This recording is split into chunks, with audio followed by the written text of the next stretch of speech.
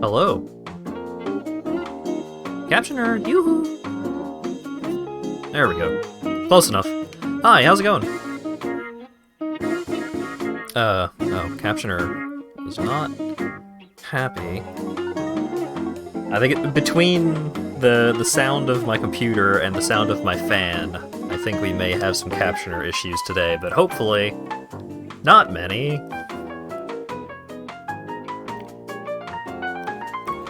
Burke, I do feel bad for you, but please don't phrase it that way. What are you doing?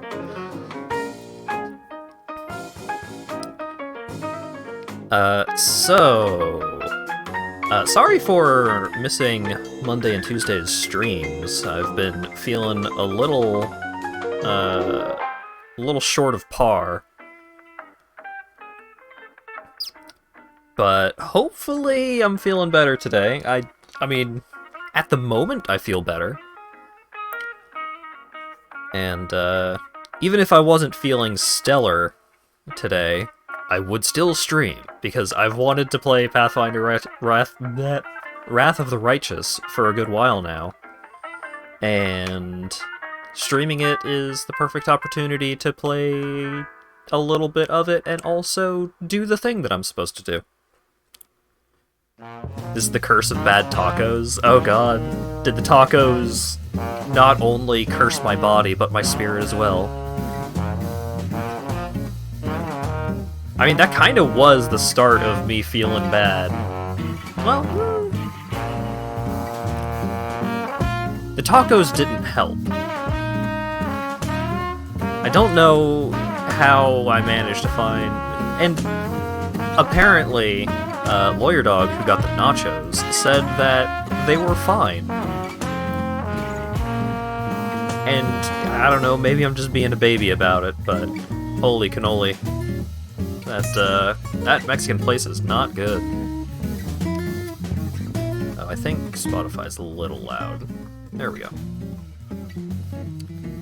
Maybe it was just the sauce. He had the sauce on the nachos as well, but he did have a different sauce. He had the medium sauce instead of the hot sauce, and also put quotation marks around both medium and hot. Because even the hot sauce, there was no heat. There was nothing at all going on with that sauce other than tasting bad and being too much of it. It also made parts of the food taste colder than it should have because the sauce was cold. I don't know. That taco place sucked so bad. But at least it was only $20 for food between me, Lawyer Dog, and Lago. We didn't even finish 3 of the tacos. I think those are going to end up getting thrown out either today or tomorrow.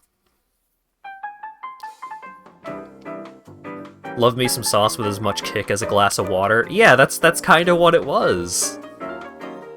I mean, we've been spoiled recently because Lawyer Dog has ended up making his General Tso's sauce pretty spicy.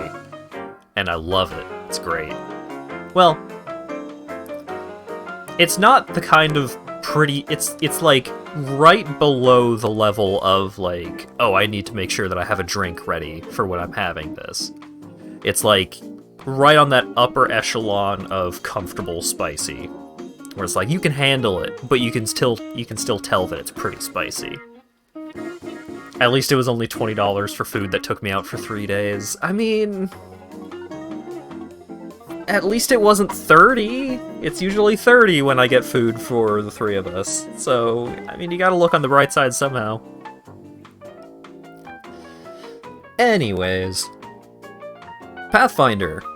So before we get into it, going to explain, I played Pathfinder Kingmaker, which was the other game by this studio. And also I believe it was the studio's first game, which is incredible. But they've changed a couple of things about the game and included some new mechanics that I'm probably going to talk more about as time goes on. But I I played a lot of Kingmaker, but I played with a guide for like a whole party. I basically just used pre-built characters for the whole party. And they were like try-hard characters, you know, some of them getting up to like 60 armor class and shit like that. So things may be a little weird for the start here, while I get used to playing a game legitimately. You got up to the king-making part and then fell off, so you got like 8 hours into a 100-hour game. I think my file, like, I think I had like 120 hours in Kingmaker by the time I stopped. Because there's a part near the end of the game that just fucking sucks to play. Other than that, Kingmaker, really good game. Getting to the first dungeon in Persona 5, kinda. Anyways.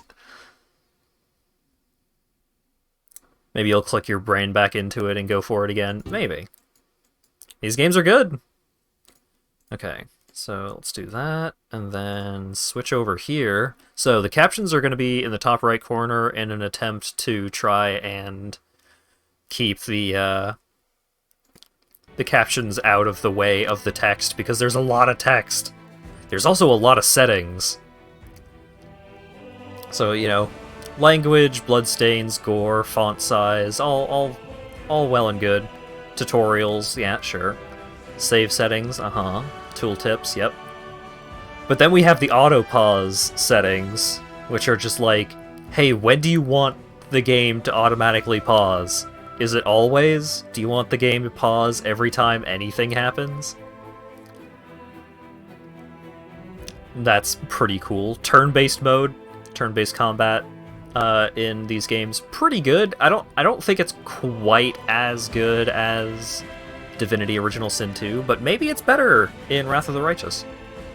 Controls, video settings, all well and good. But the video settings include the visual perception section, which is really cool. Just like, hey, can you tell that this is blue, this is red, this is yellow? Hey, like green, blue, red, yellow. Do you need to adjust some of these settings to more appropriately fit your perception of color?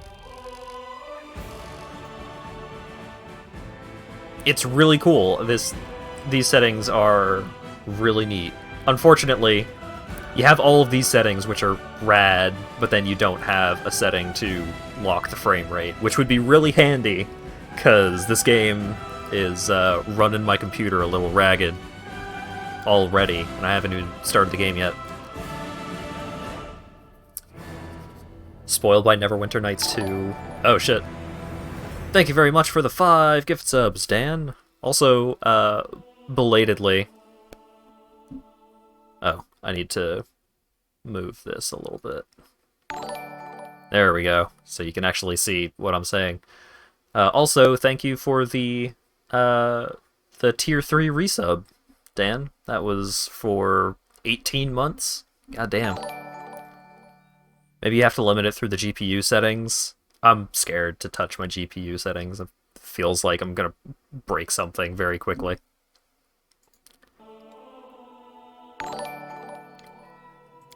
Alright. Oh boy, we already have text. Do you want to send in game statistics? Sure. Choose story. Okay, so as over time, the Kingmaker got like a couple of little side campaigns that you could play through. So that's why this is just like, hey, which story do you want to play? Is it the one that you have the option to do? Join the struggle against the World Wound, an epic war between Galarian and the Abyss that has raged for more than 100 years. Up until now, the Crusader armies have barely managed to curb the overwhelming army forces, but not for much longer. The Demon Lords are preparing to strike a decisive blow. You'll have to harness mythic powers, take command of the 5th Crusade, and lead it against the demonic hordes. So mythic powers are superpowers, basically. Like, you know, tabletop characters already end up pretty powerful, but Mythic takes it to a whole nother level. I would like casual, please. So, lot of settings. Lot of difficulty settings. So, even on normal, you still have, like... Okay, normal difficulty. The damage your character suffers from enemies and traps is reduced by 20%. Enemies are weak and inflict reduced damage on critical hits. Your character will not die after suffering a deadly injury for the first time. Instead, they'll be afflicted by death's door. If a character with this condition suffers a deadly injury, they will then die. Resting in a comfortable and safe place removes the death door condition. Your character can still die from an instant death effect, energy drain, poison, or similar condition. If your main character dies, it's game over. If a companion dies, you can resurrect them. So, even on normal, the game is still like, oh, okay, here, we're gonna reduce a couple of these numbers so that you are, you know, playing on harder difficulties, it's rough.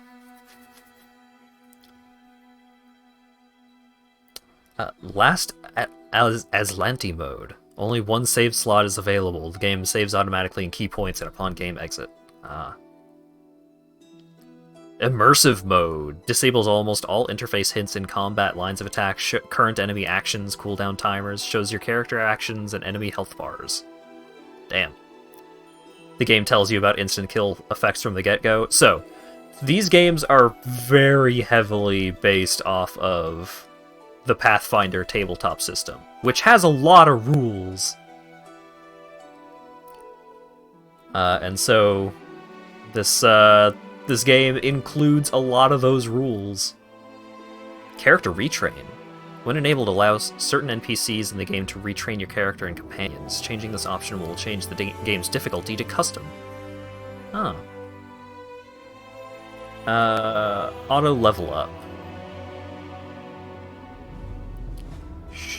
Companions. Sure. We'll leave companion leveling to the game. You know what? Let's go with normal. Actually,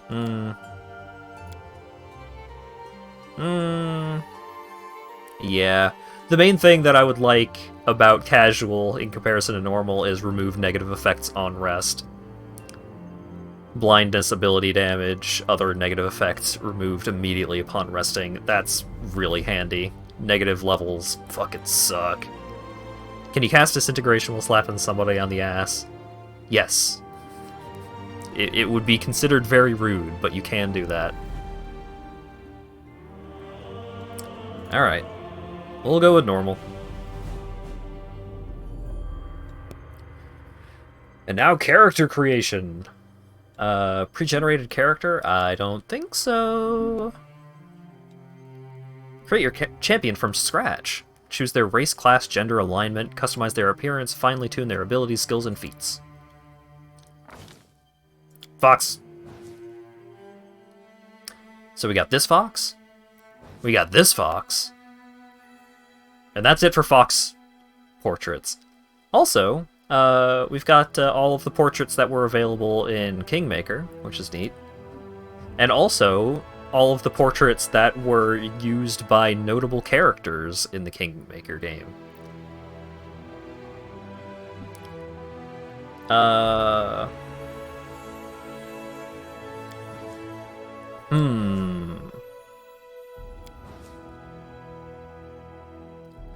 Let's go with this fox. Would you look at that? They got a tail. Physics. Got a face that isn't horrifying. Wow.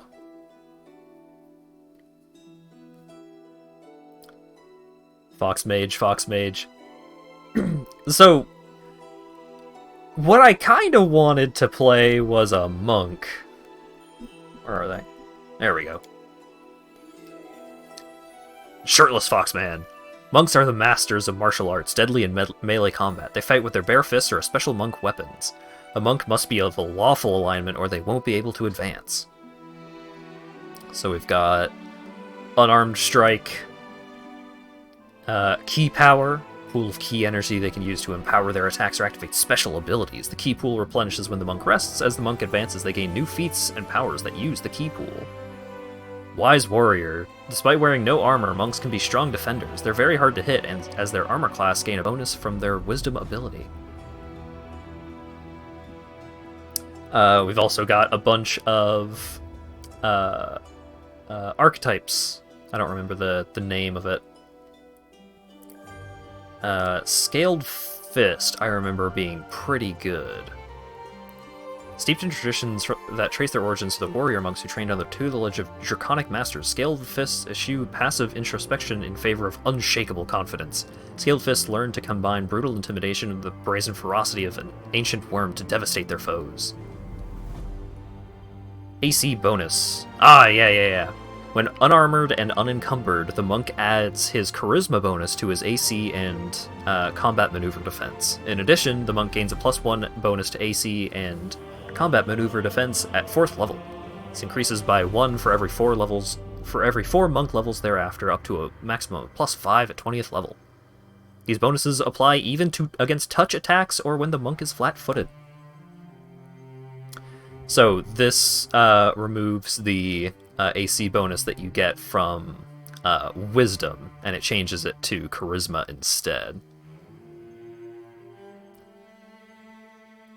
Also loses the Monk bonus feat in exchange for the Scaled Fist bonus feat. You get combat reflexes, dodge, crane style, improved initiative, all kinds of shit. Ooh, dragon style. So, in the other games, in Kingmaker, it was very important for your protagonist to have high charisma. So I'm gonna go with Scaled Fist for that purpose. Kitsune. Kitsune, or foxfolk, are vulpine shapeshifters known for their love of both trickery and art. Kitsune possess 2 forms, that of an attractive human with slender build and salient eyes, and their true form of an anthropomorphic fox. Despite an irrepressible penchant for deception, Kitsune prize loyalty and make true companions. They delight in arts, particularly riddles and storytelling, and settle in ancestral clans, taking their wisdom from both the living and the spirits. Following alternative heritages may be chosen for the Kitsune race. None, I guess? +1 to the DC of any saving throws against enchantment spells they cast. Kitsune with a charisma score of 11 or higher gain the light spell-like ability to use 3 times a day. Okay. +2 racial bonus on perception checks, pretty good. +2 racial bonus on mobility checks, pretty good. Change shape. Never gonna use that, but good to know. Ah, here we go. Heritage. Keen Kitsune. Keen Kitsune are notoriously clever and cunning, often far more than they seem. +2 dexterity, +2 intelligence, -2 strength, or +2 dexterity, +2 charisma, and -2 strength. I want the charisma, please. Oh boy, they added a search tool for these parts, which is pretty handy. Craftsman. You're no stranger to hard and honest work. Your hands are calloused and your body is strong. One may find life dull and tedious, but your day-to-day routine has made you more resilient and enduring than most. Okay, so that's pretty neat. I don't remember if they have backgrounds in Kingmaker. Street Urchin. What do we got? Weapon proficiency, throwing axe, alongside trickery and mobility to their class skills. If the character already has the class skill, weapon proficiency, or armor proficiency gained in selected background from their class, character generation corresponding bonus increases 1 competence bonus. Okay. Wanderer. What do we got? Scimitar. Buckler proficiency. Ooh, regional stuff. Yeah, Aldori Swordsman. What do we got? Oh my god, there's so many. There's so many. Your background is unknown and doesn't grant you any bonuses. Let's see. Persuasion and Trickery, Persuasion and Knowledge, Persuasion, Scholar, Stealth, Persuasion, Perception. I don't really need any of these proficiencies is the thing, because I'm gonna be a monk. Oh, whoa! Nomad adds lore nature to their class skills, also becomes proficient with scimitars. Nomad's animal companion gets a +3 bonus to maximum hit points. So if you are a ranger or some sort, then your pet gets buff. Trickery and Stealth also gains +2 to initiative. That's pretty tempting.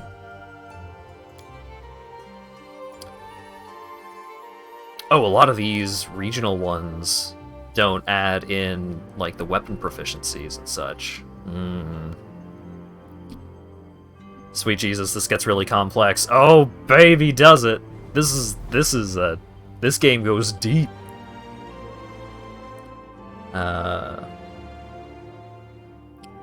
Ooh, Andorran Diplomat adds Persuasion to the list of class skills, also gains a +2 bonus on diplomacy skill checks.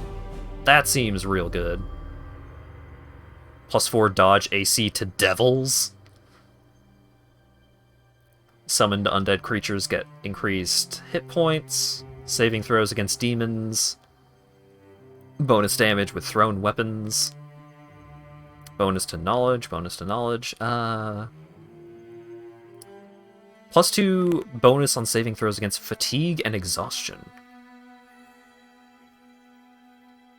+2 bonus against attacks of opportunity. You know what? I'm going with Diplomat. I could read these all day, but let's just pick one. Let's go with Diplomat. Let's be very charismatic. Okay. So here is one of the places where shit gets a little wet and wild. So we want a fuckload of charisma, obviously. The number of skill points gained each level, your character always gains at least 1 skill point per level.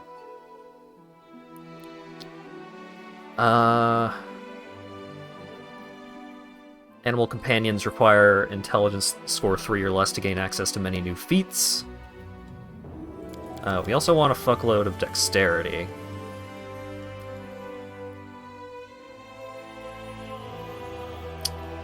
So I think something we could be a little dumb. Just a little dumb. Not super dumb, just a little dumb. Can you give your monk a stand? Maybe. So, theoretically, probably, if I do some shenanigans, if I'm just like a pure monk, I don't know. Kingmaker was a game that really leaned into a lot of multi-classing bonuses. Because this might just be a thing with Pathfinder that I wasn't aware of, but there's a lot of really good bonuses that you get for taking, like, 1 to 4 levels in a class. Like, if you're playing a character that doesn't care about armor anyways, then you want to take a level in Scaled Fist, because then you just get, like, a couple of free armor class points. Alright. Super charismatic. A little dumb. Not too dumb, but a little dumb.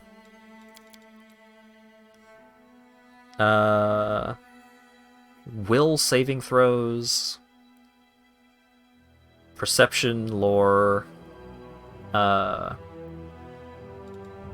Let's do wisdom.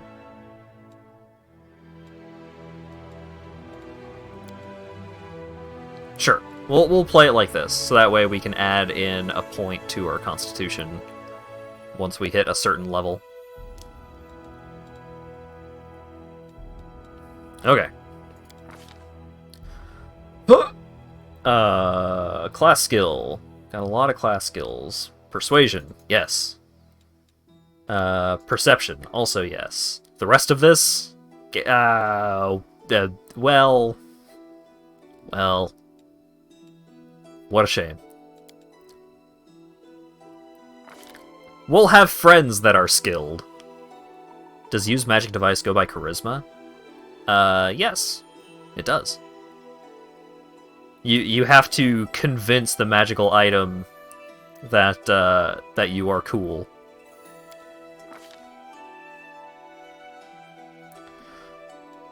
Oh my god, feats! I forgot. So, all the way up to here are feats that we can take here at level 1.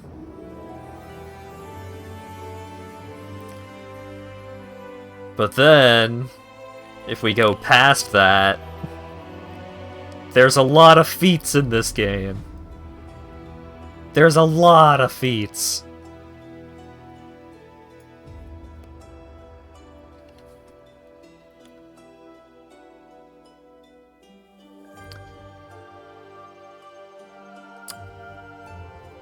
Okay, with a light weapon, elven curved blade, estoc or rapier made for a creature of your size category, you may use your dexterity modifier instead of your strength modifier on attack rolls. Are my fists light weapons?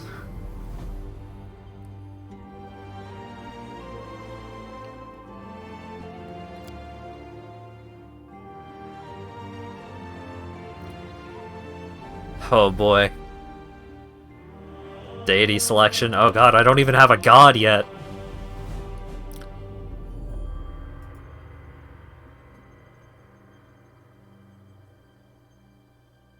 Oh right, Dragon Style wants you to have big strength.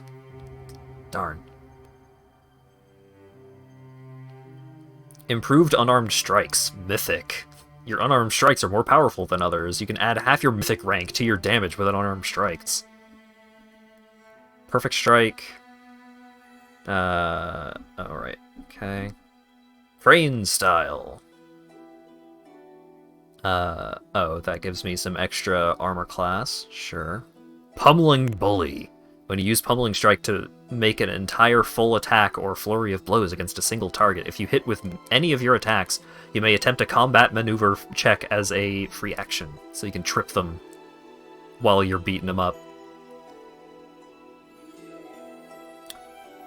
The damage from all hits... Ooh! Total the damage from all hits before applying damage reduction. That's pretty good.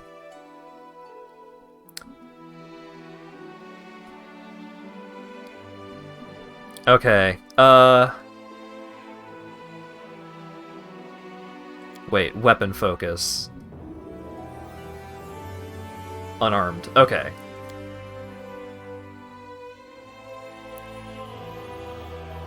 Required for penetrating strike and greater penetrating strike, if you know what I mean.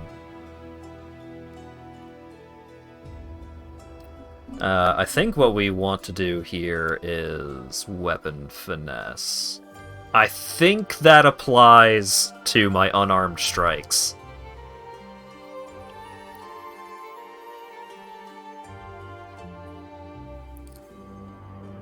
Because otherwise my attack rolls are going to be bad because I'm a weak baby man. Scaled Fist bonus feat. Unfortunately, Dragon Style, not the way that we're going. Blind Fight, Combat Reflexes, Crane Style, just straight up dodge.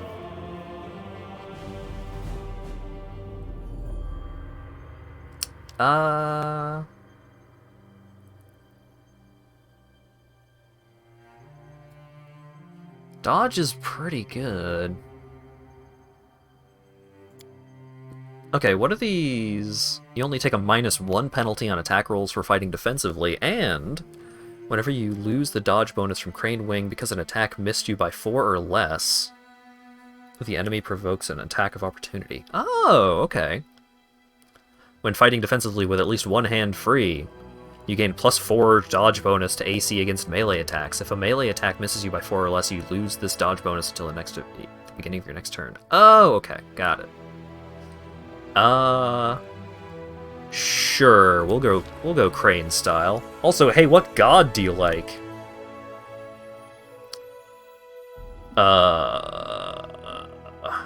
I've always been a Sarenrae fan.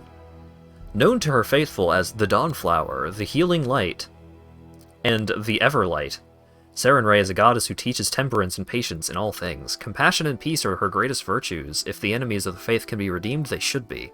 Worship of this goddess of healing, honesty, redemption, and the sun began far to the east of the Inner Sea, in the vast Padisha Empire of Kalesh, but her worshippers can now be found throughout the world. Fire, glory, good, healing, sun. Favored weapon, scimitar. Well, that part... Favored weapon, unarmed strike? Woo! Actually. Irori, known as the Master of Masters, the Enlightened One, and the Perfect Human, is the god of enlightenment, self-perfection, knowledge, healing, and inner strength. His followers claim that he was once mortal who achieved absolute physical and mental perfection, and thus attained divinity of his own volition. He's one of the core gods, if not the most powerful deity of the Vudrani pantheon, but has an increasing following in the Inner Sea region as well. Healing, knowledge, law, rune, strength. I think we're gonna go with Sarenrae. I just like Sarenrae. Sarenrae's cool. And we can only be lawful good if we want to chill with Sarenrae. We have to be lawful because we're a monk. We have to be good because we're chilling with Sarenrae. Irori attained such mastery, he can charge his crystals without using his hands. Wow. What a man. Good characters protect innocent life, evil characters debase or destroy it, whether for fun or profit. Lawful characters tell the truth, keep their word, respect authority, honor tradition, and judge those who fall short of their duties. Chaotic characters follow their consciences, resent being told what to do, favor new ideas over tradition, and keep their promises only if they feel like it. So here's the thing. I'm probably going to make a lot of chaotic decisions over the course of this game. Just because that's... I do that in games. I tend to lean towards chaotic good. The Adventurer's alignment, yeah. So hopefully nothing goes wrong with that. Alignment is bullshit. Yeah, it is. Ooh, a lot of fur colors.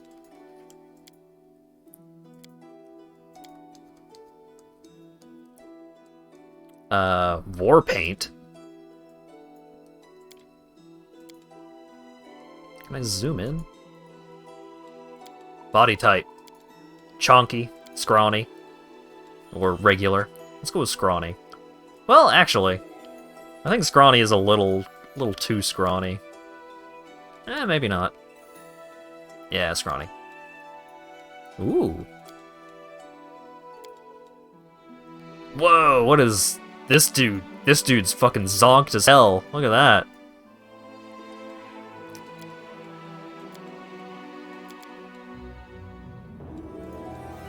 Go back. Grrr! Anger boy.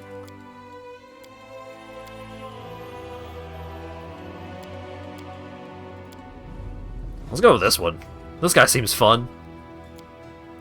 Primary color, red. Secondary color, black.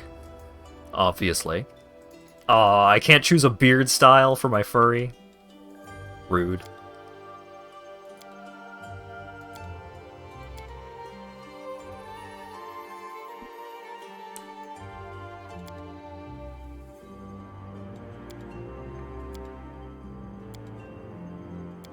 Huh.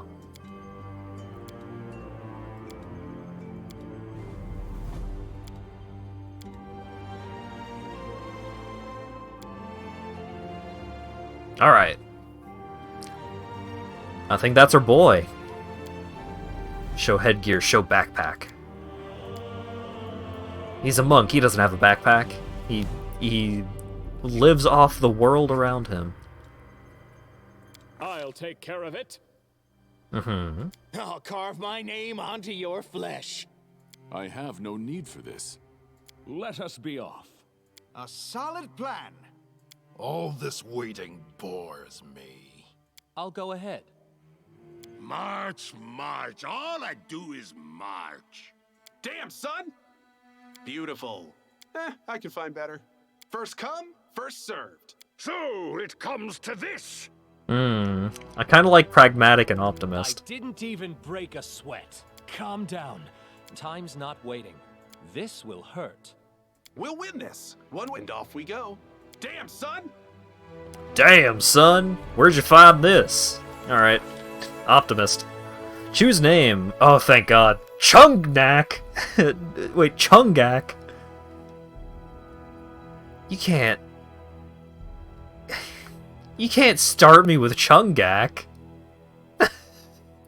That's rude. Oh. Gotta go with the obvious. When was he born? Obviously. Obviously.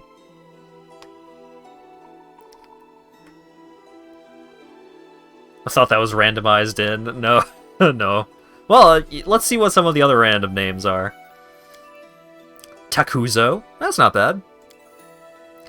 Bunji. Bunji, please. Sumichi.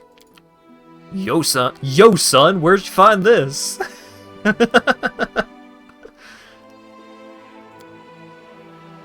Kedon, these nuts. Sumichi, Yosun, Chungak, Imhakaru, Kirasaku, Tagashi. You got some pretty neat names, but going with, of course. Beautiful. Oh boy. Hey, you want to check out all my special abilities? We got monk proficiencies. We got Kitsune. Magical Tail. You get a new spell-like ability usable twice a day from the following list in order. Okay, so yeah, if you're a Kitsune, you can get the Magical Tail abilities. Vanish, Sleep, Blur, Invisibility, Deep Slumber, Displacement, Confusion, and Dominate Person. If you select this feat, you gain Vanish 2 times a day. The second time you select this feat, you gain Sleep 2 times a day. You also have Vulpine Pounce. You gain Pounce in your Kitsune form. I've recalled Pounce being pretty good. I think what Pounce is you can use all of your attacks after a charge. Okay, so as you progress, like when you start off normally you can make 1 attack a turn, but once your base attack bonus over here gets high enough, then you gain an additional attack per turn. So then you can attack 2 times a turn, but you can't attack 2 times a turn if you use another action. You have to make a full attack action, which uses basically your entire turn. But with Pounce, you can charge, where you run at a dude and get a bonus to your attack, but you're easier to hit that turn. So you can charge and do a full attack. It's a lot, but it's good, I promise. Demoralize. You can use your persuasion for intimidation skill to use an opponent to cause an opponent to become shaken. You can just make fun of someone and they feel bad about it, and they lose some of their defenses. Keen senses, agile, change shape. Yep. Okay. Seems good. Call the opponent a busta and make him sad. Yeah, basically. When moving on the global map, your party can sneak past demon armies, but not forts controlled by demons. You're already laying on a lot of information here on this loading screen.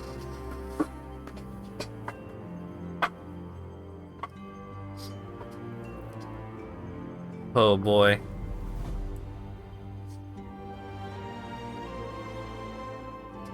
Let's get some tea going. I haven't drank any of my tea yet.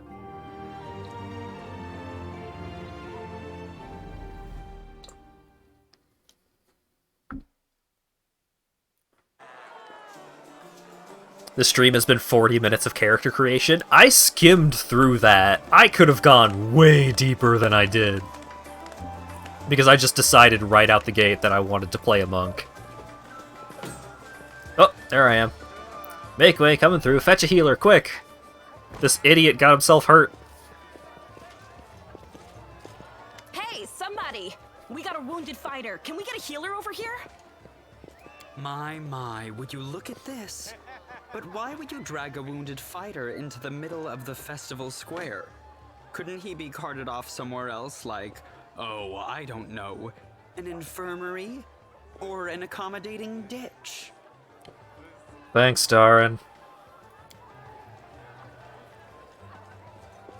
Make room, everyone. Step back. Now, what's the matter? What happened to him? The wound looks nasty. Who did this to him? You hear the stern voice of an elderly man, but you're so weak you can't even turn your head to look in his direction. Demons, prelate. We found him barely alive outside the walls of Canabris. Alright, so now we have these keywords that show up, and we can mouse over them to get more information. I'm not gonna read all of these, but let's read a little bit. Demons are malign and destructive creatures native to the outer sphere plane, known as the Abyss. Demons exist for one reason, to destroy. Where their more lawful counterparts, the devils of hell, seek to twist mortal minds and values to remake and shape them into reflections of their own evil, demons seek only to name, ruin, and feed. Meanwhile, Canabris. Canabris is a city of glory, but not one of Canabris is a city of glory, but not one of spotless virtue. Under the First Medivian Crusade, it was a small town perched atop a hill overlooking the West Selen River. Refugees splashed across the river, sought safety behind the walls. Refugees were allowed in unquestioningly. A demon entered, disguised as a refugee, and fucked shit up. Okay, so this place has a history of being attacked by demons. The walls, you say? The enemy doesn't usually stray so close to the city. Must fortify the defenses. And you, hold fast. Don't die. We'll see you right. I'll do my best, Chief. We'll get you patched up now. But first, you there, guard. Take his weapons. Bearing arms is not permitted during the festival. Wounded or not, everyone must abide by the rules. He can get his things back after the festival. Oh god, my arms!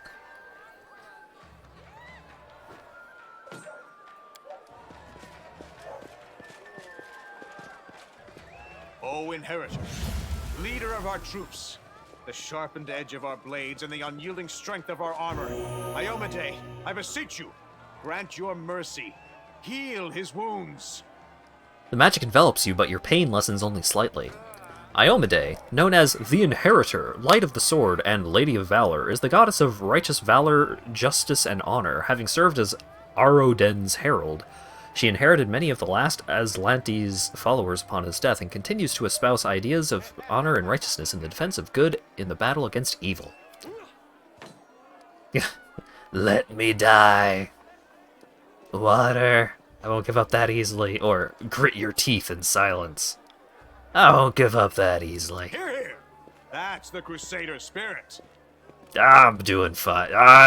I'm alright. Don't worry about me. My powers are not enough here.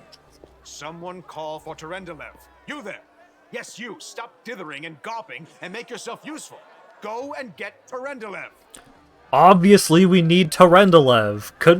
Doesn't anybody recognize the need for Terendelev right now? Prelate, surely there is somebody else here better suited to running errands. The lady raises her head in an affectation of surprise. There we go. Got there. I'll get her. Terendelev!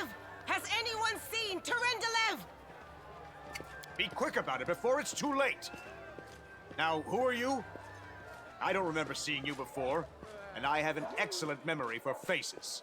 Oh boy, we got choices to make about our backstory. To be straightforward, I'm me. I'm Kocha. I'm a crusader. I came to fight demons. I came to the city on private business. I've lived in this city for a long time. I'm a traveler. I was just passing by. I don't remember, or who I am is none of your business. I'm Kocha. That's the first I've heard of that name. Who are you then? What's your business in the city? Oh shit, it's Terendelev. My dear prelate, please, for the sake of the festivities, stop interrogating this poor man. He has been through enough already. Go on. I'll take care of him. Every proper RPG has to have super edgy responses. You either have to have super edgy responses or, like, fucking cheeky, sarcastic responses. All right, as you wish. You are our protector, and a dragon at that. She's a dragon! I'll defer to your wisdom, but be on your guard. I've been informed he was wounded near Canabris. That means the demons are prowling just outside the walls, and the city is crawling with their spies. Others may be able to relax on this holiday, but not you or I. Not the defenders of this city. Muttering discontentedly, the old man walks off. Pry loose the grudging grip of pain. Cast off the veil of suffering flesh. Let light and life go forth in triumph to repel the skulking shade of death. There. A beautiful silver-haired woman leans over you. She seems ageless, her face wholly unlined, but centuries-old sadness gleams in her eyes. Are you really a dragon? You don't believe me? Perhaps I should retake my true form and engulf this square with my ice breath to win your trust. Pay no mind to my current guise. I appear this way when I walk among the people. I would hamper the festivities if I tried to attend in my true form. Yeah, but you would be way cooler in your true form. Thank you. I accept your thanks, but my work is not yet done. Who are you? My name is Terendelev. I am the protector of the city. Yeah, I gathered that much. Everybody was yelling your name a whole lot. What happened to me? Yet, and that troubles me. I am not entirely sure what the demons did to you. This wound is no ordinary injury, and it was inflicted by no ordinary weapon.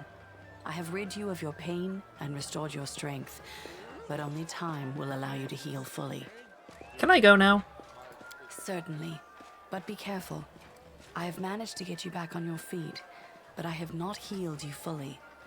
Alas, sooner or later, your pain will return. Well, that's a bummer, but oh well. But do not be discouraged. You will recover, I promise you that. Tomorrow, come to the cathedral and say that you are expected by Terendelev, protector of Canabris. We will find a way to help you. But for now, put this out of your mind and enjoy the festival. They are all too rare in this time of war, and merriment is one of the best medicines. Alright. Is this going to stay up long enough for me to read all of it? Nope. When a quest updates, you will see a notification at the top of the game's main screen. All information about your quest. Oh, okay. Click right mouse button where you want to move your character. Whoa! Also, this game is fully 3D now. Move the camera, use WASD. Sure. Rotate the camera. Whoa! Camera rotation. Kingmaker was not fully 3D. Kingmaker was top-down isometric. You could only ever move the camera. You couldn't rotate it.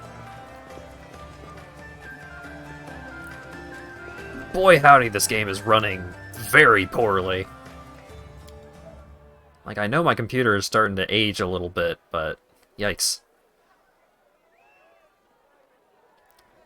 Shadow quality. Don't want shadows to be off, but... Turn off Sasur and Habao.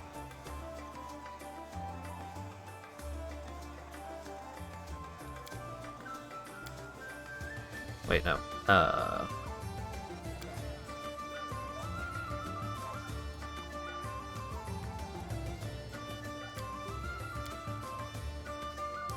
don't want... Alright, what if we make textures high? And character, texture, atlas, resolution. Sure. Save. How's that look? Not having shadows is so bad. Give me bad shadows. No. Why is the revert button on the left, on the right? I'm not used to it. Don't feel like these games ever really benefit enough from full 3D to justify the effort and requirements, losing the ability to craft nice environments more easily when you know the perspective they'll be seen from. Yeah, so there's ups and downsides to having it be full 3 compared to the top-down, but there were some problems with Kingmaker, where, you know, you would have some areas that just didn't... You couldn't navigate them properly because they were slightly behind something. Okay, apply, save, yes. I guess I'll just have to deal with 20 frames a second, because I can't buy a new video card. What's up? Our city has stood strong for Our city has stood strong for another year. May it stand for another 100 more. Let's drink to Canabris. To Her Majesty's health. It doesn't help that there's a million NPCs around here. Peasant. What's up, peasant? Citizen. Guard. To the city! Ah, named. Hello there, you have a name. Oh, so many happy faces. Days like this keep hope alive. Characters and interactive objects. You can interact with various objects such as doors and chests by clicking right mouse button on them. Some special objects have an icon above them. This is also how you talk to characters. Hold tab to highlight all interactive objects and show the interactive icons. Oh!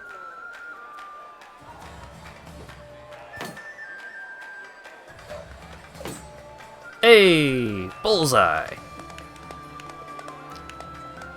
What about 100 paces? Can you do it? I could. I just don't want to right now. Camellia! Grubby peasants and their grubby diversions. Why did I even bother coming? Oh, you seem like fun. Horgus Worm. What's up with you? Yes, yes, happy city day, and now step away, please. I do not wish for Horgus Worm to be seen next to you. Harsh. Beautiful. Ember! Happy city day, good people. Spare a coin for a hungry belly. I just got the shit beat out of me. I can't donate to the poor, I'm sorry.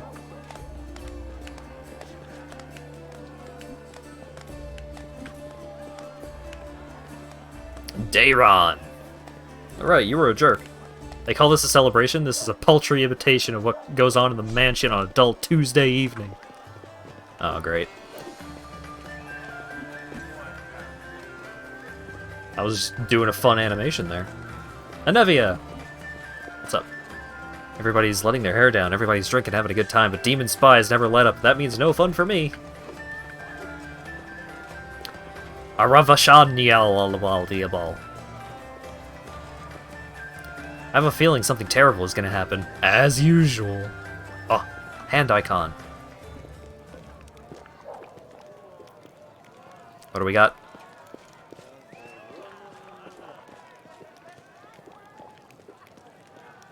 I love a drink, especially when the city's footing the bill. What do you say, another round? Ah, shit!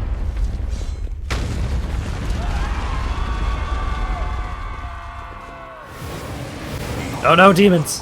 Behold, Iomade, you poor imposter. Your city will fall to me. Your followers will feed my hunger. What did you do? I don't know!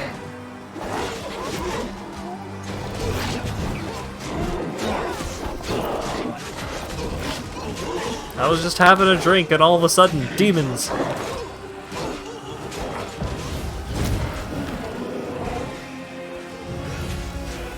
Yeah, get him, Dragon Lady! Discari, Lord of Locusts, leave my city! Oh no. Don't like that. Yeah, dragon! What? Let the feast begin. That's fucked up. Discari's here. Discari himself. Blimey! One minute we had a dragon, the next, bam, she was gone. What are you gonna do? Fight or flee? If fleeing's your plan, let me help you out. I've got a scroll here with a good protective spell. The halfling's armor is splashed with blood, and he's armed to the teeth with a sword, a blade, and a hatchet on his belt, a crossbow on his back. His voice sounds familiar to you. I think I've seen you before. Yeah, you have. You owe me your life. I'm the one who found you outside the walls and brought you inside to be healed. I see they patched you up. Good thing they did it before the attack, or else you'd have been done for. Who is Discari? You must have got a good drubbing around the head, brother. Discari's a demon lord, the most fearsome enemy of all crusaders and all living things, come to think of it. The most powerful of the demons are unique demigods, rulers of the abyss with their own individual powers and abilities. These demon lords are known throughout the multiverse, and many cults worshipping them exist on the material plane. The total number of demon lords is beyond knowing. The countless powerful demons who rule the various layers of abyss, some are more widely known and worshipped. The most ubiquitous demon lord, and the only one to have attained full godhood, is Lamashtu, the mother of monsters. That's what you get for walking around in a puny human form that you have to take time to transform out of. Yeah.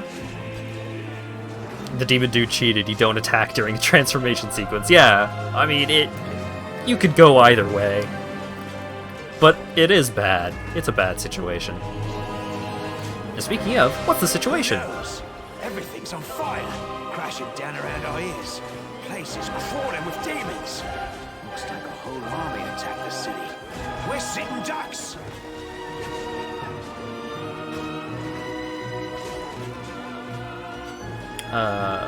I'll try to fight. Here, take this. Best crossbow I've got. The person who made it said it could pierce the hide of a demon lord even. Good luck! Try not to get eaten now! The halfling's words are drowned out by a terrible rumbling and the rustling of countless tiny wings.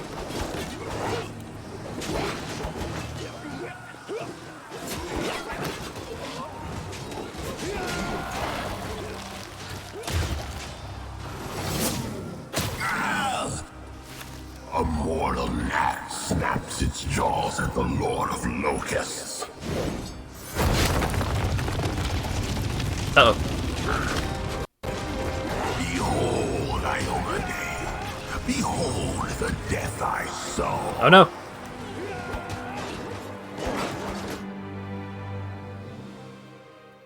I fell into a dang hole.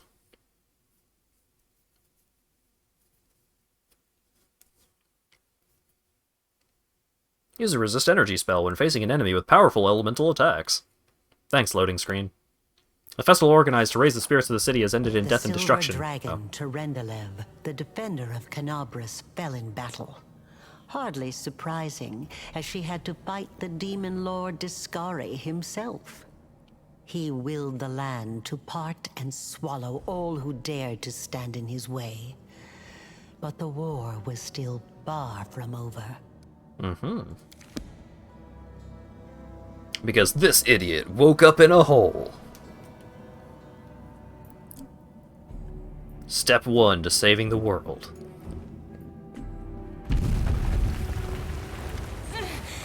Oh, holy mother of... small woman with messy brown hair winces in pain, uttering a stream of curses through clenched teeth. She's pinned to the ground by a couple of weighty boulders. Hey, stay with me. You actually got pretty lucky. You fell down into a black hole. But at least you're not on your own. You've got a great companion. Everything's going to be just fine. Tell me something. Can you feel your legs? She fell in battle. That wasn't a battle. She got curb stomped. Yeah. The young woman in knight's armor studies the rocks intently, clearly trying to work out how to move them. I feel them all right. When say no to a little less feeling in them.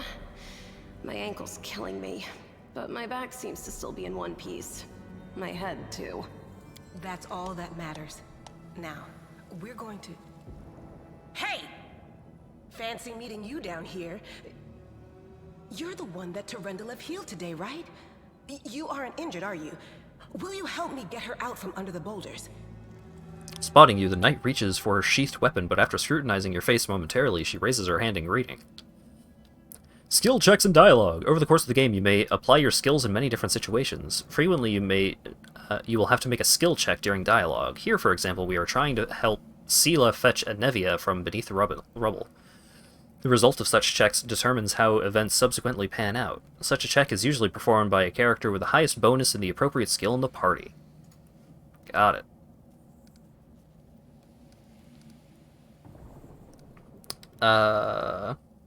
Knowledge World, Athletics 12.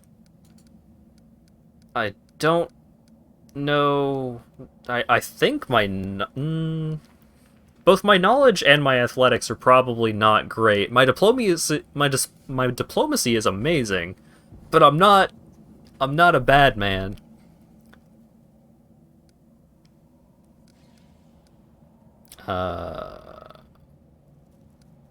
Let's get you out of there.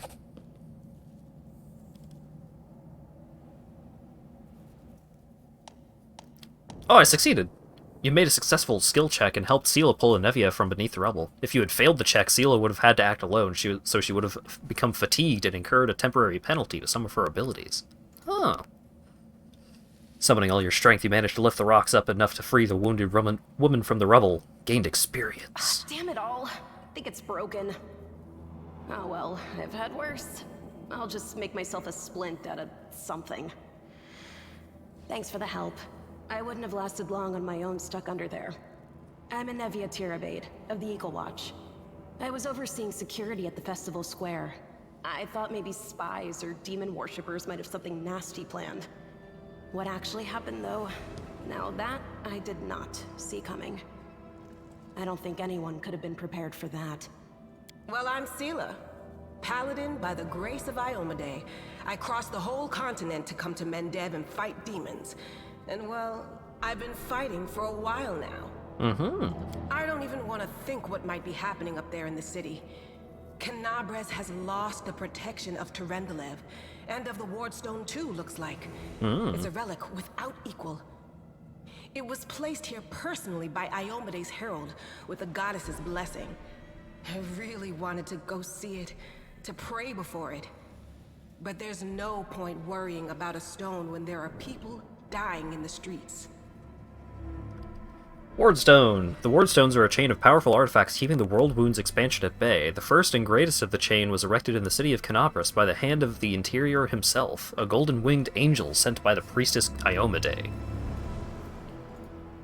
Yeah, things are looking grim enough, but don't lose heart. Wardstone or no, dragon or no, Canabras will never give in. Simple as.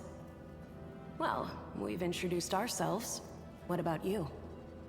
I came to fight the Abyss. I'm a scholar, here to see the World Wound with my own eyes. One person's war is another opportunity. I'm in the city to seek my fortune. I'm led by destiny. I don't know why fate has brought me here, but I feel it was not by chance. I'm a traveler, and I just wound up here by chance. My name is Kocha. Who I am is none of your business. I am Kocha. Good to meet you. Now, tell us all about yourself. Whoa, girl. Slow down. Exchanging names is enough for now. We don't have time to be swapping life stories. We need to find a way out of here. Now then, I'll hobble my way out of here somehow. The city ain't far, only 30 paces or so. That's if you're going straight up, of course.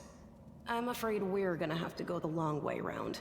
To summarize, there are 3 of us with 5 working legs, 3 pairs of decent hands, 2 clear heads, and 1 made of wood. That's mine. Underground monsters beware! Anevia, you stay behind us. You're in no fit state to fight. If we do come up against anything, the 2 of us will try to manage on our own first. Well, onward! May the good deities lead us back to the open sky soon. Whatever you say, lady. Now your party has several characters. To select one of them, click on their portrait or use the appropriate key Alt-1 to Alt-6. To select several characters and give them all one command, either drag a box around them while holding left mouse button, or click the portraits of the characters with Shift plus left mouse button. To select all of your characters, press backspace.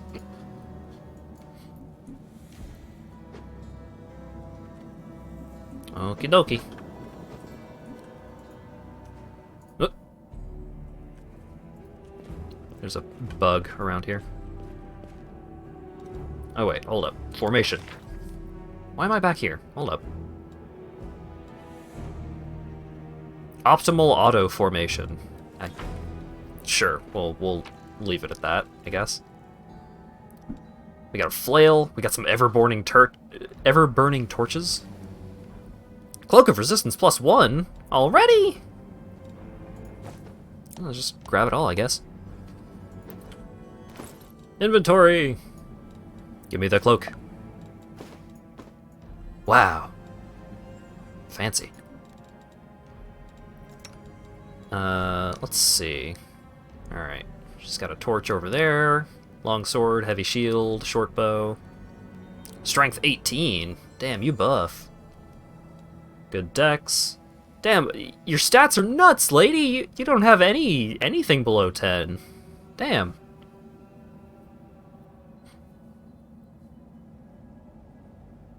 Kingmaker did immediately throw several rings of protection and stuff at you. Yeah, that's true. She's rolling a +5 to attack. Meanwhile, I'm rolling 2 +4s.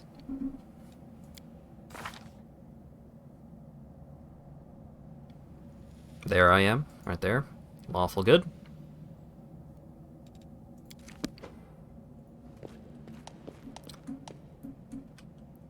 Roll Rune put all the confiscated weapons in this chest. Maybe your things survived the fall. Oh, I guess my things were those weapons that I don't care about. You'll find a lot of objects that contain loot, enemy corpses, boxes, barrels, and many other environment elements. To see what's in a container, approach it and interact with it as any other interactive object. Also, let's see. Screen edge scrolling, no. Enable scrolling beyond the game window, no. Enable the camera to follow characters, sure. Highlight objects. There's still no toggle highlight objects, is there? That's unfortunate.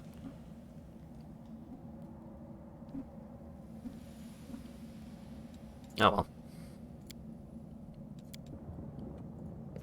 Loot! Terendalev's Scale. You restore life to a deceased party member. A raised creature has a number of hit points equal to its current hit dice. Raised Dead also removes the death's door condition. Coming back from the dead is an ordeal. The subject of the spell gains 2 permanent negative levels when raised, as if it had been hit by an energy-draining creature. Hold up. Though it cannot gain a number of negative levels equal to or greater than its total hit dice this way, a creature whose permanent negative levels already equal its hit dice cannot be brought back to life through Raised Dead. That's neat. I would like a item of Raised Dead. That seems handy. Who's there? The fine apparel of this young half-elf woman is torn and stained with blood, dust, and dirt. However, she holds herself with a dignity that you would have been forgiven for thinking you were at a high society party and not in the dank catacombs under the city. Her fingers grip a rapier hilt with confidence, ready to draw it at a moment's notice. At her feet lies a dead body, so mutilated at first glance it's hard to tell if it's animal or human. Relax, friend. We're not demons or cultists. Don't poke my eye out with that thing, all right? We fell down here during the attack.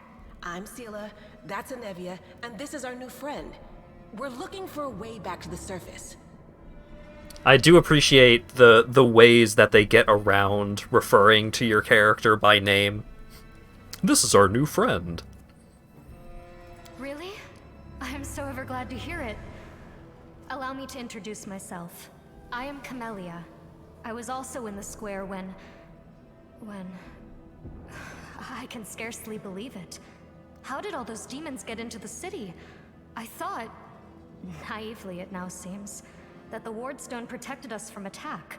And Terendelev, I can't wrap my head around it. Not many could withstand a strike from a demon lord, not even Terendelev. I can't argue with that. We're fortunate to be alive, albeit underground. Discari himself has come to Canabras. There's no mistaking that ugly mug. Terendelev tried to fight him, but what could she do against a near deity? Even the Wardstone was no help. Our city used to be protected by powerful forces, but now... Nevia shakes her head. We've seen how powerless they truly are. Henceforth, we shall have no one but ourselves to rely on, I suppose. Let's see.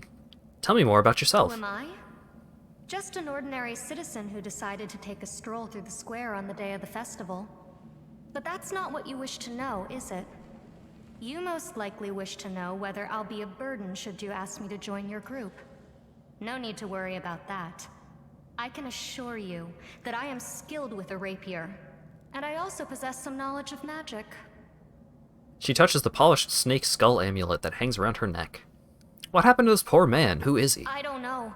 He must have been in the square when disaster struck. I tried to revive him, but he was already dead, sadly. He didn't get these wounds from the fall. Be on your guard. Whatever killed him likely hasn't gone far. Hang on. I think I know him. His name's Aravashniel, the egghead from the library. He was a good lad, even if he was kind of stuck up. May his soul rest in peace. Rip in peace, Aravashniel. Do you want to join us? Certainly. Survivors should stick together. It's only sensible.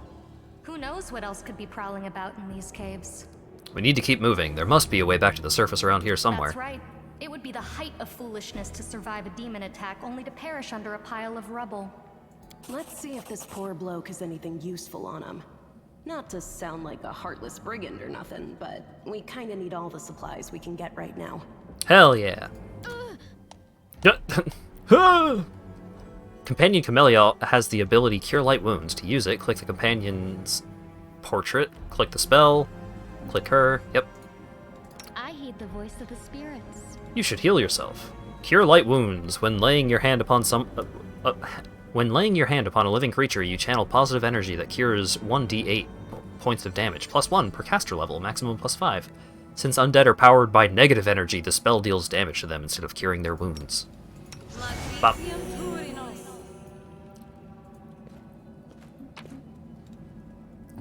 Wow, a knife.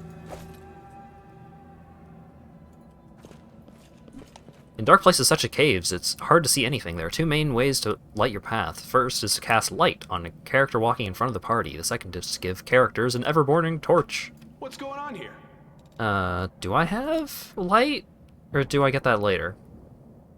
Change shape, stunning fist, demoralize, treat affliction, coup de grace. Light. Yeah. Here, Sela. Have some light. Wow. Save the last one Oh shit. for me. When combat begins, the game is paused. The pause is convenient to give orders to your characters. To pause or unpause the game, press space left to order your character to attack. Click on them. Enemies are highlighted in red. Allies are highlighted in green. So for this fight, we can just go ahead and do active combat and absolutely annihilate those fools.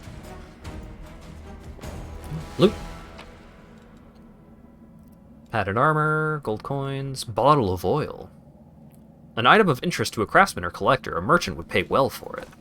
Usually that means it has no use other than to be sold. Loot! Another scale. I got this. Giant fly. Not a fan of how many bugs there are.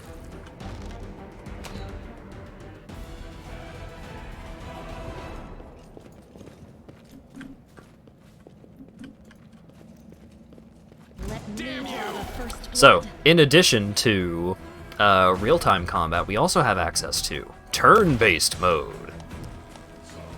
In turn-based combat, characters act in turns. The order of turns is determined by the initiative check and depends on the character's corresponding ability score. The character can take some actions during their turn, and then the start of the next character in the initiative queue. There's a lot of rules, but the basics are...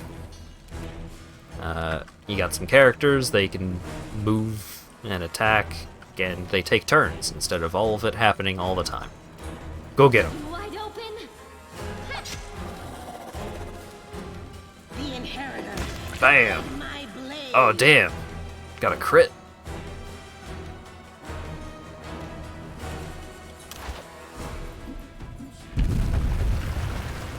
Oh, there's more.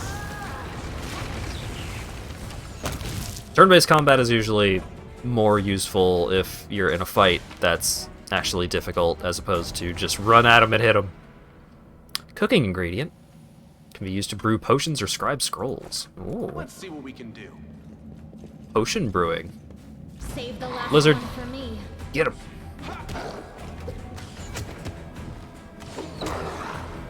Wow. Here we go. Skin. Collect. Lan, huh? No, I can't just walk away. It's got to be here somewhere. Oh-ho! He's an Animorph. And he's halfway through. You struggle to make out the man's features in the gloom. As soon as he steps into the circle of light, however, you realize you've never encountered a creature like this before. The stranger looks like the work of a vivisectionist who attempted to stitch together a lizard and a man. Wenduok! The man notices you and freezes, the curling horn protruding from his head casts a malevolent shadow on the cave wall. Oh, hey. Did you find it? Who is that? The woman looks just as strange as her companion, like a cross between a cat and a spider. When she catches sight of you, she immediately drops into a fighting stance. Her movements reveal the lethal grace of a wild predator. The do-gooders here to save our mongrel souls, no doubt. Wait. They might know what's going on up there. Demons are weighing lace to Canabras! If things are as bad as you say, then we all have to hurry. You didn't come from the direction of the shield maze. Damn it. I couldn't care less about what's happening on the surface, but the maze. I realize that you guys have your own troubles, but we need to be in Canabres. People are dying up there. Please, show us the way out. Who are you? Tieflings? Tieflings are the descendants of people who sullied themselves by mating with demons. Our ancestors would never sink that low. We are the Underground Crusaders, the children of the Crusade's finest. Sadly, Underground Crusaders is a bit of a mouthful, so people usually just call us mongrels. Mm-hmm. You just love repeating that, don't you, Lan? Mongrels. That's what the Uplanders call us. But we call ourselves Neathers. Neathers, not Nethers. Don't be rude. No matter what you call us, it's not gonna stop our horns, hooves, or tails from growing. I've never heard of Underground Crusaders before. In Canabras, they're called mongrels.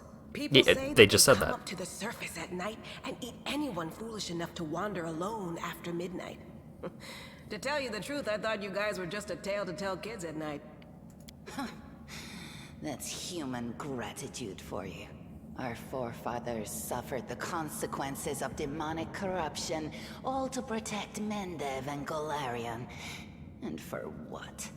So we could become monsters used to frighten children. Mendev.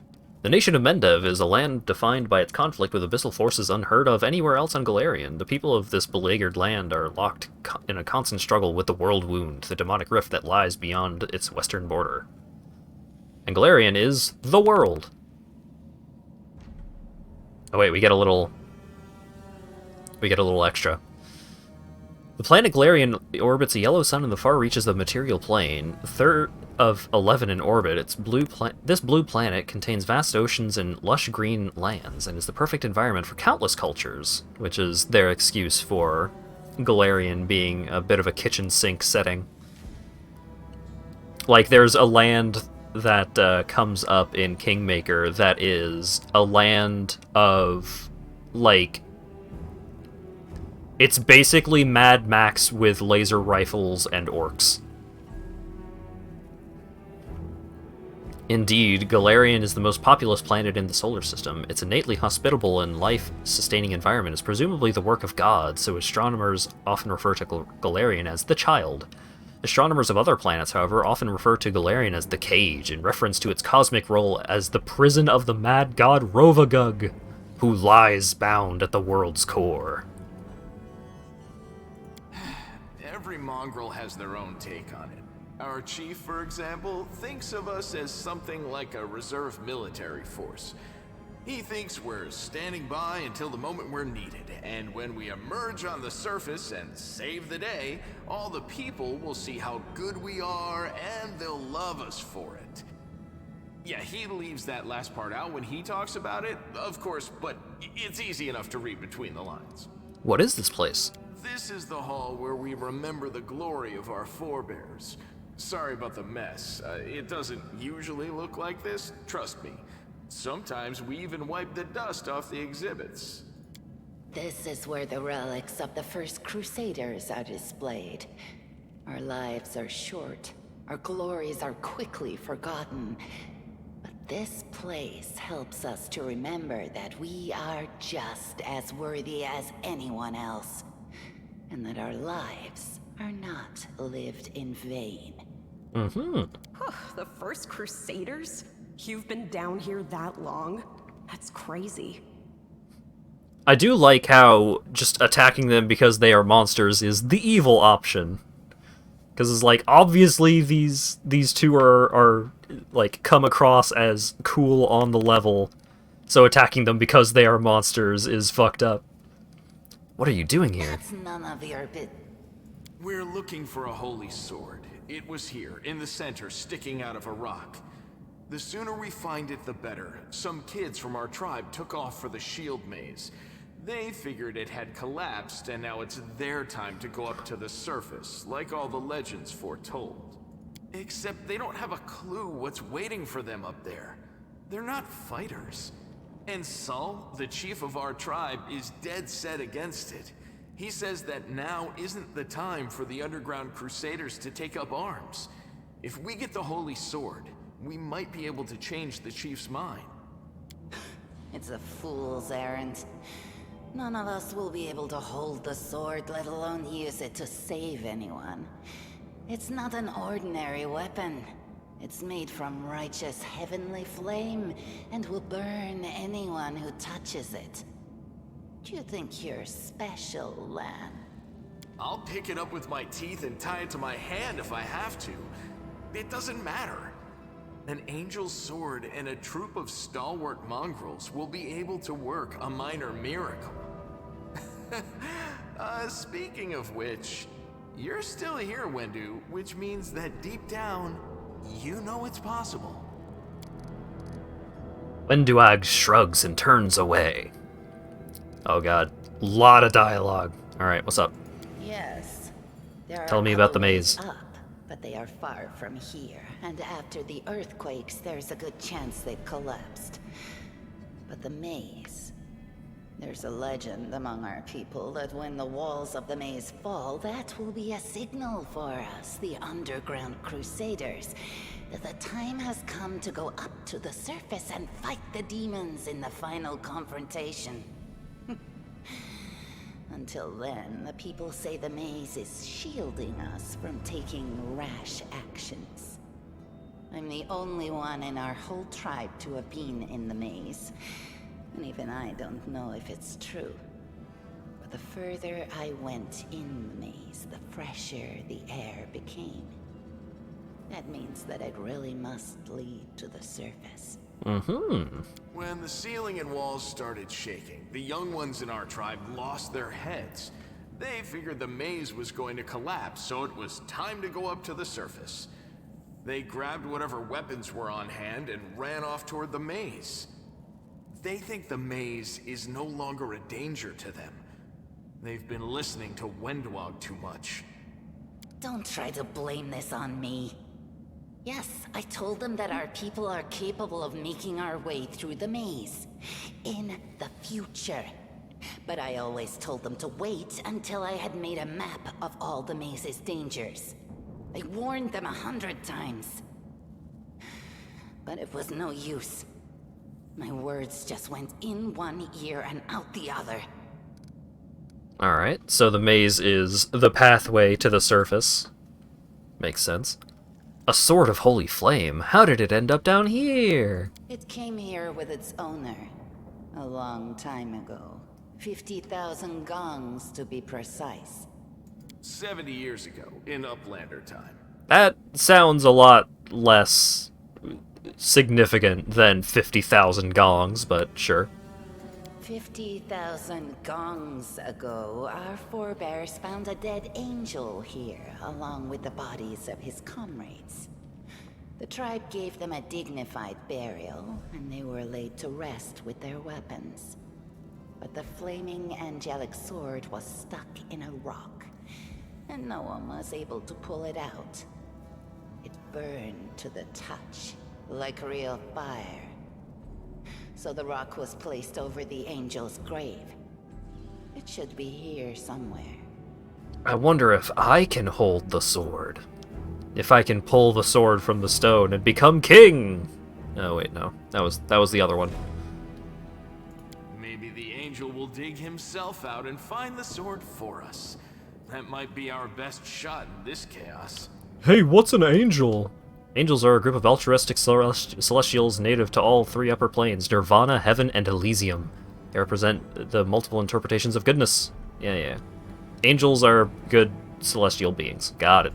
Lan, watch your tongue. We'll find the sword faster if we work together. I'll help you. Thanks. An extra pair of eyes can only help.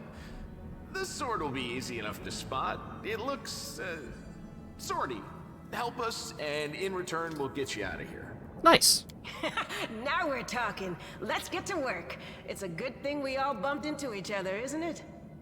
What, you want to find the sword quickly so the underground monsters bring you back to the surface? So be it. Well, that's not a particularly nice way of putting it, but sure.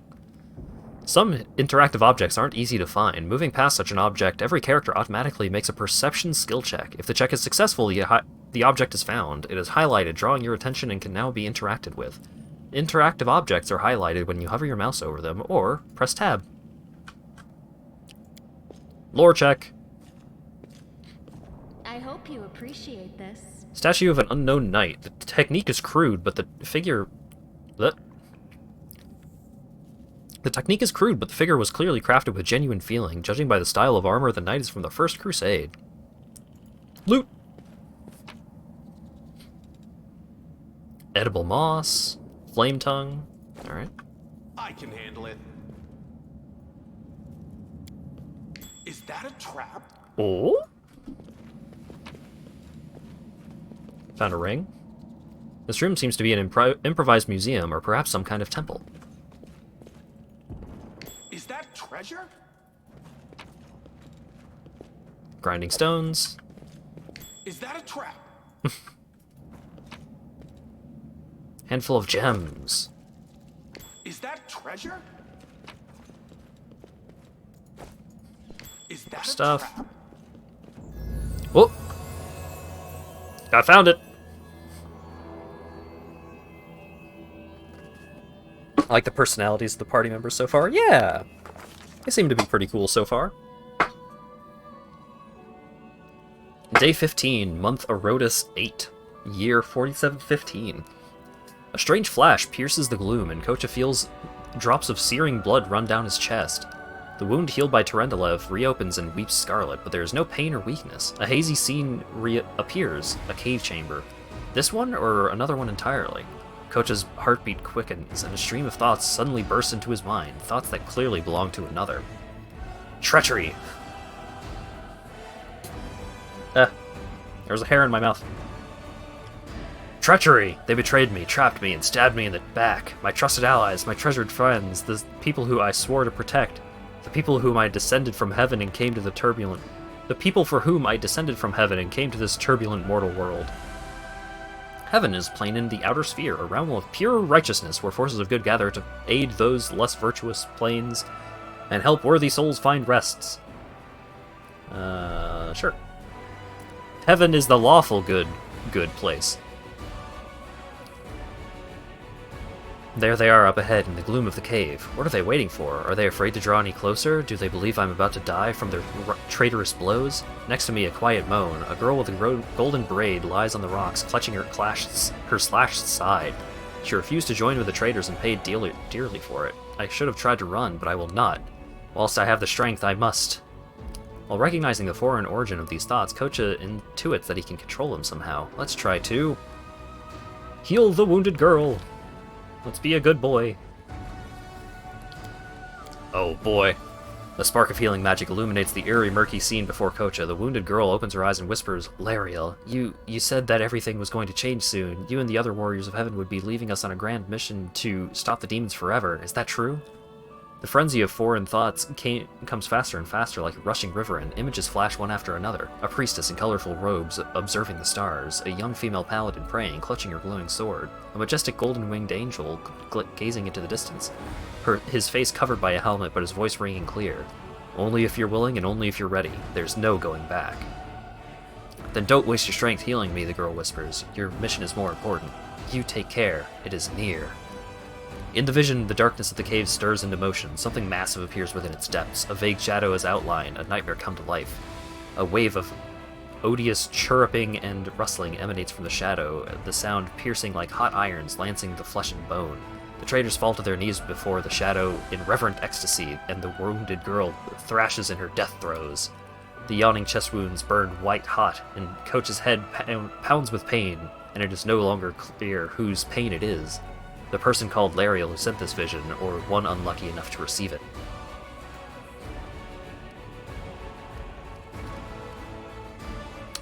But Kocha is determined to fight off the illusion.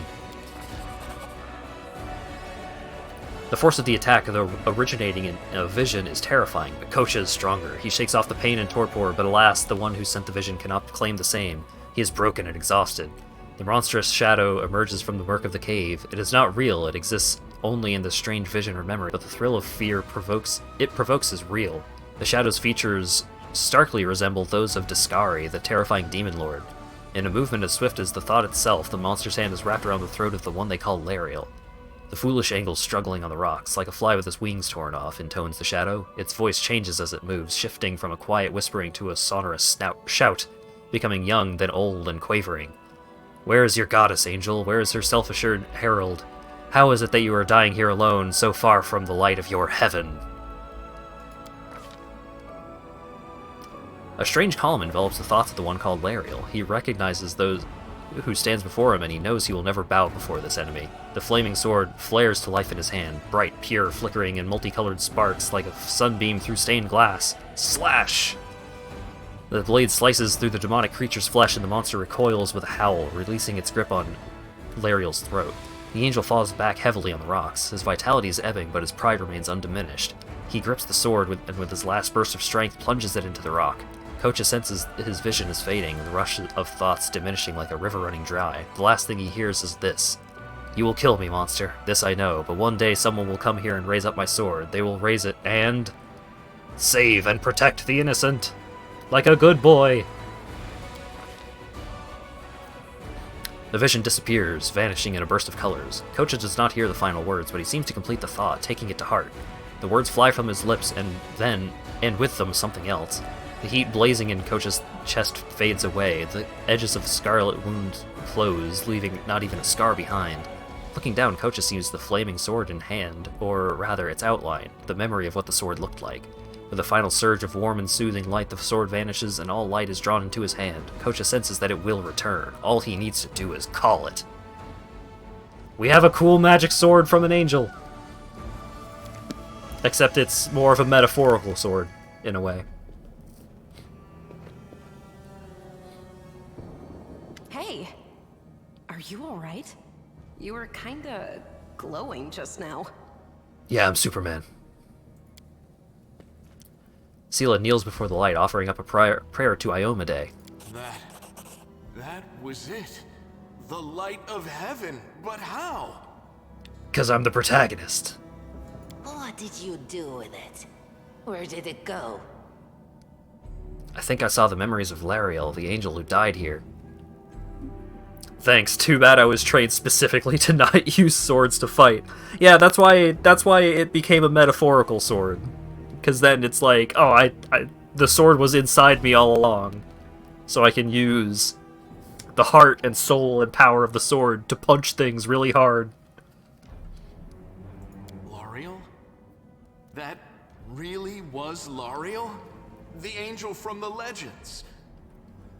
The ancestors even got his name right on the gravestone. The chief will be thrilled. The sword was the friends we made along the way. The sword was the Deus Ex Machina we encountered along the way. You. Thousands of gongs and no one's been able to touch it. And now you, an ordinary creature of flesh and blood, no different to us, get the sword and start talking about visions. Now, Wentawag, don't be a sore loser. He is clearly different from us. The sword appeared before him, along with the angel's name and all that other stuff, because he doesn't carry our mongrel taint. Heaven doesn't give a damn how special we are. We're born with evil inside us. Heaven doesn't need to know any more than that. Don't talk about your mongrel taint in mixed company. I know you're willing to tear anyone apart to uphold our people's honor, but you and Sol, you just refuse to face the truth. We are the way we are because our ancestors' bodies were corrupted by the Abyss. It does the same thing to plants and animals. There's nothing heroic or special about it. It doesn't make us better, and it doesn't make us worthier. Requires angel mythic path. Reveal the light of heaven. It seems I can control it. Oh, is there... Am I already on a specified mythic path? Is there a way that I could have chosen differently? Was Aasimar an option as a race? I wonder if the dialogue would change if you were. Oh yeah, maybe. Aasimar are a race in this one, or at least I'm pretty sure they are. They were in Kingmaker.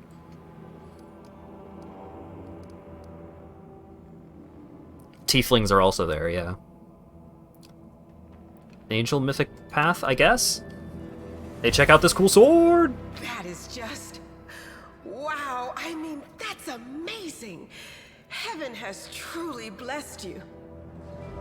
This power is the most majestic thing I've ever seen in all my life. Is this what the sun is like, Lan?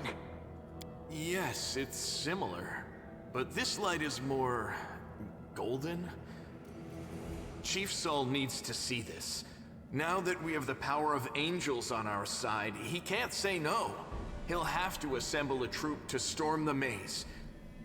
You Uplanders care about your kids, right? Help us save ours. Without them, we won't survive. And then, the perils of the maze won't be so bad if we go together.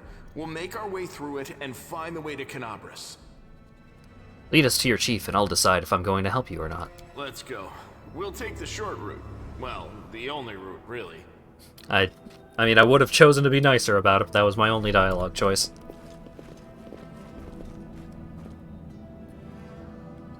No, what is that? Sometimes interacting with an object requires a skill check. A successful skill check can be necessary for various tasks, climbing over an obstacle, picking a lock on a door, or a chest, disarming a trap, moving something heavy, reading an inscription in an ancient language, and many others. Different tasks take different skills. If you have several characters selected at the same time, your action will be performed by the character with the highest skill bonus, so you should select the entire party before attempting a check. Alright, mobility! Well, this didn't go well. Can't make the You demons fucked it win. up, Lan. Is there anything else around here? Loot!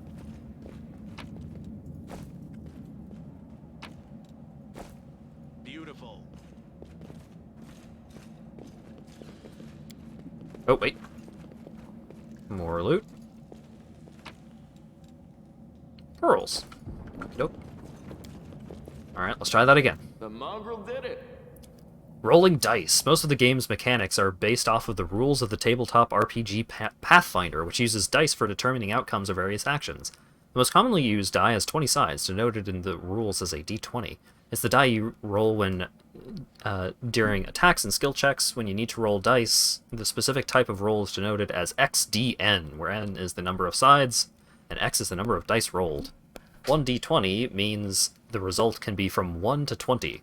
One roll of a d20 of a 20-sided die. To get over this rubble, the character Lan got 25. The result is the sum of the dice roll, which was 18, various modifiers, mobility skill bonus, character. The check's difficulty was 12. 25 is not lower than 12. You did it. You rolled a high number. Congratulations. Maybe this is the lawful good path? Yeah, maybe.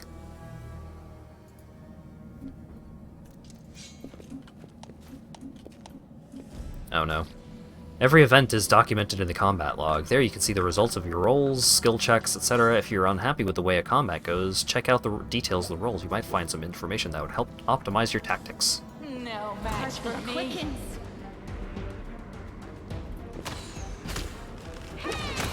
Alright, go kill the spiders.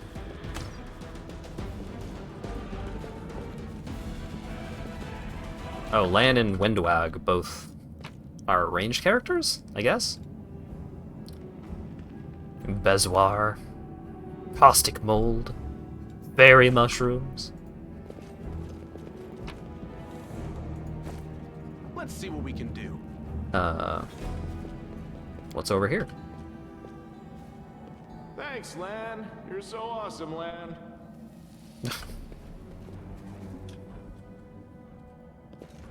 We are the light. Small earth elementals. Oh, look at these little guys. What a little goofball. Now get him. Headbutt. Not very dignified. Secret loot. Wand of Cure Wounds. Nice.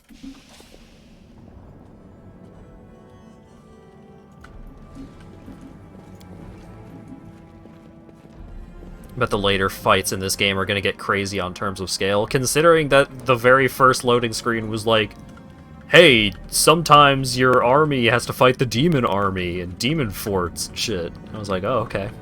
Yeah, probably. The spirits demand your blood. Trouble.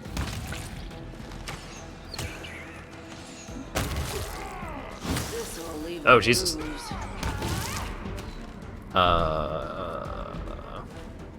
You can trust me. Can you cure her wounds, please? Oh, enlarge person. I feel like the chosen one. Mythic Path. Currently locked. Maybe I can choose, but, like, I need to have the Angel Mythic Path as an option in order to choose that dialogue option.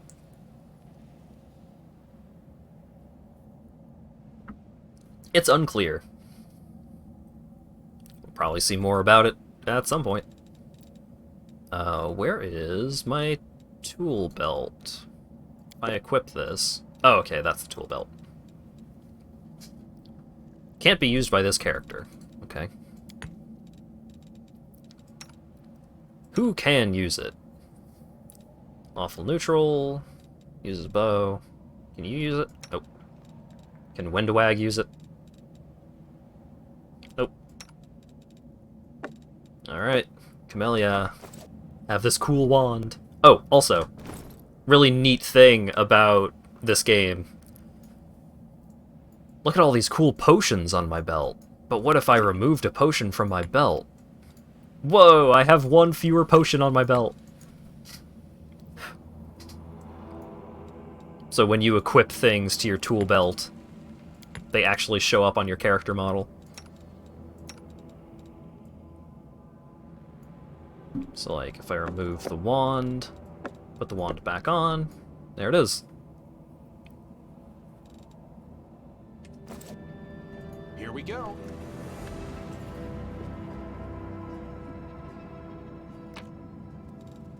Yeah, like, it's a minor thing, but it, like, when you notice it, it's just like, oh shit, that's really neat. What's that there? Alright. Kill the spiders.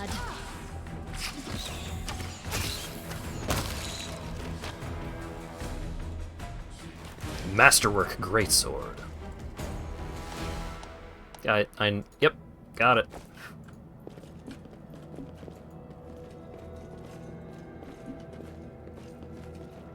Whoop. Spider lady wants to talk. Oh, this one isn't voiced. Wendwag glances at Lan, who is fixing his slipped bowstring, and quickly walks over to you. Her cat-like eyes glow from beneath her hood. Listen here, you. I don't know who you are or where you came from, but you and I are the only two people who see things clearly. That's why I'm asking you. Don't show the light of heaven to Sol. Lan is sure that the light should be shown to the mongrels. Lan... Wendwag grimaces, and a guttural husky snarl unfurls in her throat. He wants to play the hero. His first idea, if you remember, was to grab the sword and run headlong into the maze. Does that sound like a plan to you? To me, it sounds like suicide. The worst part is that the tribe might actually take his words to heart and follow where he leads. I thought you considered the mongrels to be great warriors. The descendants of great warriors. I believe that my people are worthy of greatness, but we are strong and can do many things. That's why we were chased down here. We scared people. But it's one thing to go hunting in the caves and another to fight in the shield maze. Wendwag leans closer, her pupils dilating. I've been there. I've spent my whole life's training so I can make it all the way to the end. There were more of us trackers at the start. We were young and stupid. What's a couple of monsters when the whole world is out there waiting for us? That's what we thought, but we weren't prepared. The maze isn't just a physical challenge, it's cunning and full of traps. It's dark as the primordial night, and if you close your eyes and listen, you can hear whispers right behind you and soft singing in the distance that seems to rise and fall with the beating of your heart. Wendwag looks away. I had to learn from my friends' mistakes, and step over their bodies to go further. I don't want to have to do that again, and it will happen again if a crowd of ill-prepared fighters burst into the maze with no idea where they're going, all because Lan believes that some glowing sword will solve all of our problems. Don't you want to save the kids lost in the maze? I do want to, but I'm not going to risk the future of the tribe for the sake of a few stupid kids. Chief Sol is hesitant, and for good reason. He also understands how dangerous this is for the tribe. Lan's the only one who benefits from these childish games of heroism. I'll go alone if I have to and find them, or whatever's left of them, without any heroics, relying only on yourself, risking only my own life. Wendwag slows. You and your friends, you can come with me. Perhaps we can make it to the end of the maze together and find a way to the surface. I'll think about it. Wendwag nods. Don't show the chief the light. I'll lead you through the maze to the surface, I swear it.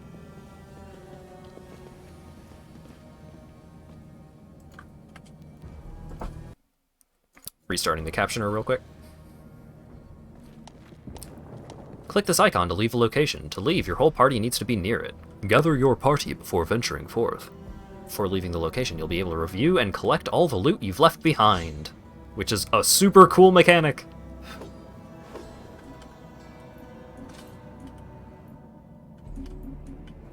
Alright. There it is. To the Neathholm. A good rest will remove the fatigued and exhausted conditions. So the menu didn't come up because I didn't leave any loot behind, but normally, if you're leaving a place, then it's like, hey, here's the dagger that was on the body of some random bandit that you killed. Do you want it? And you can just say, no, and leave it behind.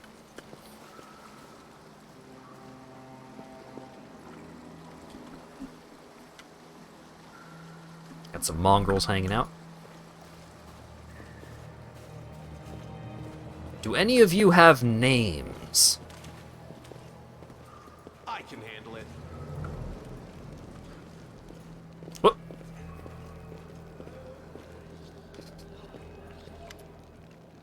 Your first impression of the mongrel village is a squalid dump with odors to match. Unblinking, glowing eyes watch you from the gloom, and deformed shadows slope between the huts. You see some mongrels gutting white, eyeless fish, while the others are repairing fish nets. All the signs of normal village life, but tense expectation hangs in the air.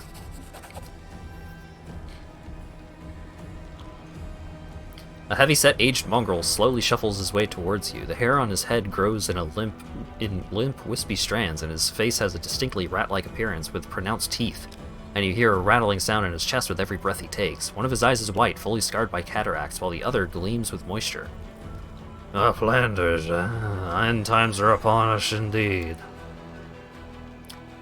Chief Saul, we found the angel's sword, and we found the one who can wield it. Land points at you. He had a vision, and now the angel's sword together with the light of heaven are somehow inside him.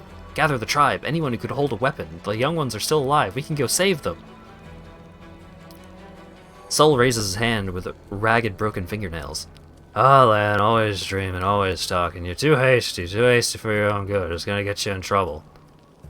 Saul eyes you up and down. An uplander with a light of heaven is too good for us. Our kind don't have good things happen. There's always a catch. Land trusts people because he likes to believe. Isn't that right, Land? I'm the chief, so don't work on faith. Show the light.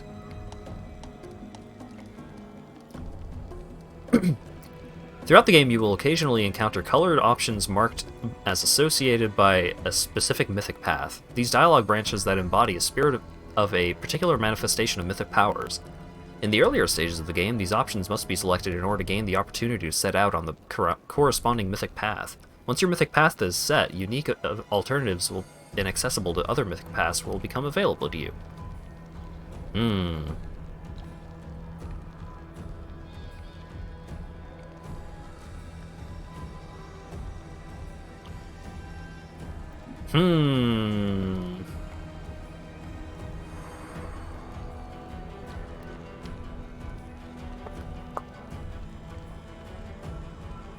Tough choices. You pick the dialogue box for that mythic path to rank it up. Kind of. I think it's more like if you choose enough options for that mythic path. Like, first of all, you have to be eligible for that mythic path. And then if you choose options related to that mythic path, then you get more... you can eventually choose that mythic path as your mythic path, I think. Is there someone else from the surface here? Saul points off to the side. There he is, hale and hearty, prim as a peacock, just like me. Saul laughs, but quickly returns to business. It's not good. Too many uplanders. Not good. It's not right. What are you up to here? You're not one of us. We're not your kind. When the time comes, we'll come to you. Not you come to us.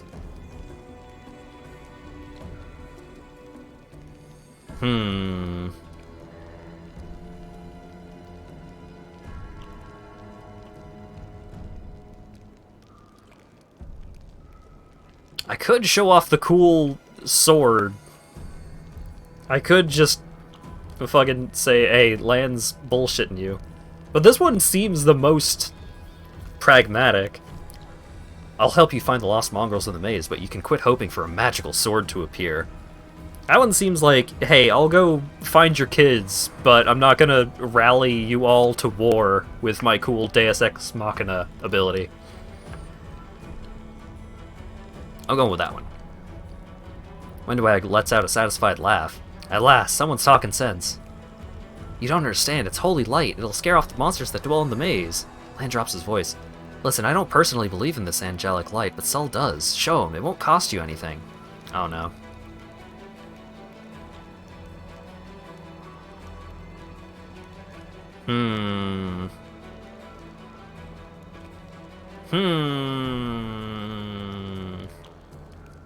Damn it.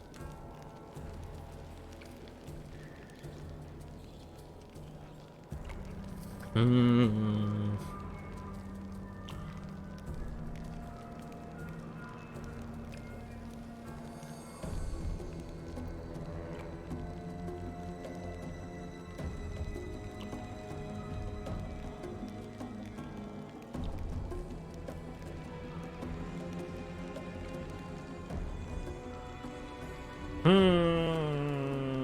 This is tough. Because this might be one of the decisions that affects things in the long run. Where it's like, oh, maybe if you choose the, if you choose to show Saul the light, then you can get the mongrels to join your army or whatever. But if you don't, then it ends up being good. Or it ends up like, oh, a bunch of the mongrels don't just die. Hmm.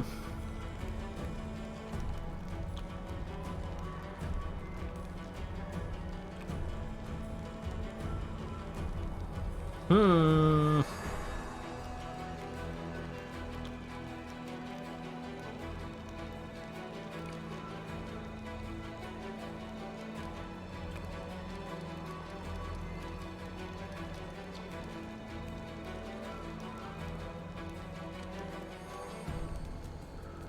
Alright, what if...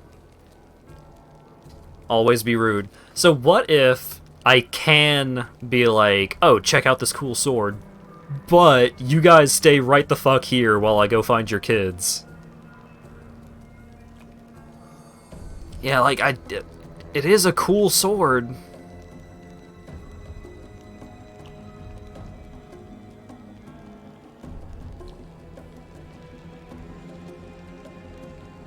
I'm gonna show off the cool sword. Sorry, Spider Lady. The heavenly flame flares to life at your unspoken command, bright, pure, dancing with multicolored sparks. Like a sunbeam passing through stained glass, the mongrels abandon their tasks and stare transfixed. The light is bright but not blinding. It's warm, but its warmth is soul deep. Cell is silent for a while. Teams are streaming down his wide, pale face, but the old man doesn't even care to wipe them away. So it's true. The angel did not forsake us. No, he came back from the dead. He came to save our children. Lang gives you a nod of thanks. The scaled half of his face is indifferent, but the human half is visibly relieved, as if he wasn't sure all this time that you would support him. Windwag hisses at you like an angry cat. See these fishermen and hunters, these husks of men and women? Their blood will be on your hands. We have the blessing of angels. We will survive and help the young tribesmen. Idiot, you see a bright light and now you think even the maze is no match for you?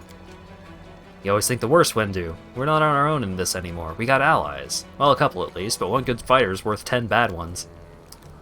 Yeah, they're right of it, Lan, but we're neithers. We're gonna wait. I sent the messengers, summon all the tribes. It'll take time, yes, but they'll all come. They will all come for the light. Wait, Lan, wait, Uplanders. Rest a while in one of our huts.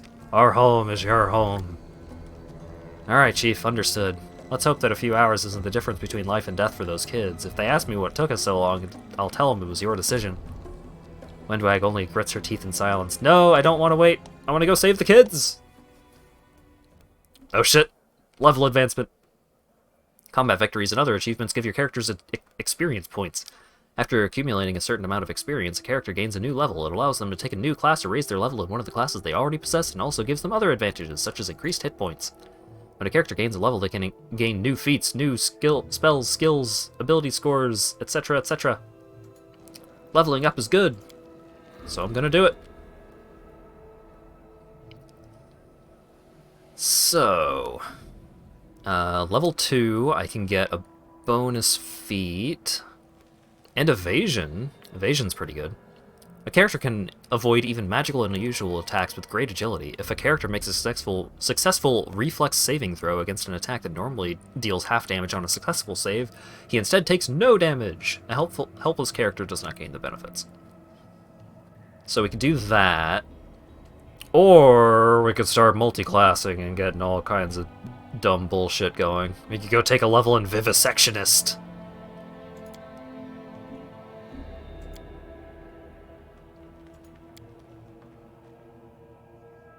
A vivisectionist studies bodies to help understand their function. Unlike a chirurgeon, a vivisectionist's goals are not related to healing, but rather to experimentation and knowledge that most people would consider evil.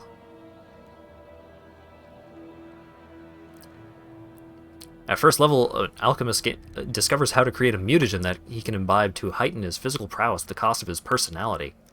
It's a standard action to drink a mutagen. Upon being imbibed, the mutagen causes the alchemist to grow bulkier and more bestial, granting him a +2 natural armor bonus to armor class, +4 bonus to the selected ability score for 10 minutes, in addition, -2 to a mental ability score.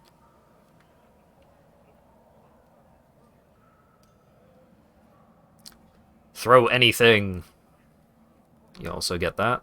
You also get sneak attack. If a character can catch his opponent when he's unable to defend himself from her attack, strike a vital spot for extra damage.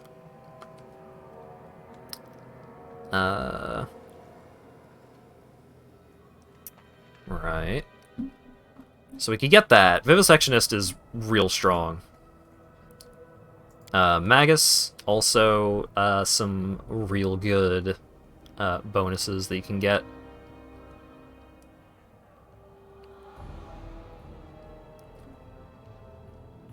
Paladin, also get some pretty spicy stuff. Divine Guardian. I remember one of these gives a pretty good level 1 thing.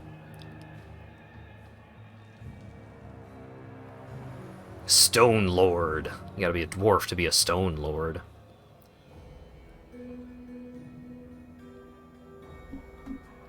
I wonder if this game you would actually, like, get up to really high levels.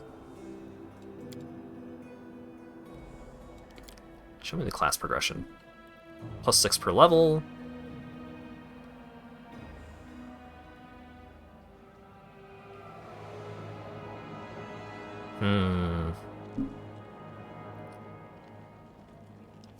Fast movement.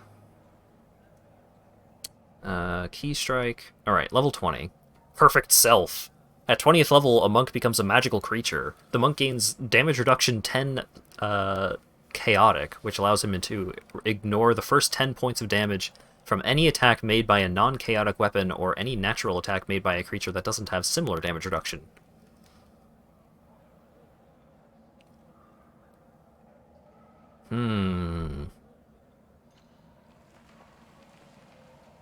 Style Strike. 5th level, a monk can learn one type of Style Strike. Whenever he makes a flurry of blows, he can designate one of his unarmed strikes as a Style Strike. This attack is resolved as normal, but has an additional effect depending on the type of strike chosen.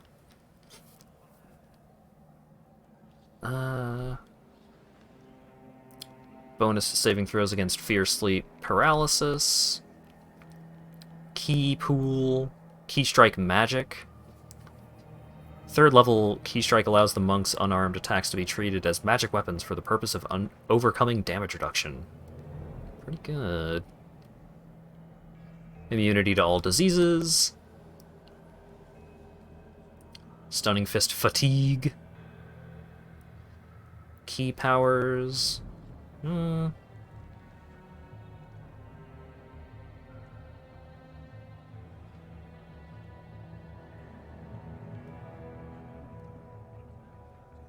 Let's...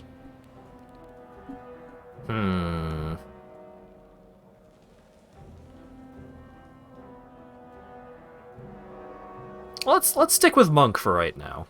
I can drop a level into Paladin later if I so desire. Give me Persuasion, Perception, and I have an extra point this time. Let's do... Mobility. Start getting at least 1 point into any class skill, because when you put a single point into a class skill, then you get a big bonus. Scaled Fist bonus feat, blind fight, combat reflexes, improved initiative. Dodge is a prerequisite for a bunch of stuff. Let's seize the moment.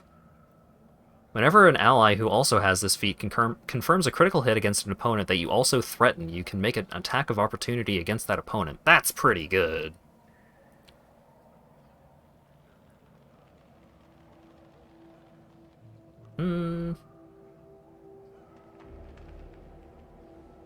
But dodge also is just, like,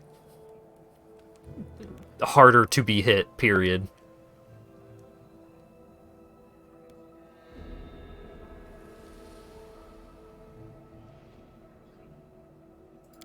Let's do dodge. We can pick up combat reflexes and all that other stuff later.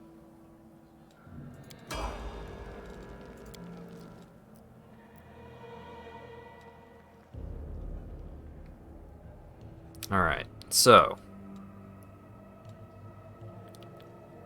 Oh, this lady's a paladin. Hey! Alright, so paladin, get some mobility, knowledge world, persuasion. Sure. Lay on hands others, lay on hands self, lay on hands, divine grace. Gains a bonus equal to her charisma bonus on all saving throws. That's pretty good. Open your heart to me. What you got? Spirit Hunter. Oh, she's a shaman. Shaman learns a number of magical tricks called hexes, which grant her powers or weaken foes. At second level, a shaman learns a hex. Every odd level, learn a hex. Using a hex is a standard action that doesn't provoke an attack of opportunity. The saving throw DC. Okay, sure. Trickery and stealth. Alright. Ice Plant. This hex grants the shaman a +2 natural armor bonus to armor class. The effect leaves the shaman's skin thick and stiff to the touch. Sure. Zen Archer. Oh, this guy's also a monk. Crazy. Perception, athletics, mobility. Sure. Precise shot. You can shoot or throw ranged weapons at an opponent engaged in melee without taking the penalty to your attack roll. Seems good. Way of the Bow Longbow. At second level, a Zen Archer gains weapon focus with a bonus feat with one type of bow. Sure. Weapon focus longbow. And just straight up fighter. Perception, lore, sure. Deadly Aim.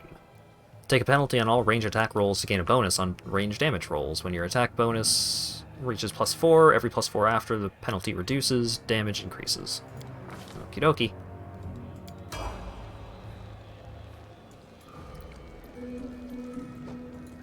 Alright.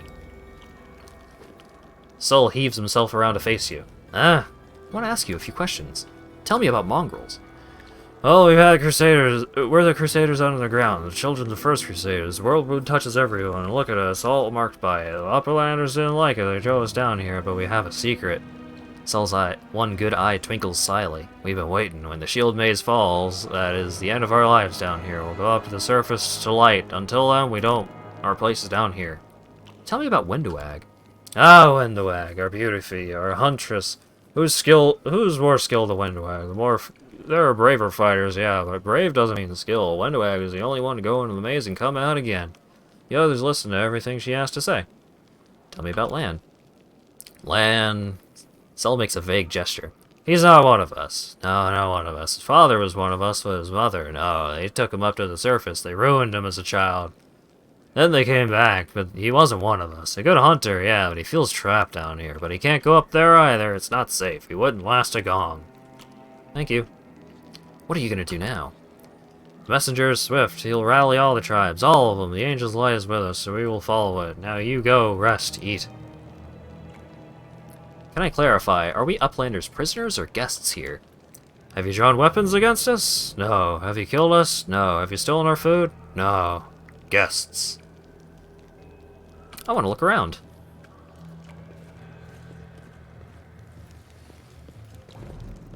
Now, can I just loot whatever Make the demons wait.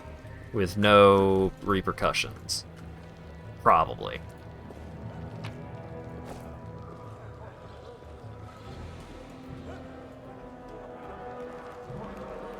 Oh! Horgus Guerm! I remember you. Finally, someone from the surface. I was beginning to lose hope. An elderly man in expensive but not ostentatious clothes approaches you. His face is peppered with several healed cuts and bruises and twisted in an expression of extreme discontent. Allow me to introduce myself. My name is Horgus Guerm. Yes, Guerm, no doubt you've heard of me if you've spent any time at all in the city. I have a business proposition for you. Your name tells me nothing. Who are you? You truly are freshly arrived in the city, then. You couldn't have picked a worse time, that's for certain. Only just arrived and the city's been razed to rubble. You should know that you're looking at one of the richest and most distinguished men in Canabras. I may not be as well known as certain swaggering loudmouths who spend their lives traipsing from one ball to the next, but the Guerm Trading Company is one of the pillars of the city, I'll have you know. Did you see the marquees in the square? I paid for those. Tried any festival delicacies? You'll have Horgus Guerm to ask for that. How'd you end up here? For a moment, Horgus's eyes focus on Camellia before he turns to you. Like everyone else, down I went when that accursed beetle cleaved the ground in twain beneath our feet. I'm just lucky I didn't break my neck in the fall, and I'm doubly lucky I didn't encounter any subterranean cockroaches on my blind wanderings, and instead came across hunters from the settlement. Although I must say that I first glimpsed their physiognomies. Maybe. My life flashed before my very eyes, but they turned out to be the decent chaps. Frightening to look at, but they also keep a bargain. You don't speak very kindly of the mongrels, even though they saved your life. Ah, kind words are for people with hours to fritter away on pleasantries. Horgus Guerm speaks his mind, and he pays for services rendered not with kind words, but hard coin. I give the mongrels my dagger in exchange for their help. Its handle is worth more than their whole village. What kind of business proposition?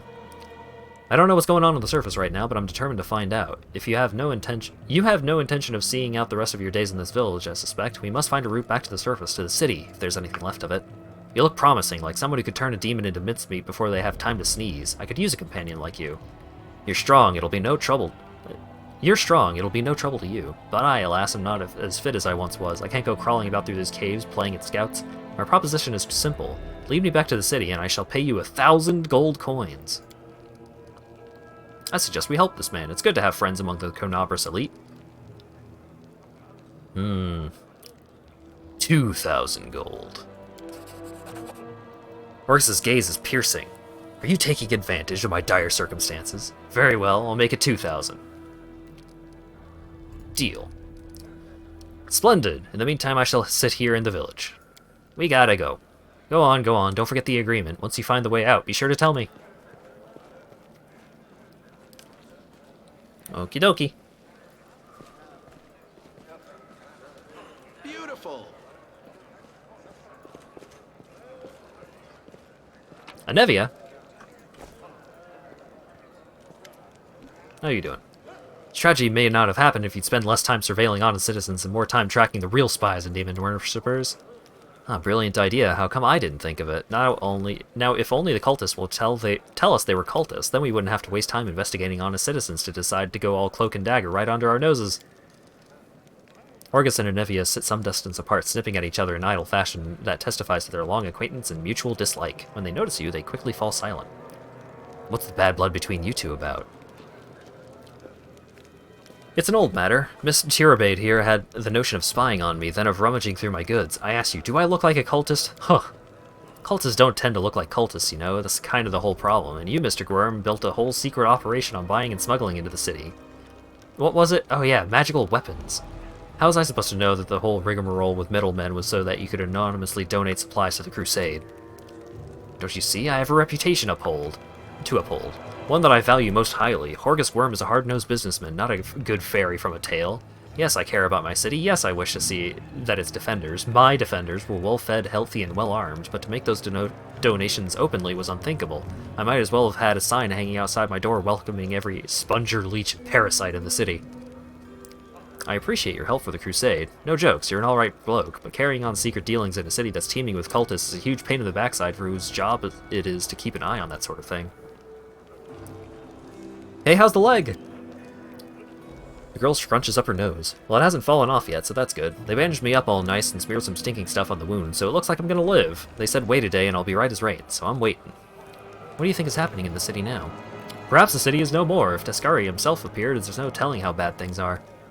Can you hold off on writing our obituaries just yet? The city's full of fighters, and besides that, it's barely a stone's throw from Nerosian, the capital of the Crusader state of Mendev. Nerosian is designed first and foremost as a defensive fortification to hold back the endless demonic hordes from the world wound.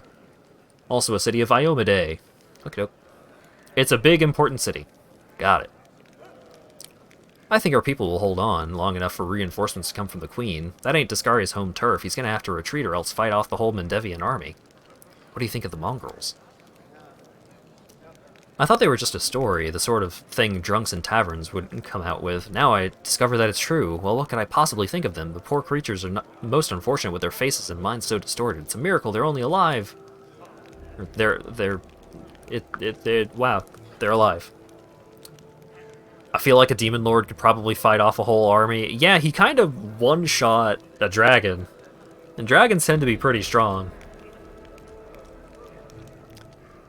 Then again, speaking of stories, truth be told, stories are all I ever heard about Kitsune. Word has it there's a lady diplomat in the capital, a true fox both in looks and behavior, but I've never met her myself. Perhaps mongrels are not that exotic by comparison. Fox, you say? The part that boggles my mind is that they're the descendants of the first Crusaders. All these years they've been living beneath our feet in caves in the dirt. If I'd known the legends about them were true, I'd have dedicated my life to getting them out of this place. To what end? The people of Canabras would have stoned them on sight, and Prelate Holrun, Canabras's famed prelate, first gained the trust and admiration of the city's people by organizing inquisitions against suspected demon worshippers and witches. Prelate Hurloon would have tossed them out on sight, would have tossed them on the pyre en masse. Whatever the ills of this place, it is their home. How long do you think they've survived on the surface? What are you going to do on the surface? I'm going to go home. Last I knew, I owned a very fine mansion. I'll see if it's still standing or if I'm now homeless. I'm going to go find Irabeth. She's my wife. Ooh! And leader of the Eagle Watch. As long as she lives, she won't allow Canabras to fall. Go on then and don't dilly-dally. The sooner we get out of here, the likely we are to find people alive up there.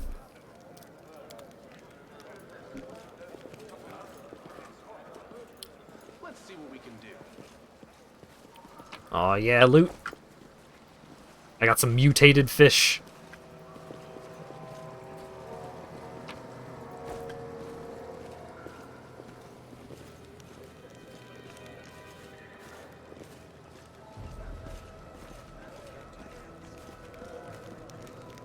Don't mind us, just looting your entire city. But it's cool, because I have a golden sword thing. I have magic. Hey uplanders, come and see my wares. Vendors allow you to buy weapons, armor, scrolls, etc. Hey, do you know how shops work? This is like a shop, but it's a person. You there! A tall woman with a face deformed by an enormous swelling smiles broadly at you, showing you her double row of small, sharp teeth. You from the surface. You must be tough to make it all the way here. I never thought I'd see the day. Call me Dyra. Let's trade. Who are you? The people around here call me all sorts. Dyra the Hoarder, Dyra the Coin, Dyra the City Girl. Like that's a bad thing. Haha! I trawl the caves picking up all sorts of things from the surface that wash down here through your sewers. I trade all kinds of junk for food and clothes, but I only part with my best finds for coins. Got no coins? Forget what money is? Well then I have no use for you. If you want city goods, you need to pay with them with gold like city folk.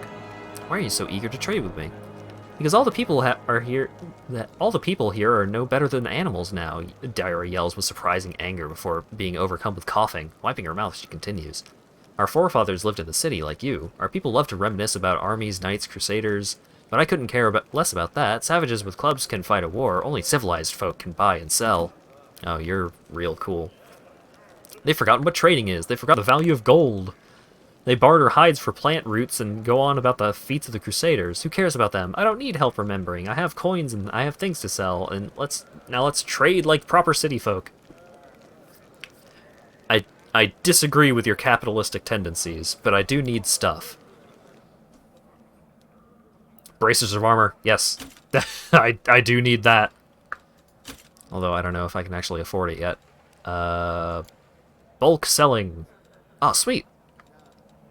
Just automatically puts all of the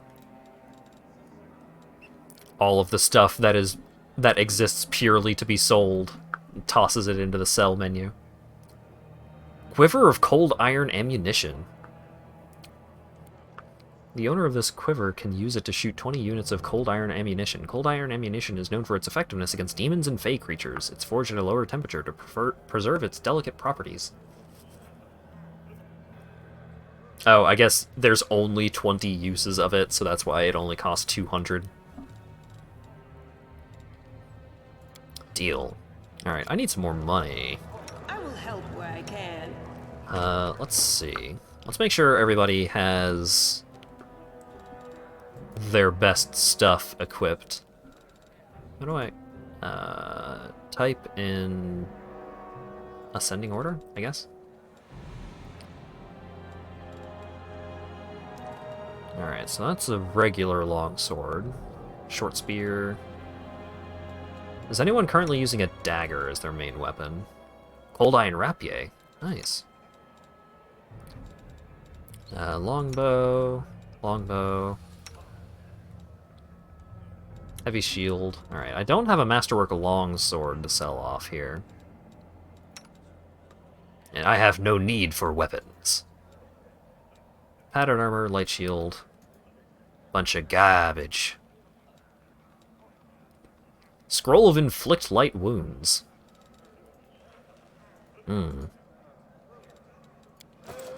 Alright, well, let's sell off these weapons, because currently nobody's using them.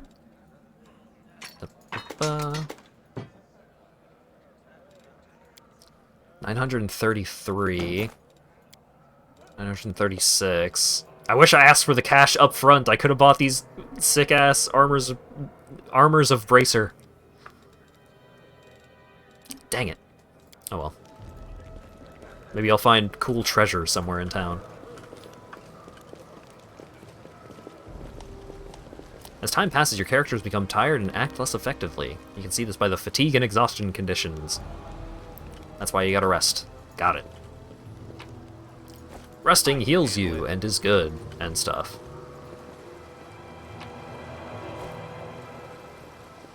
Bloodshot Eye, used for potions.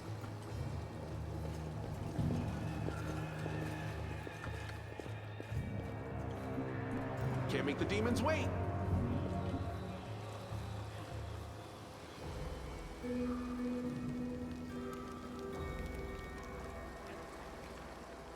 Alright, well, let's take a nap, I guess.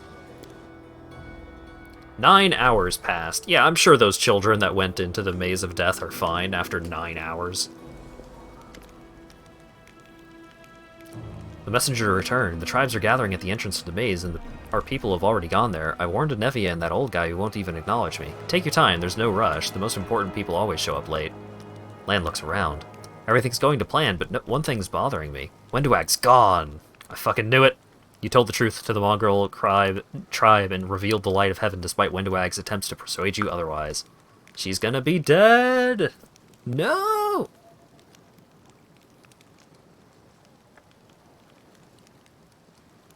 All the tribes, so an army is marching on the maze then? By mongrel standards, yes, but don't be too disappointed when you see the reality. There aren't many of us who can hold a weapon, and fewer still who can do any damage with one.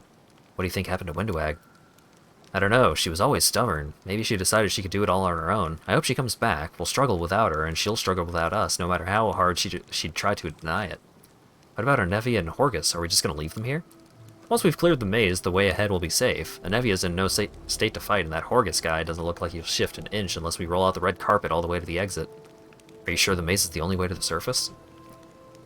There was another passage, the one I used with my dad when we left and came back. The chief back then, he found it and filled it in to stop anyone else from going against the ancestors' wishes, and what the ancestors wanted was for everyone to go through the maze. I'm not sure of anything right now, but we don't have a choice. We can only go forward. Let's go. Let's go. But before we do, thank you. I was so happy I forgot to thank you before, but you've done something that no one else has in a long time. You've given the mongrels hope. It's like we're starting to believe that we're worth something now that we have the power of the angels on our side. Lan's face grows sullen. It won't change anything, of course, but at least you'll help us save the young ones. Hopefully. Yeah, the evil option was just like, oh, you're fucking ugly. Why would you say that? To be more evil, I guess.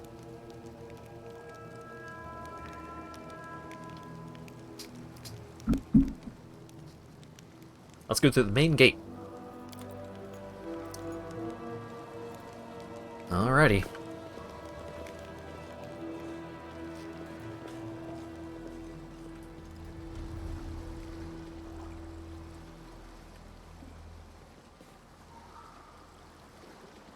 I don't actually know where that is.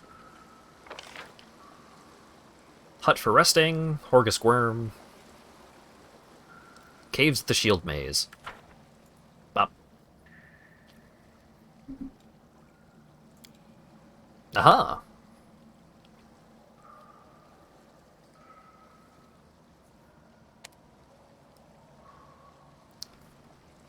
So yeah, a lot of reading. I warned you folks. Beautiful.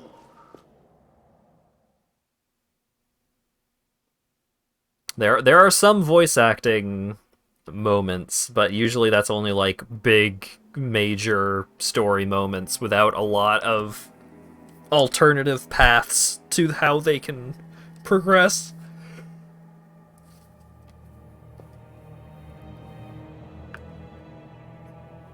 It's mostly just like, hey, here are the important moments, so people will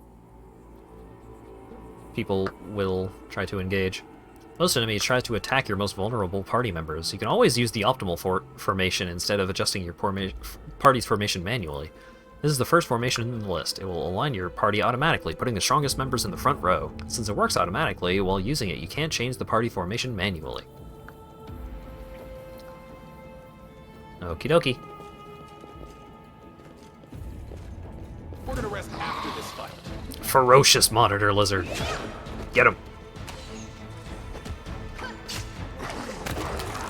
Oh my god. My poor boy does so little damage.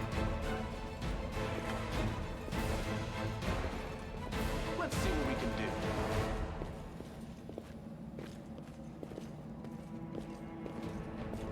What's up, y'all? The tribes are gathering. Soon we will attack. How long can we wait? The other tribes haven't turned up yet. We're just gonna wait for them just a little while longer. Knowing so, the preparations will take the better part of a day. Let's go take a look at the maze ourselves and see what's what. Here's hoping they offer you a way to go through the maze alone so no one has to die. Yeah, it seems like that's what we're doing here, which is nice. Just let me clear out the entire maze myself.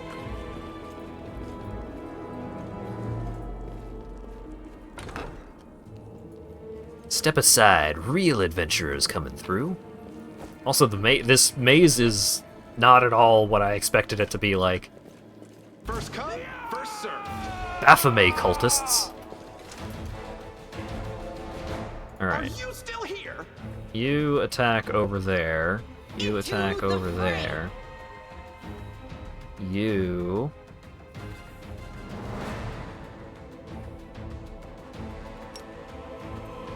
buff your weapon. Oh, that guy got blasted. World in crimson. Boy howdy. That fella sure exploded. Heavy crossbow, dagger, light crossbow, punching dagger.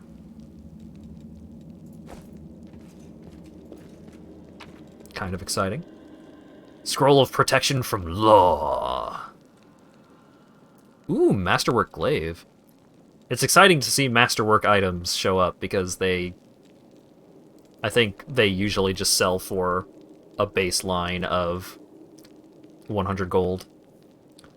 Pick the lock. I am helpful. Nice. Am I not? You can attempt to open any locked chest by either picking the lock with a trickery skill or breaking it open with brute force. No checks are required to break open a chest, but it'll take some time. Some of the contents will be broken in the process and lose some of their value.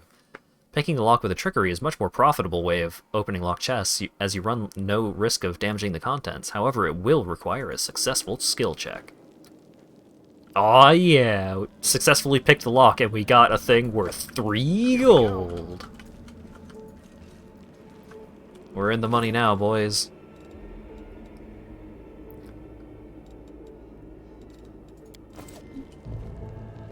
No reason to pause. Got some potions. I found something. Traps. If you succeed a perception skill check, you'll find a trap. Ooh, that's new. So it used to be you would just get, like, the red area on the floor, but now you can see, like, the mechanism of the trap and everything. That's pretty neat. I hope you appreciate this. Elemental Essence. Used for potion brewing. Is that treasure? I do like treasure.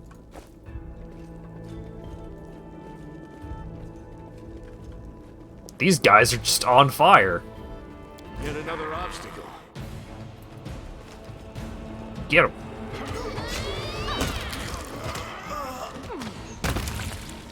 Holy shit.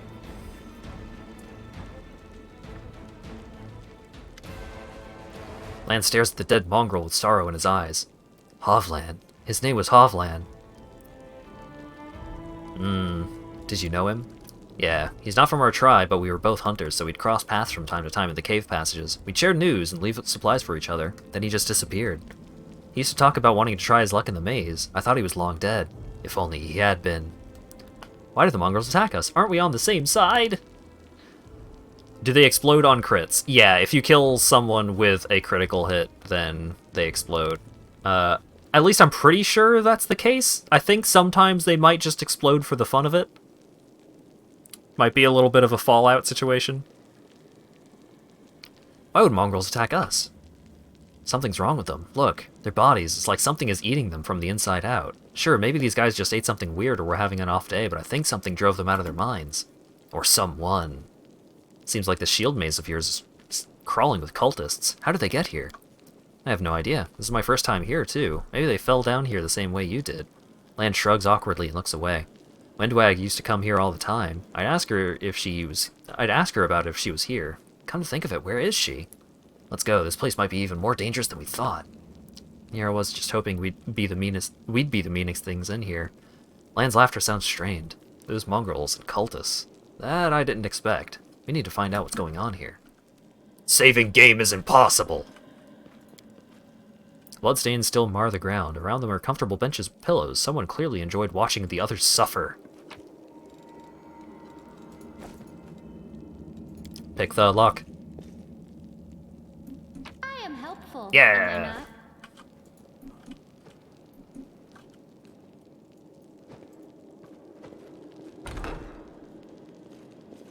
Now what is that? Whoa.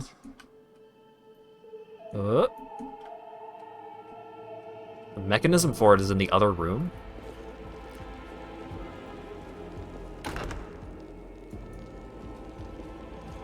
Oh, I got some bad boys. Alright, let's go ahead and disarm this while I'm still thinking about it. Helpful. Am I not? Get him! Here comes trouble. Guide my blade. Yeah! Hit him!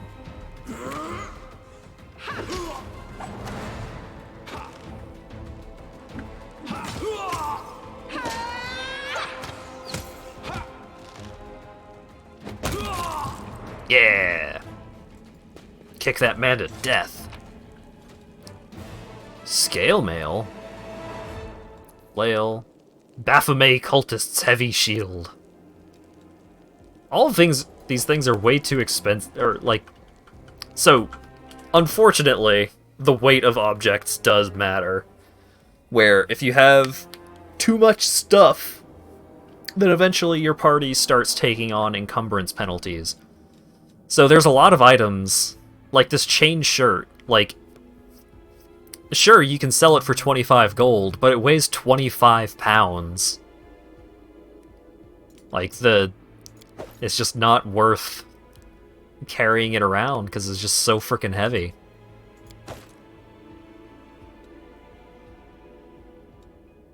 Like, see, that's better value. 10 pounds, but 100 gold. Light crossbow, heavy crossbow. Those are fine for right now. Oh boy, all kinds of loot. Oh boy, a chain shirt that I'm not gonna take. Cold iron masterwork javelin. That's pretty sweet. Warhammer, sickle. Yeah, those are nothing. Dwarven war axe. Dueling sword. Masterwork falchata. Ooh.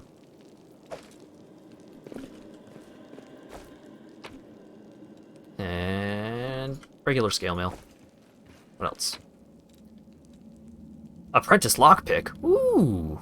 This lockpick gives a +5 bonus to picking locks. They're also fucking worth a lot. Holy cow. Lockpicks can help you handle harder locks. They can be found among loot or bought from a vendor. The lockpick is expended on use and gives a bonus to the trickery skill check as the character attempts to pick the lock. To be able to use lockpicks, the character must have at least 1 rank in the trickery skill. Okie dokie. Masterwork. Yeah. Long spear. Regular spear. Loot. Okay, that's the stuff that I just dropped.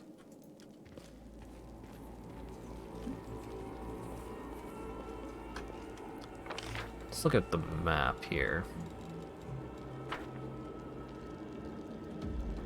Okay, we disabled the trap in here.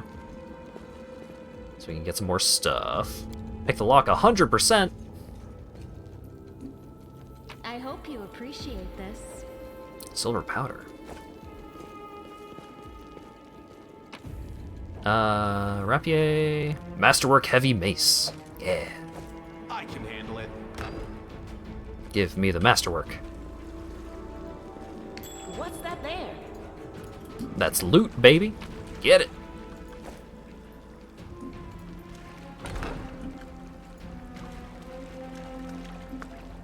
Oh no. You've crossed the Save wrong the mark. last one for me.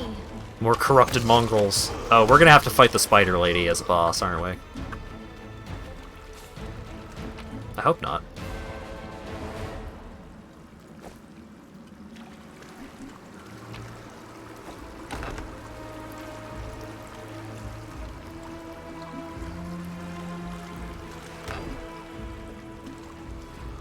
End of Hosila. Quickens.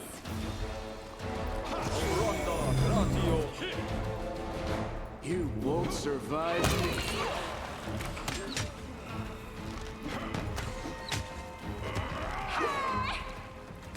Your pain is my pleasure. Just them exploding gets me every time. It's just so over the top. Ooh, breastplate. It's got a better armor check penalty, but it has less armor. Dagger. Masterwork, yeah. Some scrolls. Oh, Hosila's orders. Follow these simple rules or you will die. Don't bother me unless strictly necessary. Keep the door to the shrine locked with the key I made. I don't care which one of you two holds onto it. You can tear each other to shreds over it for all I care. Don't even think of setting foot into the ritual chamber. Ever. Keep the door to the unfinished section of the maze locked at all times. As a reminder for you feeble-minded vermin, the entrance is sealed using a hidden lever. The torch on the wall next to the door. The door itself is in the room with the blood pool where I sometimes relax. Do something about that damn water elemental already. Do whatever you want with it, just make sure it's gone by tomorrow. Find a better hiding place for the paladin sword from the surface. I'll deal with that later. Remember that your life means less than nothing to me. I have plenty of people vying to become the hand of Hosila. Hosila. Is that a trap? Door of the unfinished maze can be opened with a nearby torch. Can't make the demons wait.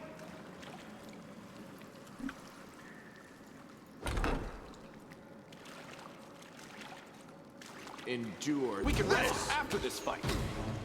Get him. Good guys. Wait, hit the big guy. Yep. Now that's what I call a fight. Really getting into your enemy's head. And also their torso and legs and such.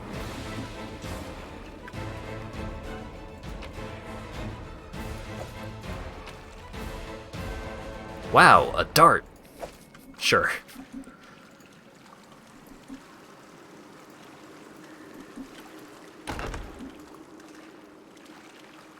Dangerous enemies. This game contains optional but especially dangerous opponents or groups of enemies that only the most experienced adventurers can handle. One such opponent awaits you on the other side of this door. Carefully weigh all the risks involved before entering. Let's do a quick save, I guess. Aha! It's the water elemental. I got this. Did we find trouble? No, they did. Alrighty. So, let's...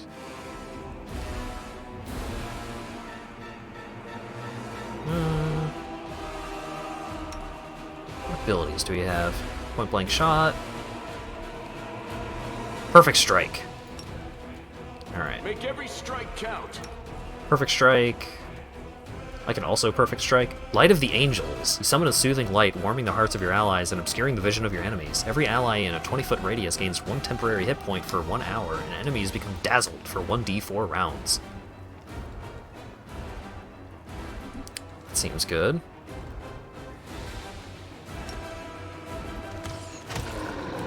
Stun that elemental. And Light of the Angels to dazzle. Uh-oh. Excruciating. Potions that cure light wounds can be a good way to heal in battle. Yeah, sounds about right.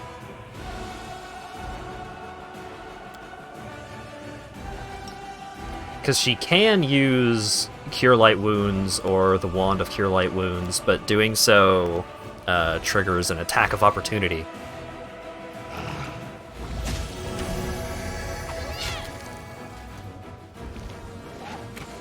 Nice. Yeah! We did it. What? Why am I taking damage? Oh shit. 1d8 damage is a lot. Heal me, help. Okay.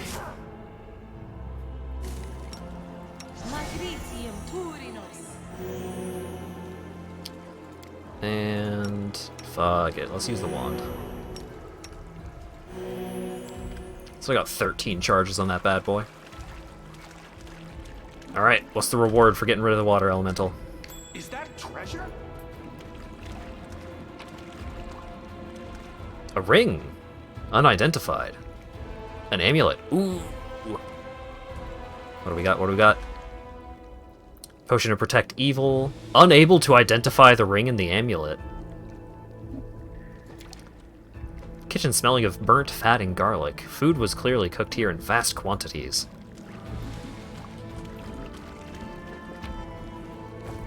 Some healing potions. Okay. I bet this is either an amulet of natural... No, this is probably an amulet of natural armor. Get it. Oh, it can just remain unidentified, huh? Wild. Equip it. I'm sure it's fine. We'll figure it out later. It tells you where you found a lot of stuff. You acquired this item while exploring the underground caves of Canabris.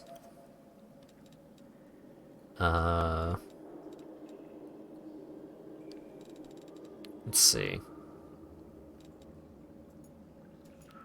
I guess it's usually like magic items and such that aren't part of a massive stack. Notable. You acquired this item while exploring the shield mage. Or maze, rather. It's pretty neat.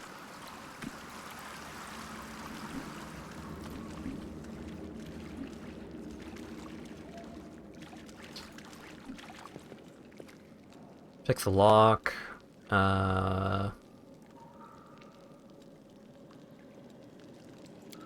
Sure, you... Wait. Okay, if we pick the lock and fail, what happens? I am helpful. Yeah, I guess we'll never know. Oh, something. Ooh! Scale mail, but unidentified. Unable to identify. None of us are good at figuring out what things are. Masterwork. Cold Iron Masterwork Dueling Sword. Ooh.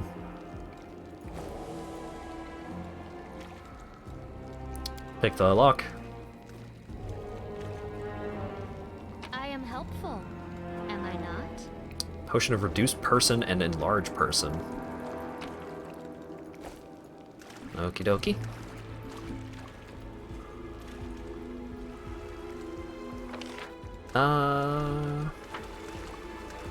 Is there something over here?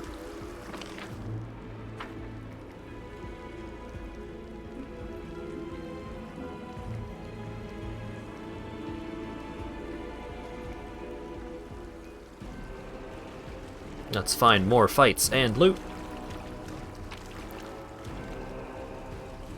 Scroll and some loot. Assorted things and stuff. Do not open. Do not waver. Get him. Oh my god. Seela is so slow. Here we go. By the time she gets to the fight, the fight is already over.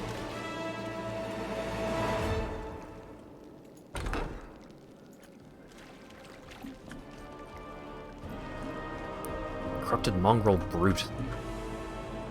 Corrupted Mongrel Brute information updated. Oh, we succeeded a knowledge check. Here we go again. Rely on me. Let's see. Let's do some lay on hands. That was pitiful. Come on, you can do better than that. Well. Did I mess up again? Alright, lay on hands self. Pop. Did we step on their toes as well?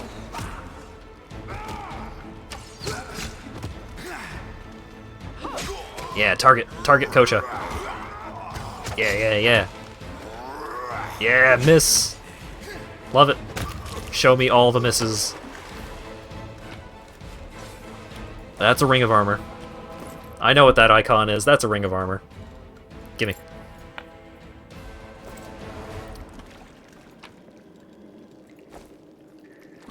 I played Kingmaker. I know what that icon is.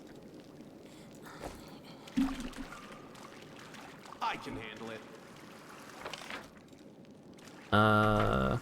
So that pathway is blocked. So let's... Oh yeah, there was another door. No, there wasn't another door in this first room.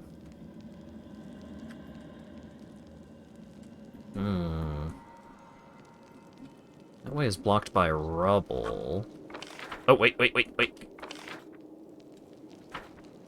Aha!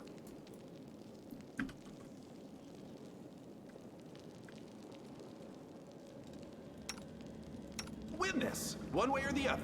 Whee!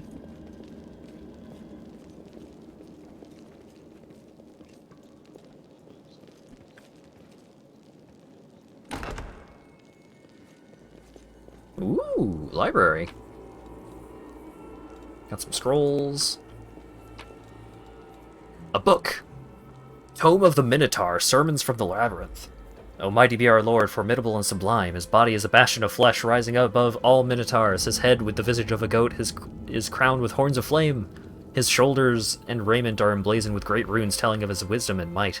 In his hand he wields Aezergol, the death-bringing scarlet glaive. Its dark blade cleaves and torments those who cling to false virtues and who grovel before gods. Hail Baphomet! Hail Lord of the Beast and Galarian and the Lord of the Labyrinth! Hail the Scions of Baphomet, the mighty host, uncountable in number! I speak the truth. Bow down before your Lord and his master, and let his will lead ye. Worship at his feet, and ye shall receive what ye desire. Sounds pretty cool. Oh, hey. Is that a trap? Didn't see you over here. Hope you don't mind me hitting you a lot. This one was beyond me. Ah, lore check failed. Shelves chock full of old moldy books. I'm not allowed to know what these cool books are about. Tianjia Inc. It's more loot. Masterwork glaive, don't mind if I do. Scrolls, dagger. Make the demons wait. Is that treasure? More stuff.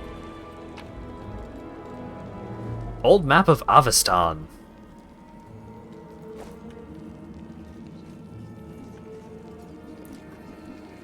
Okay, what have we not explored yet?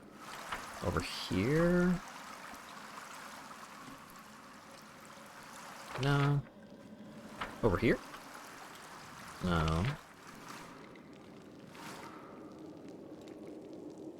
So, like, the thing mentioned a blood pool. Was it this blood pool? I think it is. Or even if it's not, that's a door that I haven't opened yet.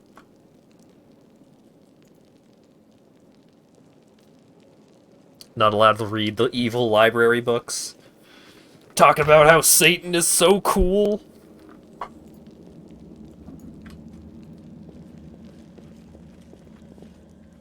Let me draw the first blood. Oh shit, that's a lot of dudes. Get him. Oh, I've taken a lot of damage.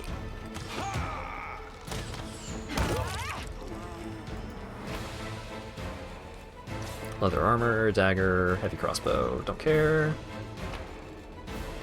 Club, masterwork short sword. Dagger, leather armor, scale mail. Oh, right. I need to... Yeah. Unidentified, but probably good. And also looks cool. Longsword, paladin. Do you have abilities? Iomade. Favored weapon, longsword. That makes sense. Can you equip? No. Because dueling swords are exotic. Darn it. Masterwork short sword. There were no dragon romances quite yet, but maybe we'll get there. It's mostly just been me bullying cultists.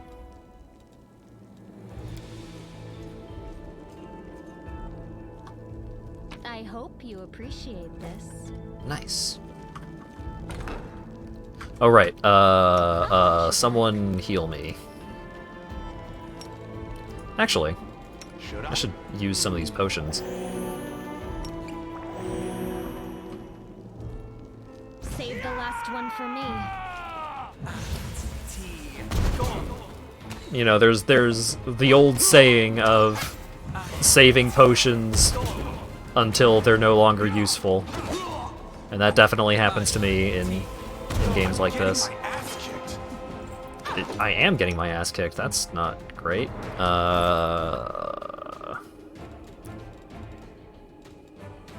Where's the potions? Potions.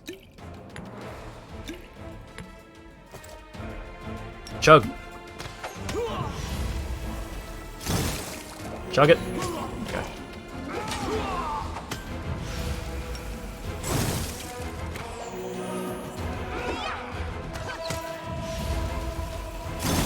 You've crossed the wrong mongrel. There we go. Finally.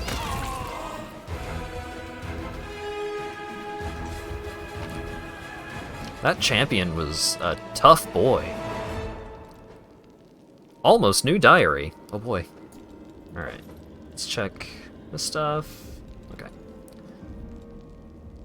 The diary contains only one entry on the very first page. Life is shit. While my brethren, although what kind of brothers are they really, are having a great time up on the surface, I'm stuck here with Hosila the Nightmare and the mongrel scum.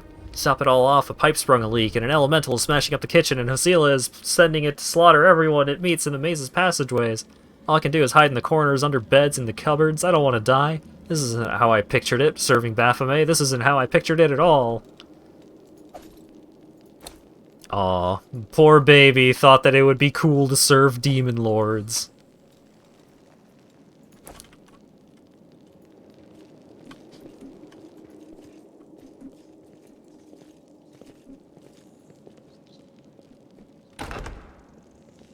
Is that a trap?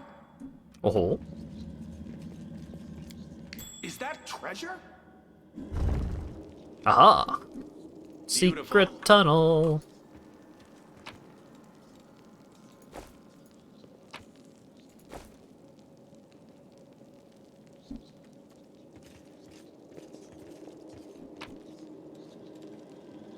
Decorated scabbard. I am helpful, am I not? What's in the secret room? Loot. Cold iron masterwork longsword. Hell yeah.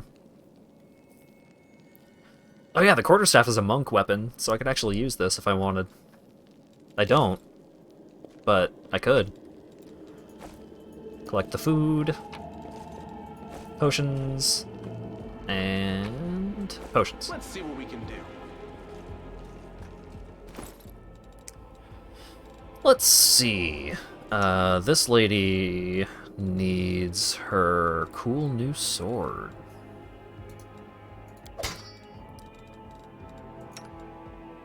Nothing new for you, I don't think. Bone amulet. Mystical amulet in the shape of a snake made from bone. The pendant is a snake skull. The enchantments on this amulet allow the wearer to conceal their alignment. That's concerning. Hmm.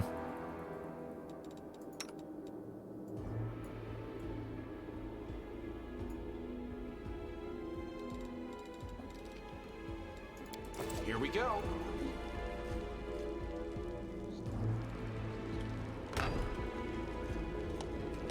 Every enemy has its own unique statistics and abilities. Sometimes knowledge of an enemy's strong and weak points can be crucial for victory.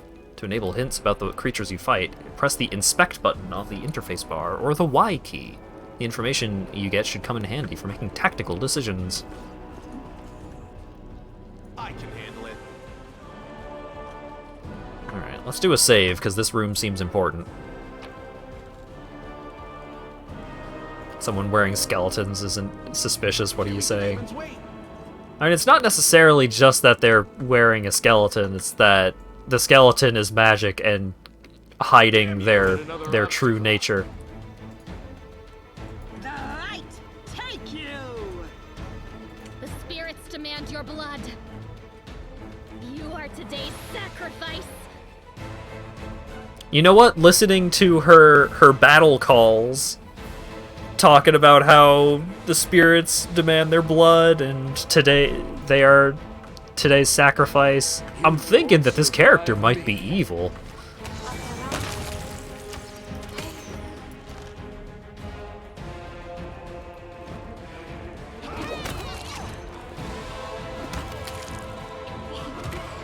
Blast these fools. Yeah.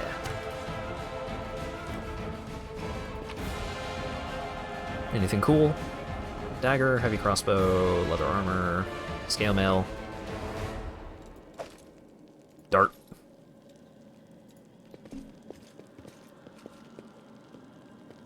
As a rat furry, you have a 2% success rate at detecting evil characters. Masterwork glaive. Hey! Oh, here's the pool of blood. Ritual pool filled with fresh blood.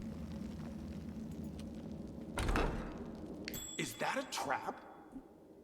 Beautiful. What's on your mind? I wonder. Can you, like... The spirits guide me. Yeah. I am helpful, am I not?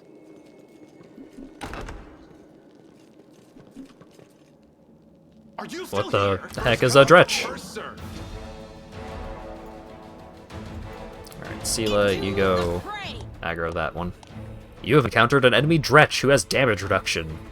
Damage reduction is an ability that reduces all damage taken by a certain number, energy damage, and ignores this ability. In the description of this ability, you'll find how it works for a specific creature. In this battle, the enemy dretch has damage reduction that can be overcome with a weapon made of cold iron. Neat. Stop the Sela from attacking the archer. Protect the ranged. Well, that guy ain't gonna attack my ranged fella anymore. Ooh, diamond dust.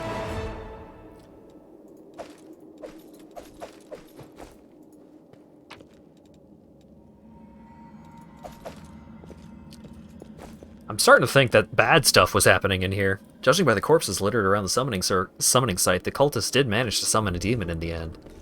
They summoned a shitty demon that was bad, but they did summon a demon. Ooh, look at this Baphomet statue. Nice.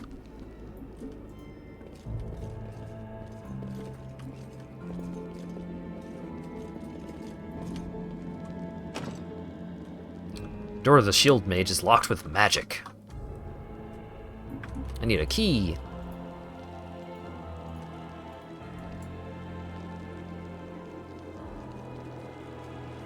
Ah. Touch the thing. Yeah! Sight to the unfinished section of the mage can be opened with a nearby torch.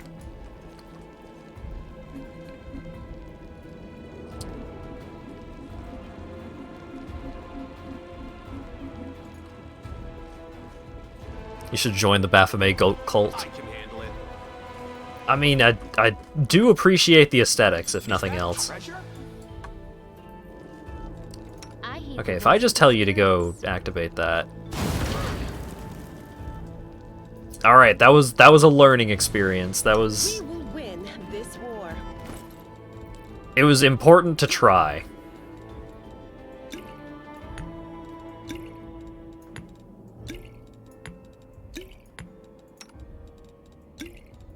Because now I know I need to manually pilot my characters to disarming traps.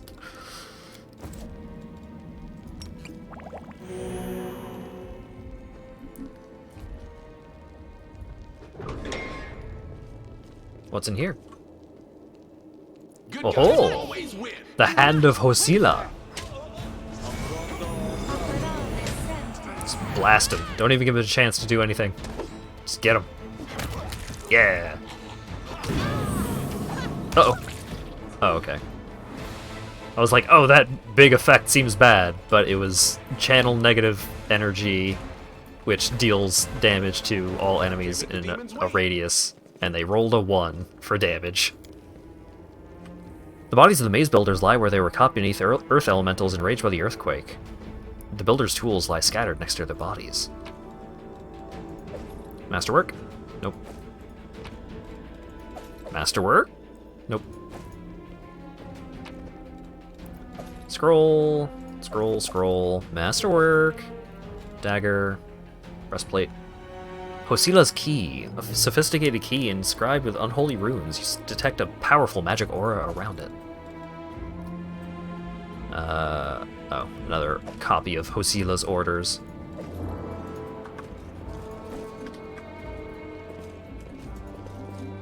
Beautiful.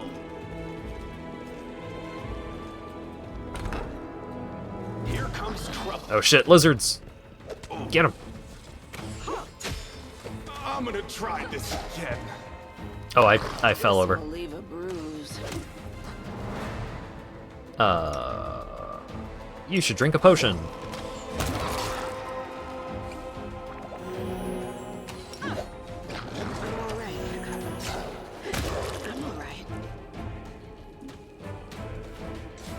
I am a very popular extraplanar hero from another planet. Why doesn't anyone here believe it? Alright. Got some stuff. Pick the lock. I hope you appreciate Nice. this. A bastard sword.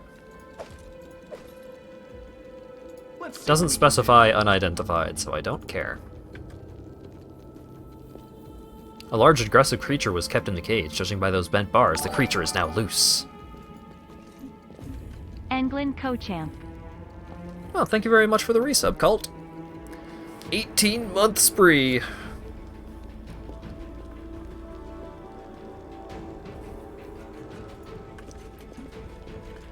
Alright. Here we go. What's going on here? Alright, let's chug some juice. I did not mean to chug the juice of mage armor, but let's go let's go fight something before I run out of it. Cambions.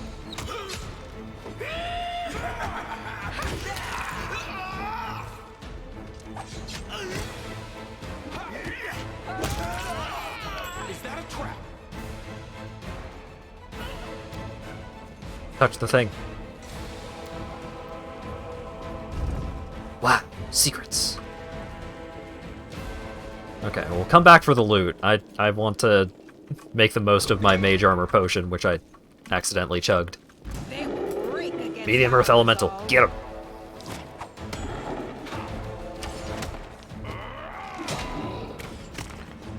I'm gonna try this again. Oh, I fell. Damn it. Okay, he still has the mage armor. We can still keep rolling.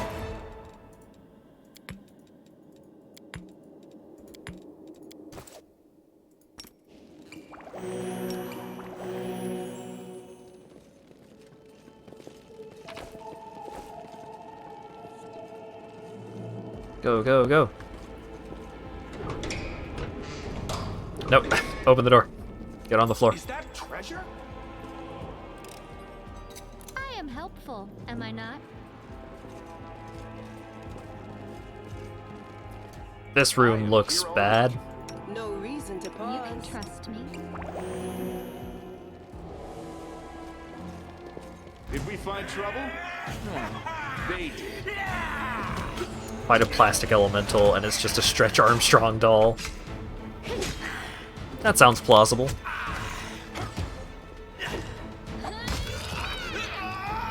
Oh, he threw his body into the meat pit. Oh shit, it's a puzzle. Should I?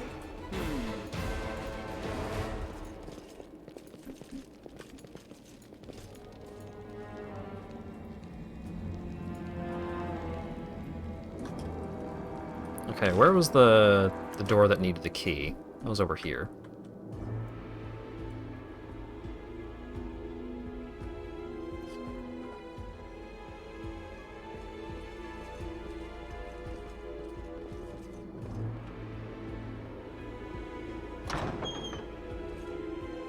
Camping.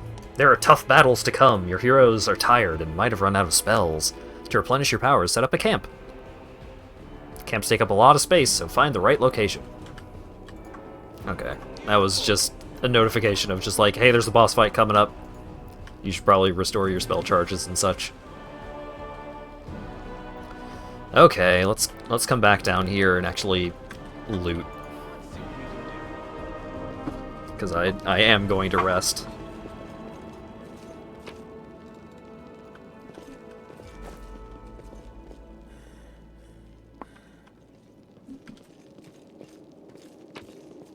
I thought I was teaching you how to play Counter-Strike. Damn.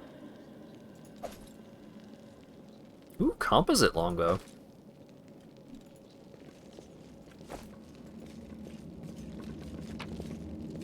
Here we go.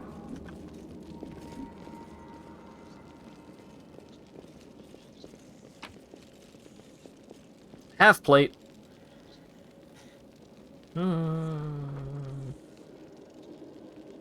Sure. I am helpful, Am I not? Masterwork Great Club. Some stuff. Ooh, Potion of Blur.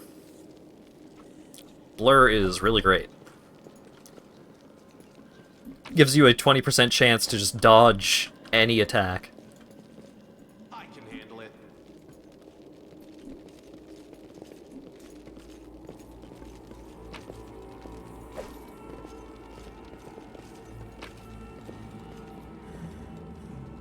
Blood Vials.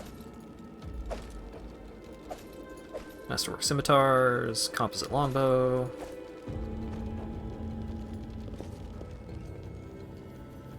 Wowberg.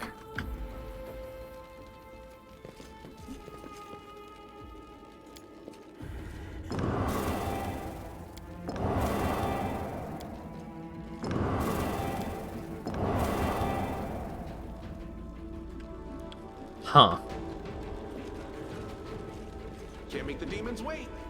Alright, where am I gonna find the solution to this puzzle?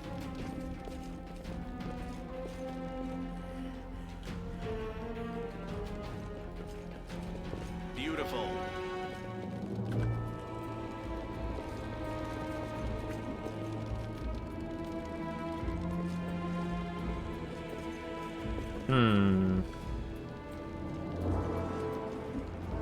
Maybe I'll find it later. I just come back once I figure it out.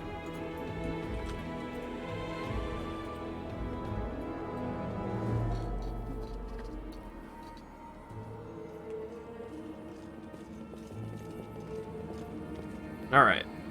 Let's camp.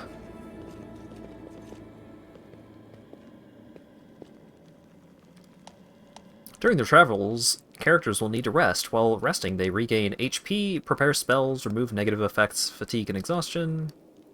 Assigned characters will make skill checks to do stuff in camp. Wait. Providing security and camouflage for the camp, creating scrolls, potions, and magic soups, and combating the effect of the world wound to lower the growth of abyssal corruption. Okay. Protective rituals. Reduce the rate at which corruption of the abyss grows during the rest. Oh, jeez. Camouflage reduces chance of getting attacked. Night Watch. Gives your party advantage in case of getting attacked. Okay. Roles in camp also influence outcomes on the global map.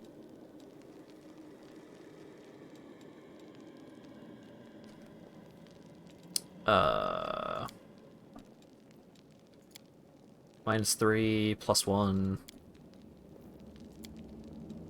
+1,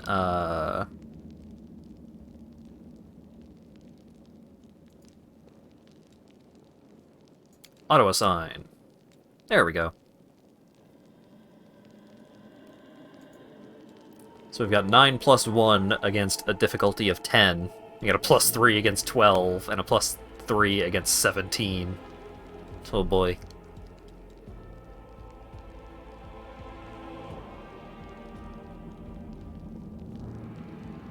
Alright, let's take a nap. Oh, light of the sword, Iomade, forgive me my sins, and do not leave me in the darkness. I am weak and undeserving of your grace, and still you grant it to me.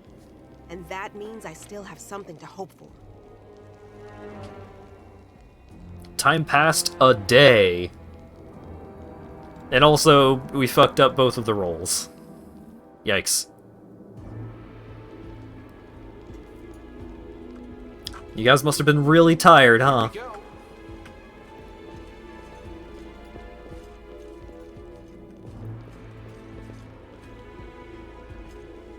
Whoa! Praise Iomade! Blarg, I am dead! Here you are, huddled together like a herd of animals, pitiful monsters, not human or demon. Even tieflings are less effective than you.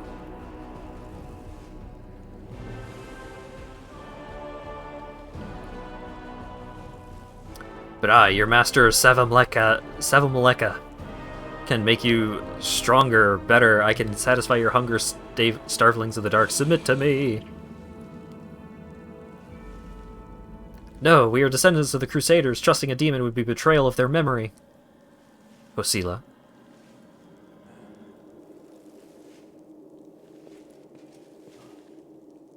Blarg, I am dead!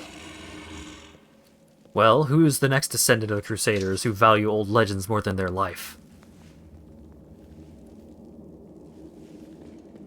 Beasts, monsters, and human guise, reveal your true nature. This is the sweet, wholesome flesh of the righteous Azamar.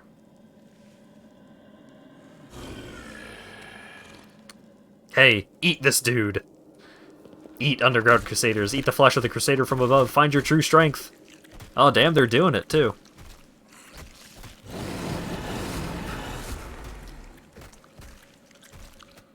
And now they've gone Kaioken.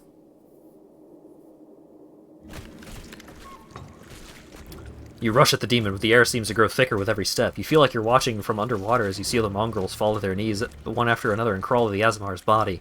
You hear their fangs tearing through the flesh, hear the sloshing of blood, you hear the formal mongrels snarl like animals, fighting over the most tender and juicy bits of meat. Your companions writhe in agony. One clutches at their head, another doubles over. You feel saliva drool in your mouth. The metallic tang awakens hunger in you. The hunger turns to rage. The winged filth dares try to bid you to its will. It dares to tempt you with the sweet scent of meat untainted by corruption. The wretch must die. Die! Oh! And still the clarity remains with you. Somewhere deep down, beneath the veil of rage and anger, you sense the light trying to break through. Seize the light within you, or succumb to the rage. Let's be a good boy. I'm gonna be a good boy. By sheer force of will, you master your rage, and almost in response, warmth suffuses you from within. Warmth and joy from a simple realization. You can win. You can save these people. The power of heaven bolsters and guides you. Its light breaks free, and enveloping the mongrels grants them the gift of blissful oblivion. Lowering your gaze, you see a scarlet stain on your chest. The wound is reopened, and instead of blood pouring forth, you see only radiant light. I'm so good that I'm bleeding goodness. Oh my god. Fucking nuked that dude. Oh, okay, he's fine. The demon convulses in pain when the light reaches him.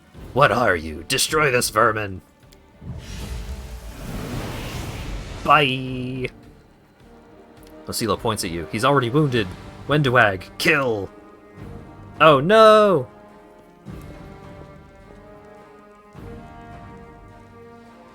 Wenduag silently emerges from the shadows.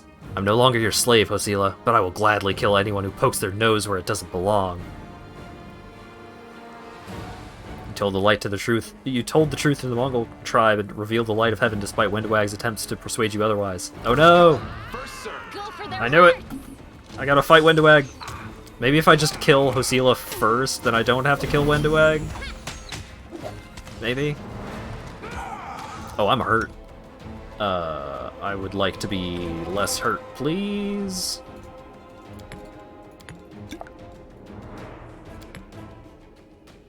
Oh wait, that's not me. That's me. Potion of Mage Armor, Potion of Shield of Faith. Ooh. Hey! O mightiest of like a high Michael high like a high now. Demons, protect your mistress. We are the light. Oh shit. They are the darkness. Alright. Let's chug a potion. I'm gonna try this again. And I died before I could chug the potion. Ruh-roh. Oh no, people are scared. Don't be scared. Just hit them. You know what? Let's try turn-based mode. Ah, Wenduag. Damn it.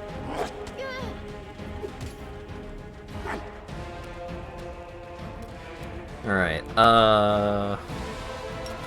Smite! No glory without risk. The light. Take your 5-foot step over there. Potion of Shield of Faith as your free action. This fight looks tough.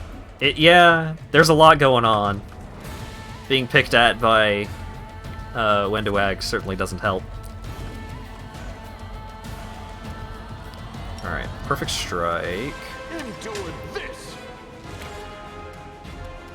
That didn't do a whole lot. Dismiss Spell.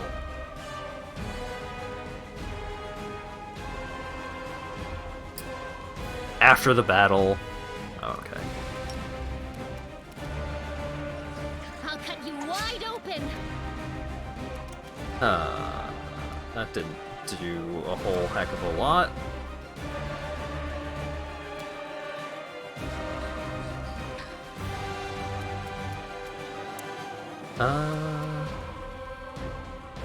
Let's just try and get up in Hosila's face. Make it harder for them to move around and stuff. Acrobatics. Ghost Touch Spirit Enchantment. The Spirit Hunter can add the Ghost Touch property to the weapon, but consumes 1 point of enchantment bonus granted to this weapon. Aha, okay. So if I need to kill ghosts, that ability is handy.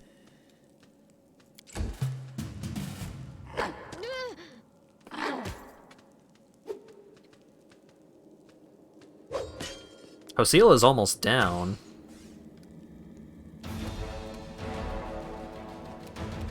The spirits demand your blood. Oh, come on.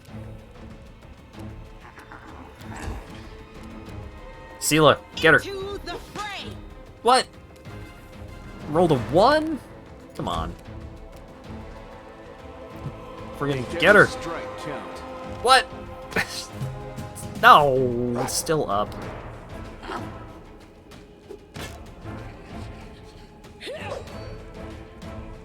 Wendewag, no? Okay. Oh wait, she dealt 8 damage to Lan. Oh, that's bad. You are today's sacrifice. Yeah!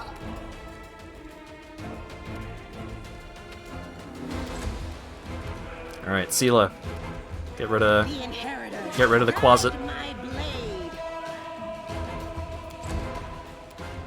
You've crossed the wrong mongrel. Yeah! Alright, Wendewag is still coming at us. Oh, fuck. Unexpected. Go for their hearts. Dinner is ready? Alright, I will be down for food after this encounter.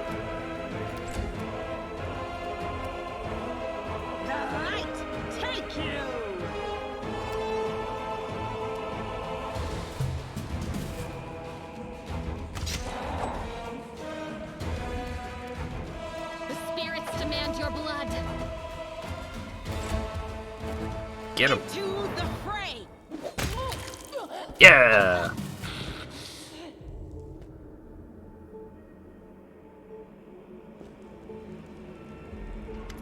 Well, are you going to finish me off?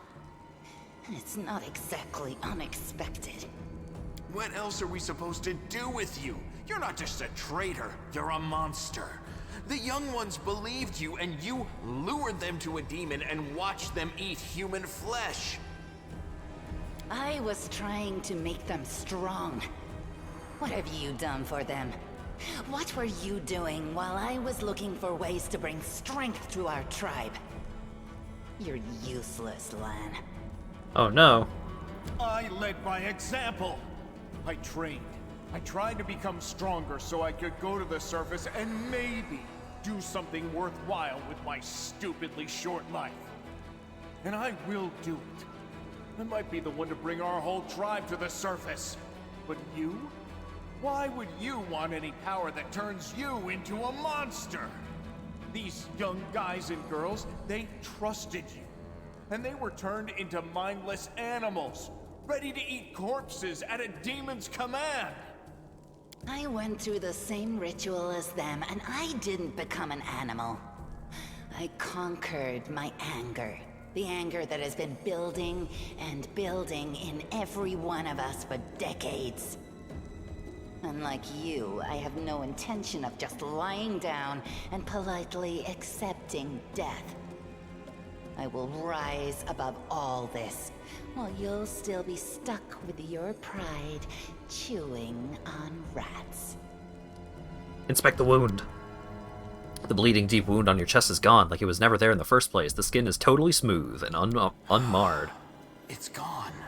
It was just there, and now it's gone. It's gotta be some kind of demonic trickery. You need to have a cleric look at that. If he had been marked by the Abyss, do you think some nobody priests will be able to help? No, the demons have branded this Uplander. And judging by the smell of his blood pouring from his chest, the demons will be able to find him wherever he goes. And they'll find you too, Lan. The huntress permits herself an indolent, gloating smile. Her sharp fangs glint menacingly in the gloom. So you've been serving Savamelech this whole time? Better to serve a strong master than to eke out an existence in a dark hole with no hope. I am of the Neithers. Our lives are short, but we are hardier than humans. I realized a long time ago that I was capable of more than this life offered, and I follow whomever is the strongest. I thought you were better than that. I thought you were proud of your heritage, but you're willing to crawl on your belly before anyone who's even a little bit stronger than you. You're not a mongrel. You're a cave slug. You have no understanding of the meaning of family or tribe. Oh, damn.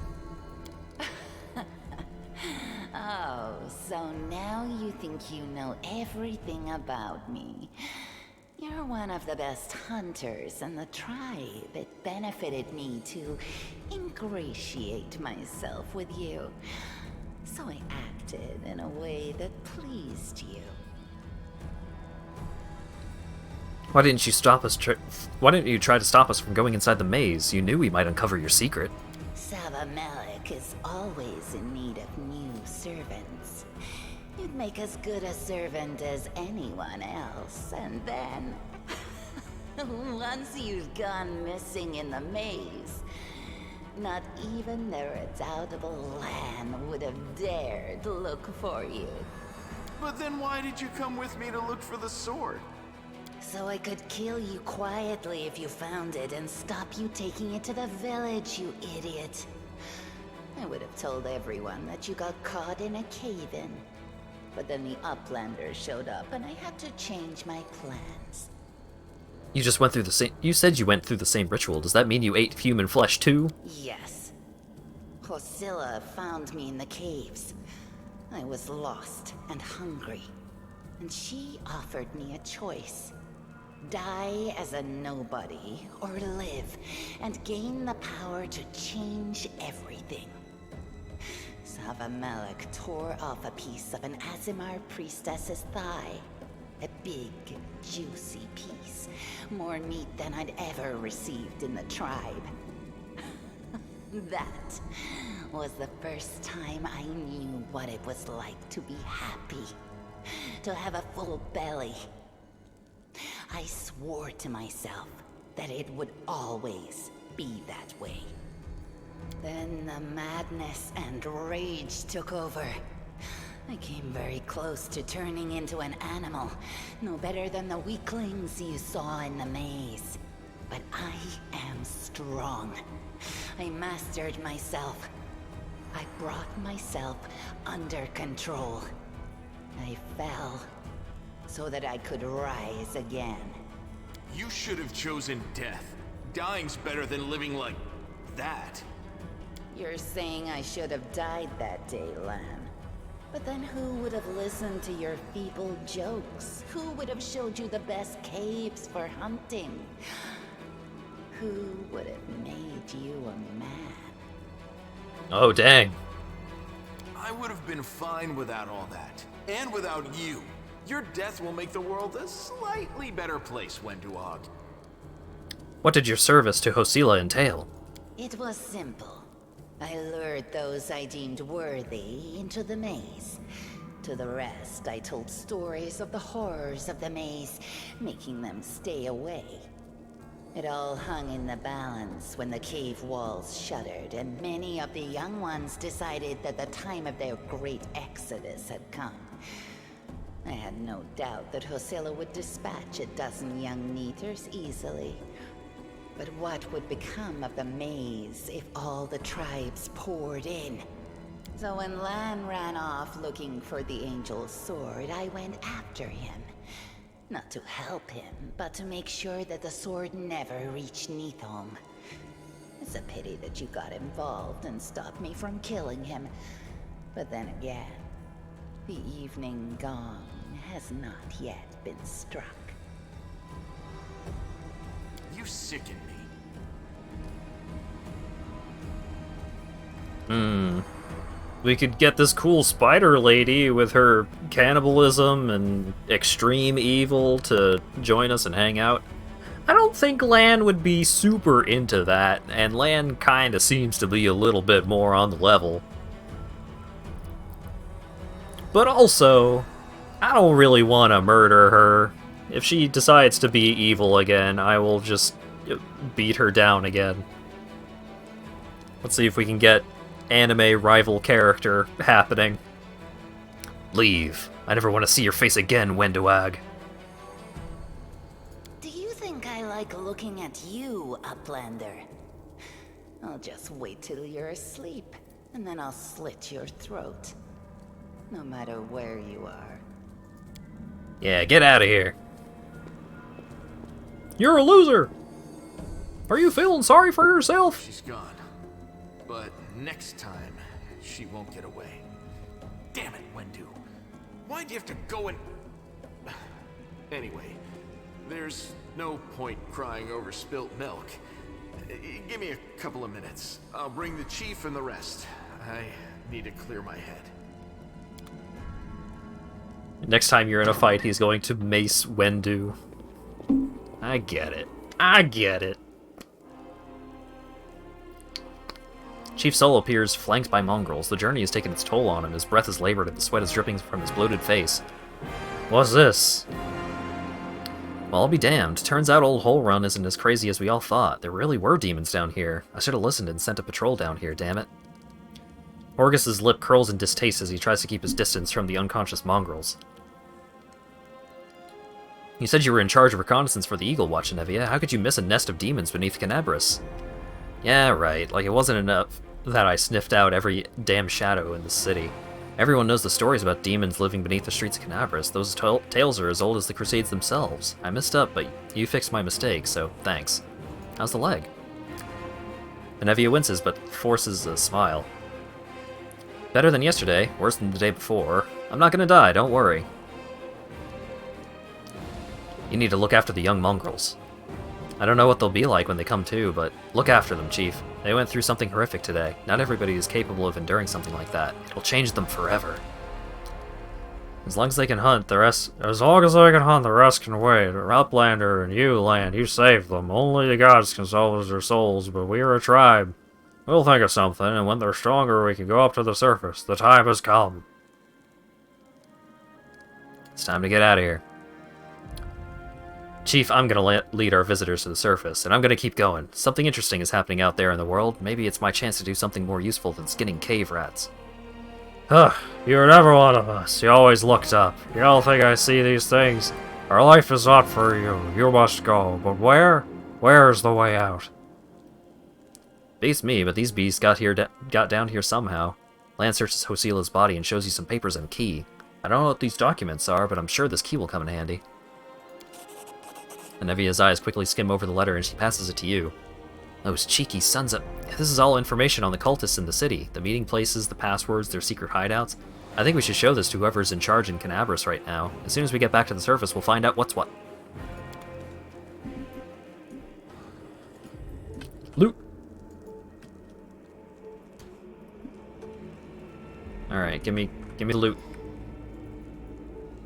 Give me... Oh, I don't have anyone selected. Get the loot! Hosila had an enchanted glaive and a potion. Potions and some armor. I still don't know what was up with that, the buttons over here. Maybe I'll figure that out when I get back. But for now, I'm gonna go have some pizza. I think that's what food is tonight. So don't go away. I will be back in a little bit. Where's Dwayne? There he is.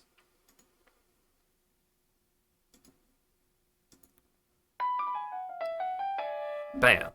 Alright. Back in a bit.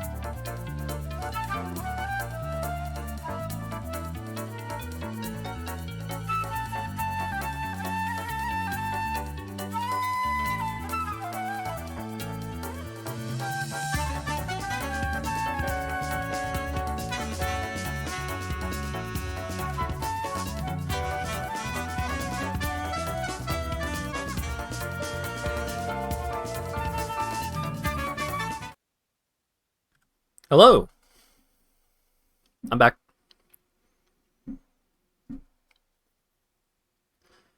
I had a lot of pizza, and it was good.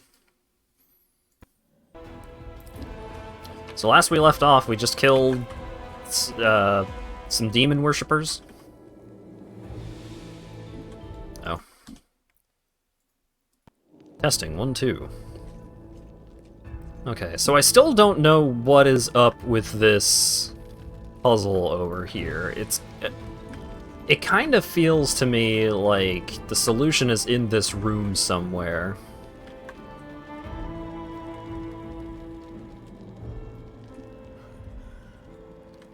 But maybe not?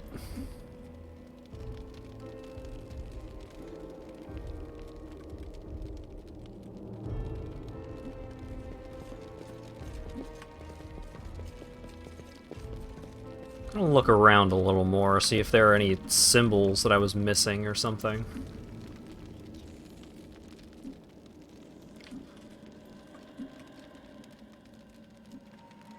So we got what I assume is the symbol of Baphomet.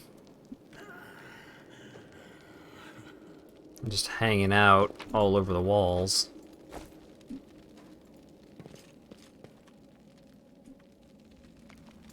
Okay, so...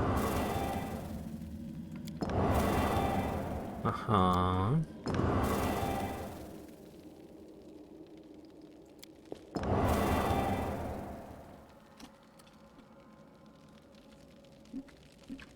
Hmm...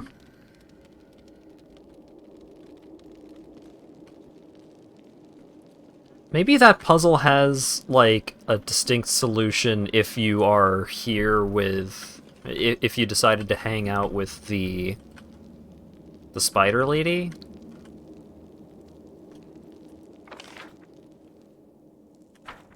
I don't know. I could probably come back here later if I find some kind of hint or clue or solution or something.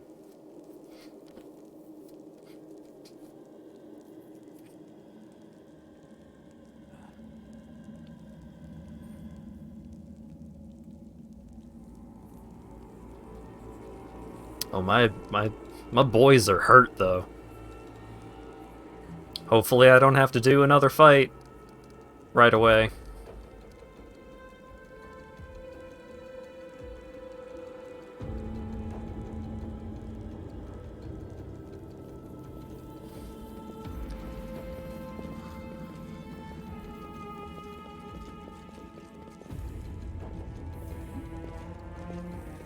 How about it? Want to head up? People are probably worrying about me up there. At least we're getting out of these filthy caves. Oh yeah. Alright. Bulk cell.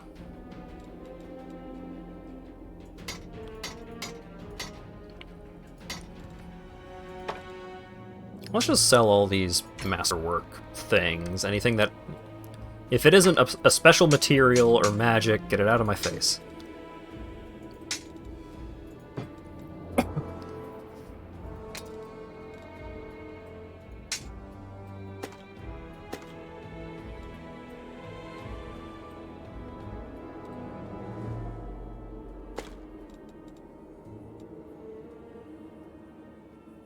Okay.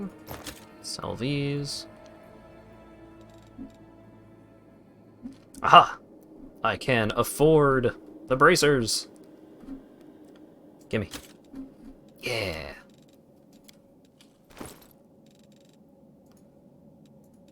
Equip.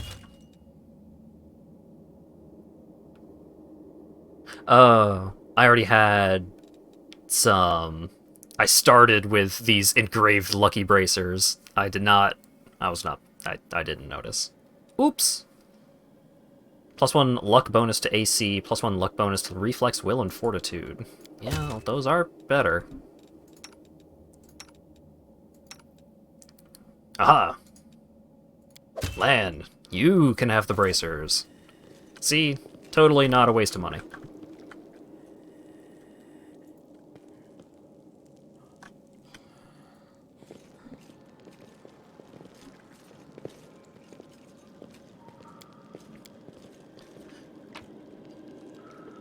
Alrighty. Oh yeah, so here's the loot screen that I was talking about before.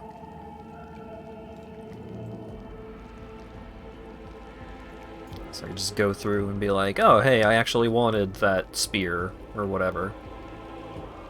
I don't, but I could.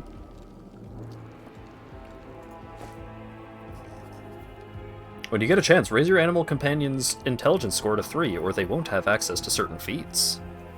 Hmm.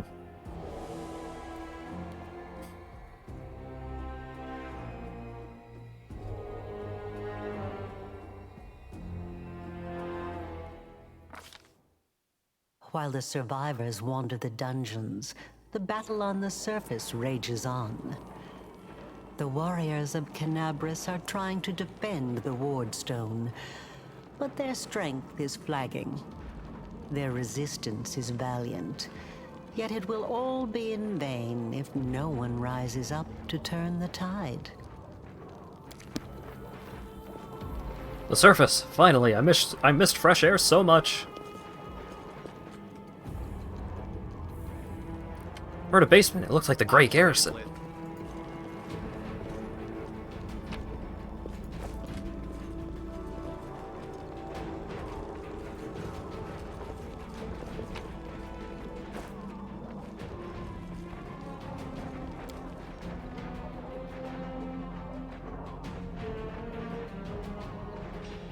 Alright, what's going on up here? It's combat, it sounds like. Oh shit.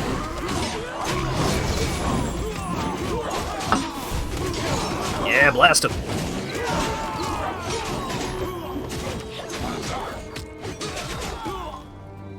Yeah. Good job, folks.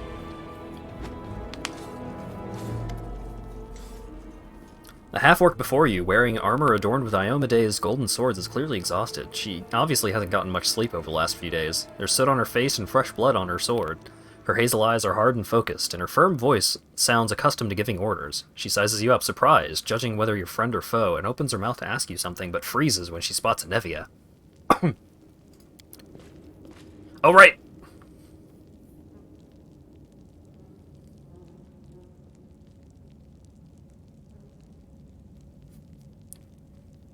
By the goddess, Nevi, I'd almost lost all hope. They're married. Everything's fine, Beth. I'm here. I'm here.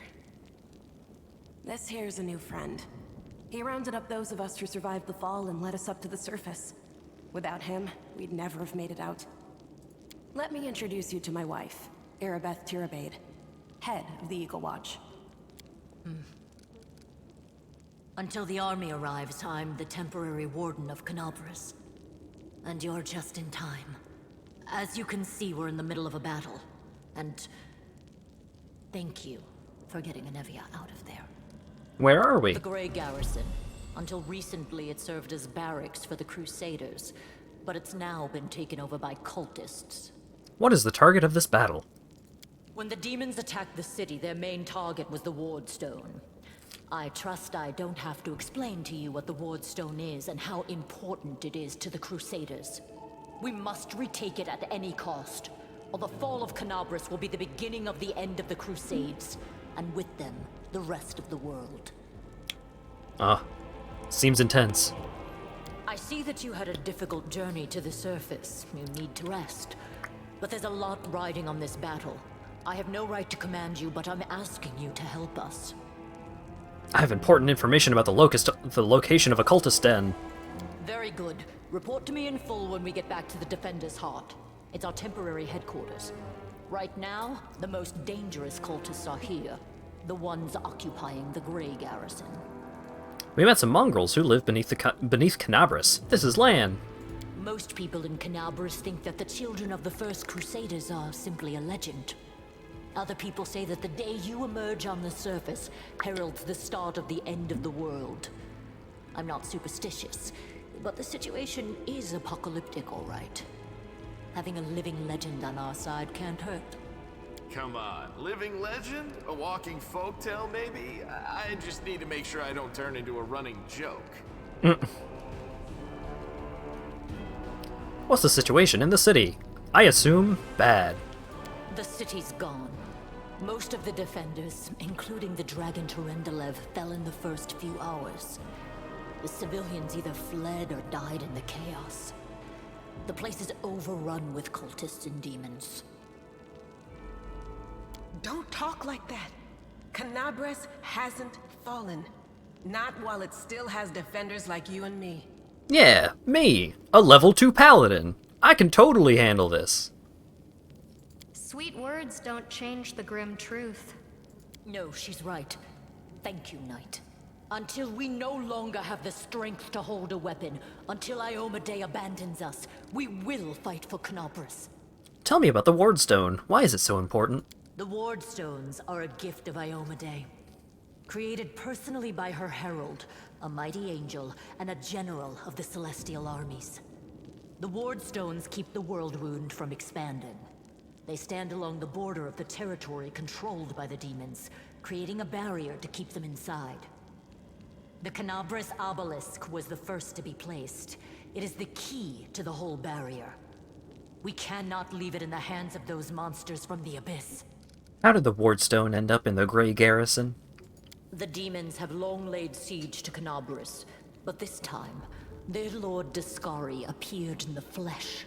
He ripped the Wardstone from the ground and hurled it halfway across the city to here. I thought the stone was destroyed, but it seems all is not lost, yet. Discari has gone, but the Wardstone is surrounded by a horde of those creatures. What are they going to do to it? Nothing good, that's for certain.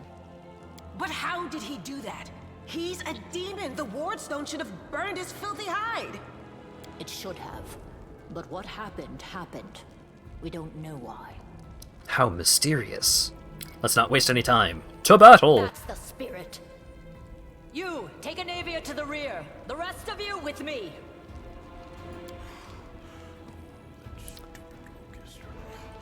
You hear labored breathing interspersed with disgruntled muttering. Horgus is holding his rapier hilt in a white-knuckled grip. A bead of sweat trickles down his temple. Lord Horgus Gwyrm, forgive me.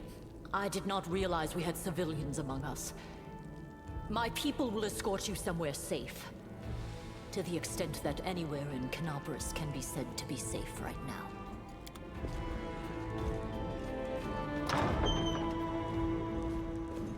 Bye! That's right. Fighting spirit is the one thing that we've got plenty of. Actual fighting power, that's not so great. Fighting know-how, even worse. But fighting spirit, at least we're rich in that. I appreciate the character that this voice actor has given this guy. It really helps. Even if the character is like kinda smarmy hero type. For Iomedae! For the Queen! Kill the beast! Yeah, let's go kill him. Let's get him.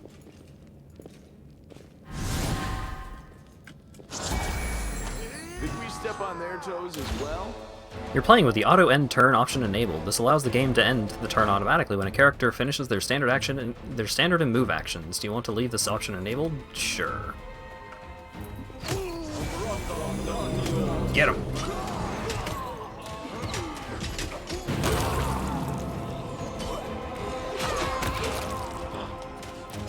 Camellia has landed a critical hit, having successfully confirmed it. Whenever a character makes an attack roll and gets a 20 on the d20, the attack automatically hits no matter what the target's AC is. Additionally, such an attack creates a critical threat that has to be confirmed by making an additional attack roll. If the result is equal or higher than the target's AC, the character lands a critical hit. Wow.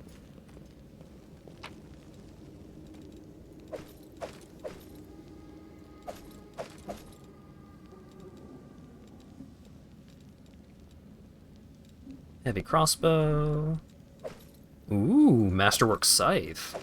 Fancy. Sealed with magic. You've not completed your mission in the Grey Garrison yet. Oh well. Masterwork Bardiche. Locked.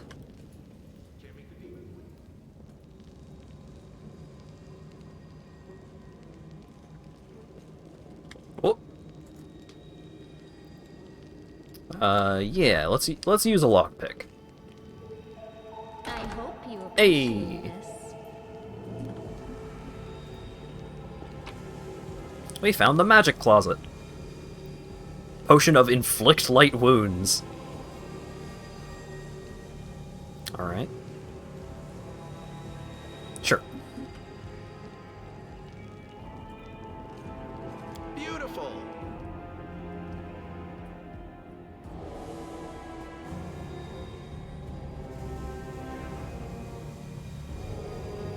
Whoa, that's cool. Hey, I know you. So you're one of those cultists? How's it going, pal? You want to join? Your lot will be dead soon, but we'll be alive. Yeah, because cultists always live. I can't. Come on, leave those losers. The Crusades are over. Soon the demons will rule the whole world. And we definitely won't be sacrificed. Definitely never getting sacrificed. Here goes nothing. All hail Baphomet!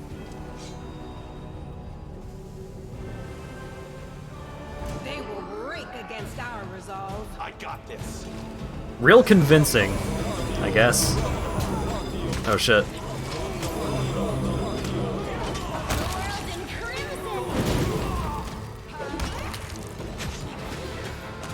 A lot going on in this fight.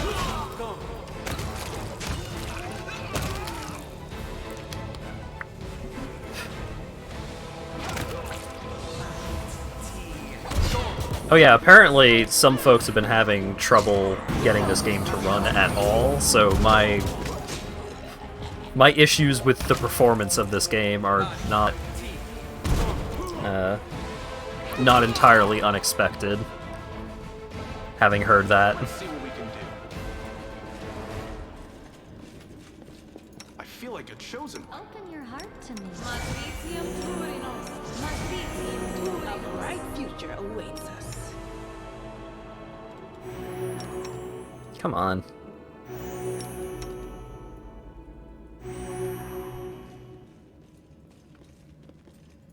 Okay, they pause for a moment. That means I get to loot. Yeah, don't mind the whole place coming down around us. There's stuff to grab.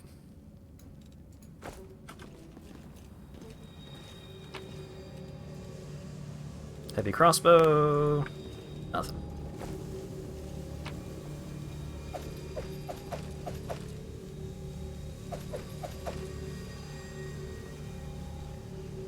And over here. Here we go. Oh yeah, potions? Masterwork longbow?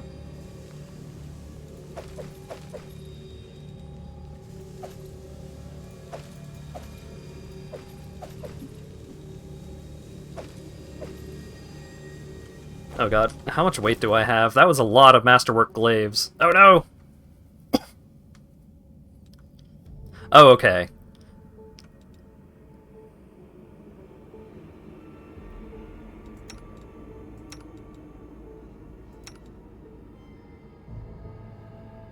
Oh, okay. So the way that they do it is like different characters will take on different amounts of the encumbrance load. So down here we have the party encumbrance. So we do have reduced travel speed and such, but in terms of combat, we're still okay for right now.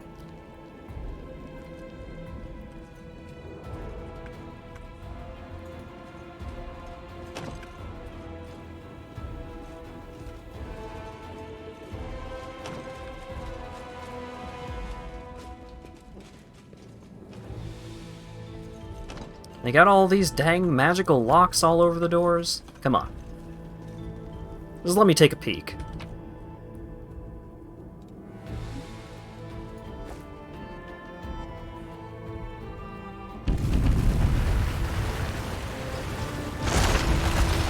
Oh.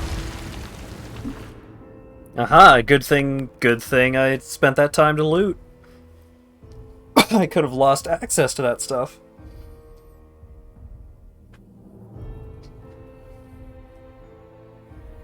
Wanted to hang out with the big goat man. Yeah, that recruit, I mean... That's a fair point.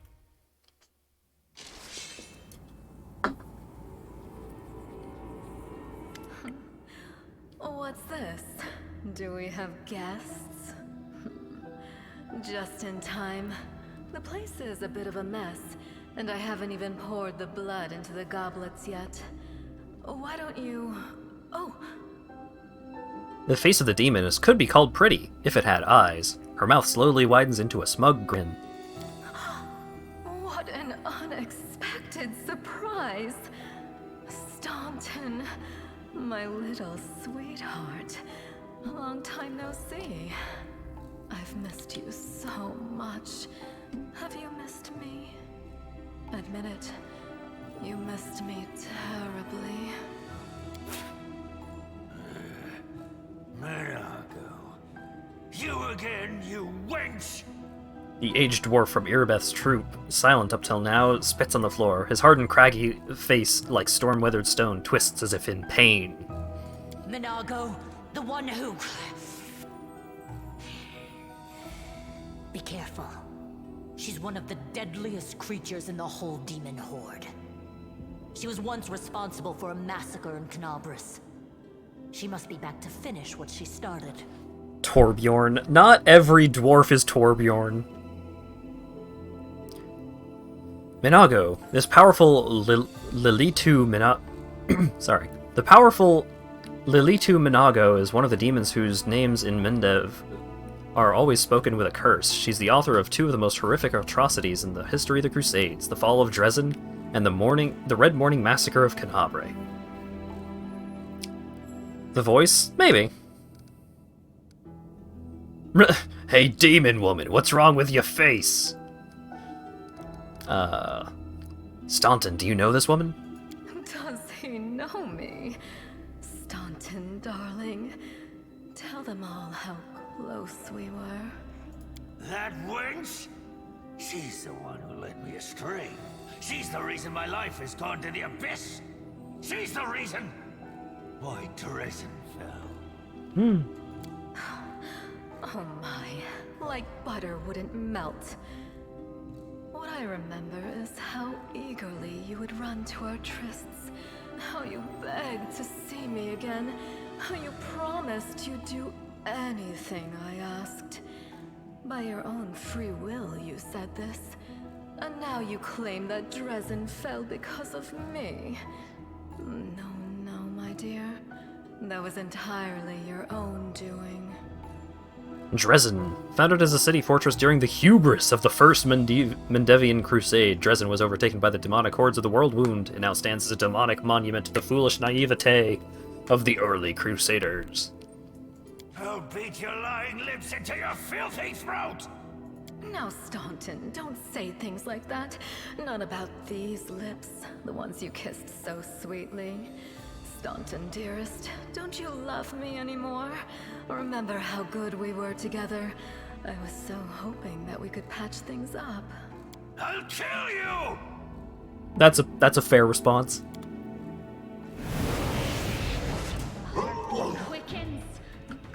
Alright, get him. Punch these demons.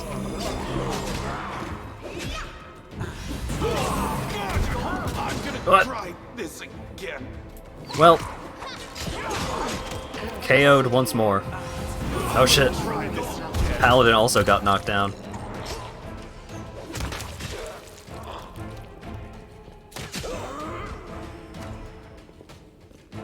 I need to get myself some more party members, because I need a dedicated heal or something fierce.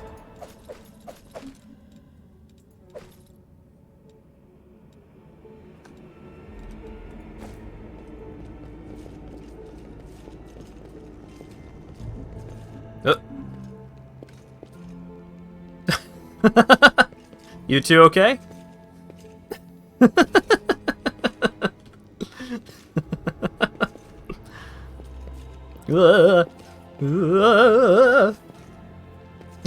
get down. Alright, well, while they figure that out,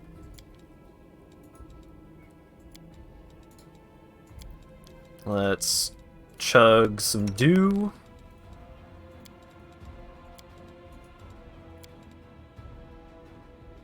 Oh, we actually identified this glaive. Marching Terror. When this +1 glaive lands a hit on a new enemy for the first time, the target receives 1d6 negative damage, and all other enemies in a 15-foot radius must pass a will saving throw or become frightened for 1 round. It's pretty neat. Alright, what's up with my Flow of Water? This ring grants the wearer a +1 bonus on saving throws against spells with a cold descriptor and adds +1 DC to all saving throws against spells with cold descriptor the wearer casts. And Ring of Protection +1. Knew it. And Amulet of Natural Armor +1. Also knew it. The Bracers of Armor icon is new, though. They looked different in the first one. Alright, Crypt Raider's Armor. +1 insight bonus to AC against undead. Neat. Got this one.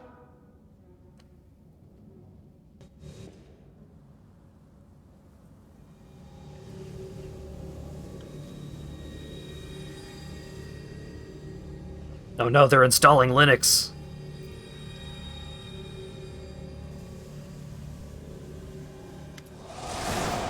As soon as you step into the chamber, your vision seems to darken and your knees buckle. You struggle to keep your balance. The air in here is laden with a power coming from the stone. Suddenly your head is filled with voices, screaming, whispering, cackling, threatening, voices pleading for help, shrieking curses and taunts. You blink and the illusion passes. Congratulations. You made it all the way here. This is it. Your precious ward stone. What are you planning to do now, I could kill you where you stand. But wouldn't it be nice if you could die in battle like heroes? No. I want you to die in despair, scrabbling around like rats in the blighted ruins of your city, blind and broken, your flesh scabbed and seeping, and every moment knowing precisely what was done to you. Sounds terrifying.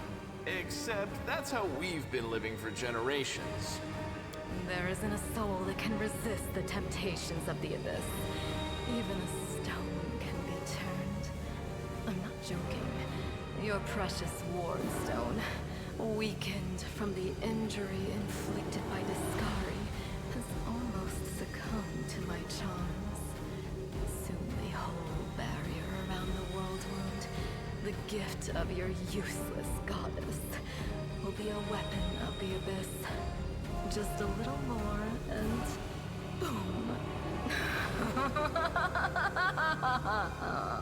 Every city with one of these eyesores stuck in the middle of it, from Canabras to Nerosian, will turn into smoking craters, and all the mortals into red sludge beneath our hooves. So you have a choice, especially you, my pet. Kiss me on my dainty hoof, pledge your loyalty to Baphomet, and when the world falls, its ruin shall be yours. Baphomet, demon lord of beasts, labyrinths, and minotaurs. Baphomet was the first and greatest minotaur, a beast created by Lamashtu to serve as a leader for her latest creations. Okie dokie. Who are you? You've already forgotten me. You mortals have awfully short memories, even shorter than your little lives. Staunton, sweetums, don't you want to introduce me to your friends properly? No? Well, I'd better do it myself. I am Minago, Lily II and faithful servant of Baphomet, and leader of his armies. The city is mine now. I'm just starting to settle in, get things just how I like them. But once I'm finished, I promise you, the results will be simply to die for. Oh, I get it, because she's talking about actually dying instead of... Oh, that's funny.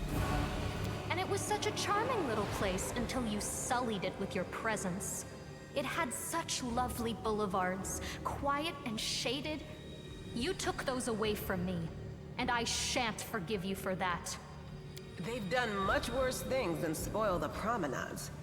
All the people they've killed. Yes, of course, you're right. I grieve for the common folk as well. Oh, yeah, no, I'm totally not super evil. Yep, nope. Oh, no, the commoners. Oh, so sad.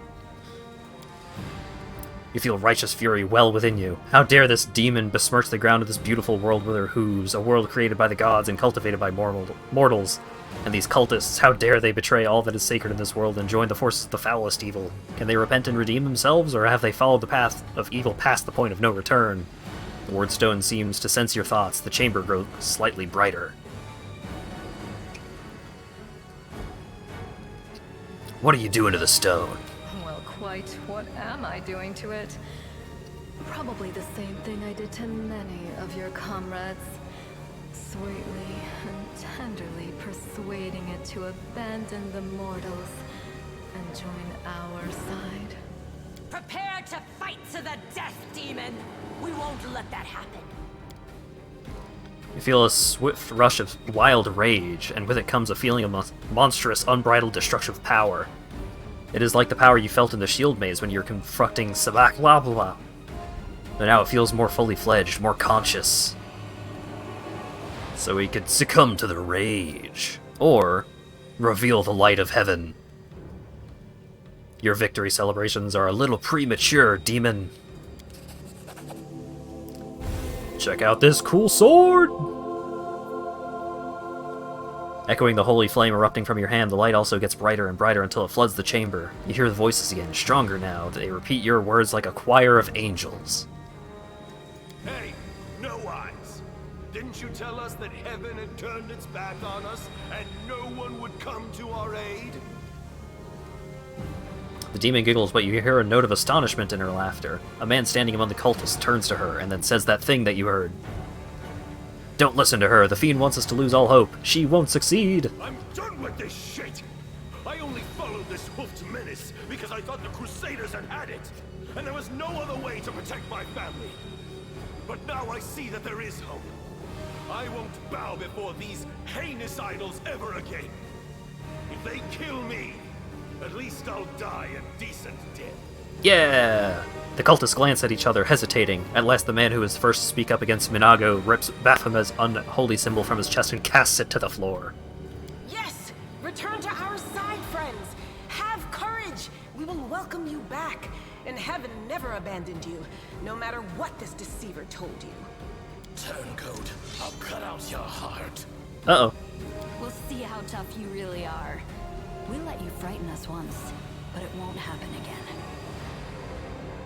An elf with a face deformed by acid throws her unholy symbol at him. Do not fear! Do not waver! Endure this! Yeah, I can get in there and activate Light of the Angels. You get your smite on. You get your weapon enchantment. Okay.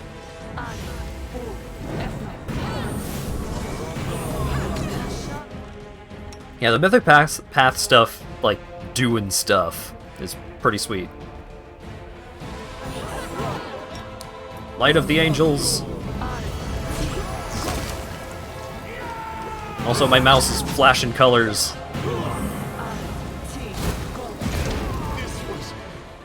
Touch AC. You frequently miss the enemy in Minago.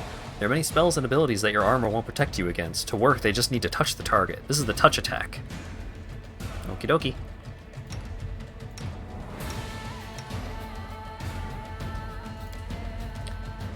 Oh, you can do other stuff. Divine Zap.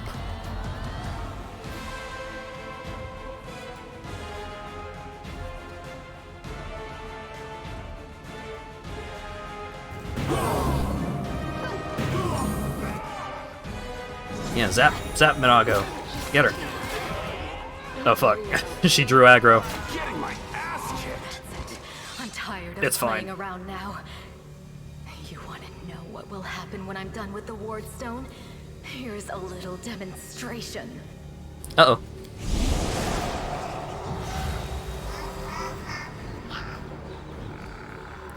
The demoness whispers a spell and a wave of darkness sweeps through the chamber. Your companions wince in pain, but it's nothing compared to what you feel. Thousands of voices once again burst into your mind, drowning you in moans, screams, and sobs. Pain rocks through your skull.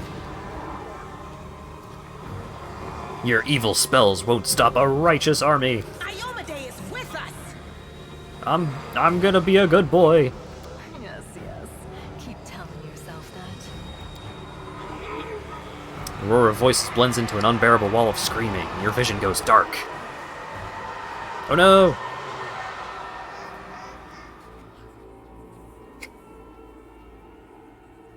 You can cure blindness with a scroll of remove blindness. Crazy, right? Who could have expected?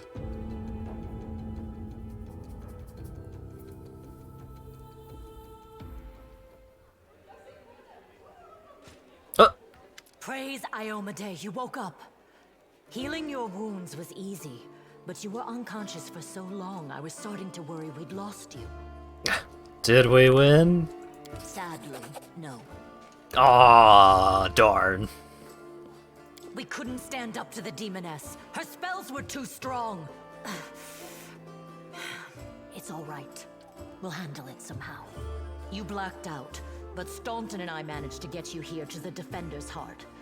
It used to be a tavern, but now it's our headquarters. We're gathering our forces here, and we're preparing to strike back. What's the situation? Probably bad. Bad, but not hopeless. We're constantly getting news, and new sources of resistance keep springing up in the districts where everyone seemed to be dead.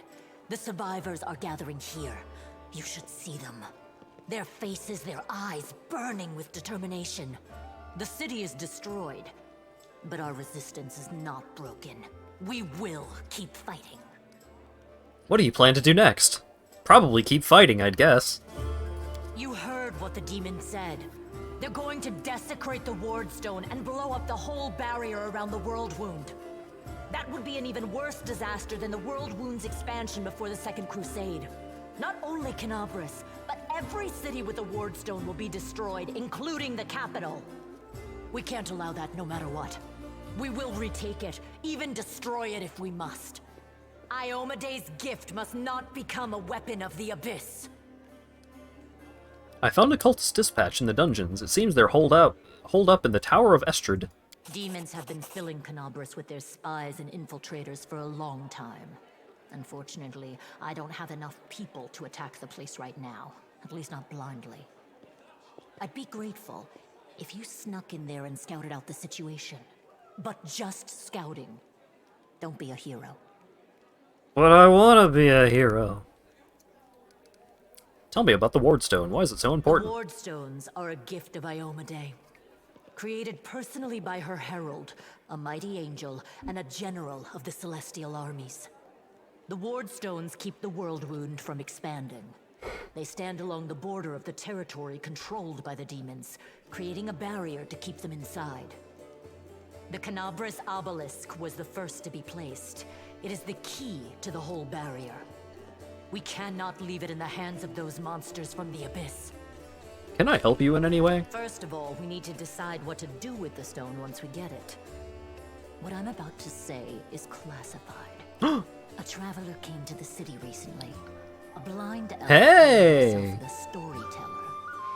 He insisted he be allowed to examine the Wardstone, and he raised the alarm when his study was finished.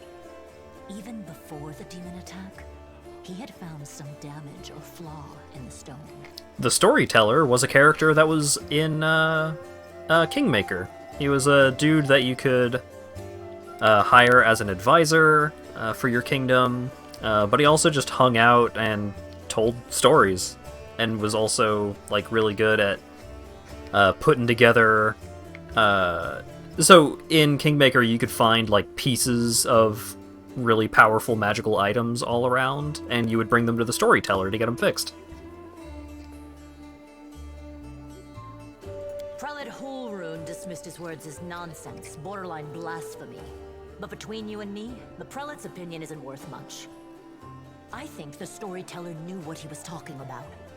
We could use his advice right now, if only we knew where he was. I remember the storyteller spent a lot of time talking to Staunton, a dwarf from my unit. You saw him during the demon attack. The elf asked him about the history of the Crusades. Maybe the storyteller told Staunton something about where we could find him if anything happened. There's another problem. After the attack, the demons began to gather their forces at the Grey Garrison. It'll be even harder to take them with a head-on assault. But I once heard soldiers talking about a secret entrance to the garrison. Trouble is, I have no idea where to look for it. While you explore the city, please keep your eyes open, in case you find something we can use. The half-orc smiles at you encouragingly. And one last thing. The Eagle Watch has lost a lot of soldiers recently. Some were killed, but others simply haven't been seen since the attack. In the chaos that is now Canabris, it's next to impossible to confirm anything for sure. One of the missing fighters is Janna Aldori, a new recruit in the Watch. She got along well with Sela, and she often went drinking with her. I honestly thought Sela and Janna had died together. But now Sela's returned with you, and there's no sign of Janna. If you learn anything of her whereabouts when you're out in the city, please report back. Aldori is a noble family, which is where the term Aldori Sword Lord comes from, if you recall me bringing that up during character creation. The Sword Lords are basically the rulers of the region that, they're the aristocracy and rulers of a region close to where Kingmaker takes place in. Alright, I understand everything. May the goddess help you. We're still fighting, which means that Canabris still hasn't fallen. If you come across any groups in the city that can fight, send them here to the Defender's Heart. We'll need every fighter we can muster for the final assault. Yes, one more thing. If you're in the area, check out this address. It's our house. Mine and Anevia's. Well, it was our house. If the building is still standing, open the hidden compartment in the kitchen. It's filled with supplies for a rainy day. You can take whatever you find. You have more need of it. Alright, thanks lady, bye!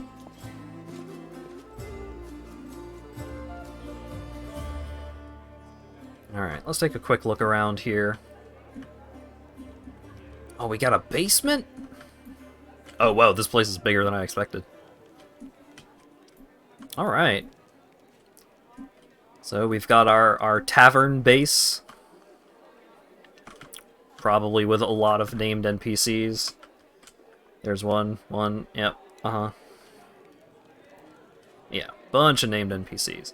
And it's gonna take forever for me to talk to all of them. And I've already been going for almost 5 hours, so I'm gonna go ahead and wrap up things here. Can't make the demons wait. Thank you all so much for showing up and hanging out and chatting and all that good stuff. Kocha getting into something bigger than expected. Well, when you put it that way. But yeah, I am enjoying this game so far. It's more of this kind of Pathfinder game, which is what I wanted. I may turn the difficulty down a little, because I'm a weenie baby and I'm choosing to play Bad Class Monk. But also, I'm probably not going to stream much more of this. There are other games that are a little easier to consume than this one that also require a lot of talking, so next time I'm setting myself up to do a real talkative stream, it's probably going to be Murder by Numbers. So Murder by Numbers is upcoming. I don't know when, but at some point. We've also got No More Heroes 3 to continue. I'm thinking that that's going to be on Tuesday. I know it's a while out, and I didn't really want to to go that long until the second stream of that, but I'm still kind of on the upswing here. I'm still not feeling peak condition, and No More Heroes is an intense experience. So I think No More Heroes 3 is going to be the Tuesday game for a while. So this Saturday, we may... There are two options, two ideas for what I'm going to do on Saturday. One of them, I may start Mega Man ZX, knock those games out of there, or knock the first game of those two games out of there. And if not Mega Man ZX, it'll probably be a chill stream kind of thing. I'm not entirely sure what that would entail, but it would probably be like a little bit of something, and then maybe more Power Wash Simulator. We'll see. So, Saturday, either Mega Man ZX or chill stream. Monday, I'm thinking of playing some Guilty Gear, maybe? And then Tuesday is No More Heroes 3. So, the schedule is not set in stone, but those are the vague approximations. If you want to be a little more aware ahead of time, ahead of the announcements, you can hang out in the Discord. And you can also follow me on Twitter for fun. Sometimes I tweet. Not often, but sometimes. And that is just about it. Thanks again for showing up and hanging out and chatting and all that good stuff, and hopefully I will see you all again on Saturday. Have a good evening.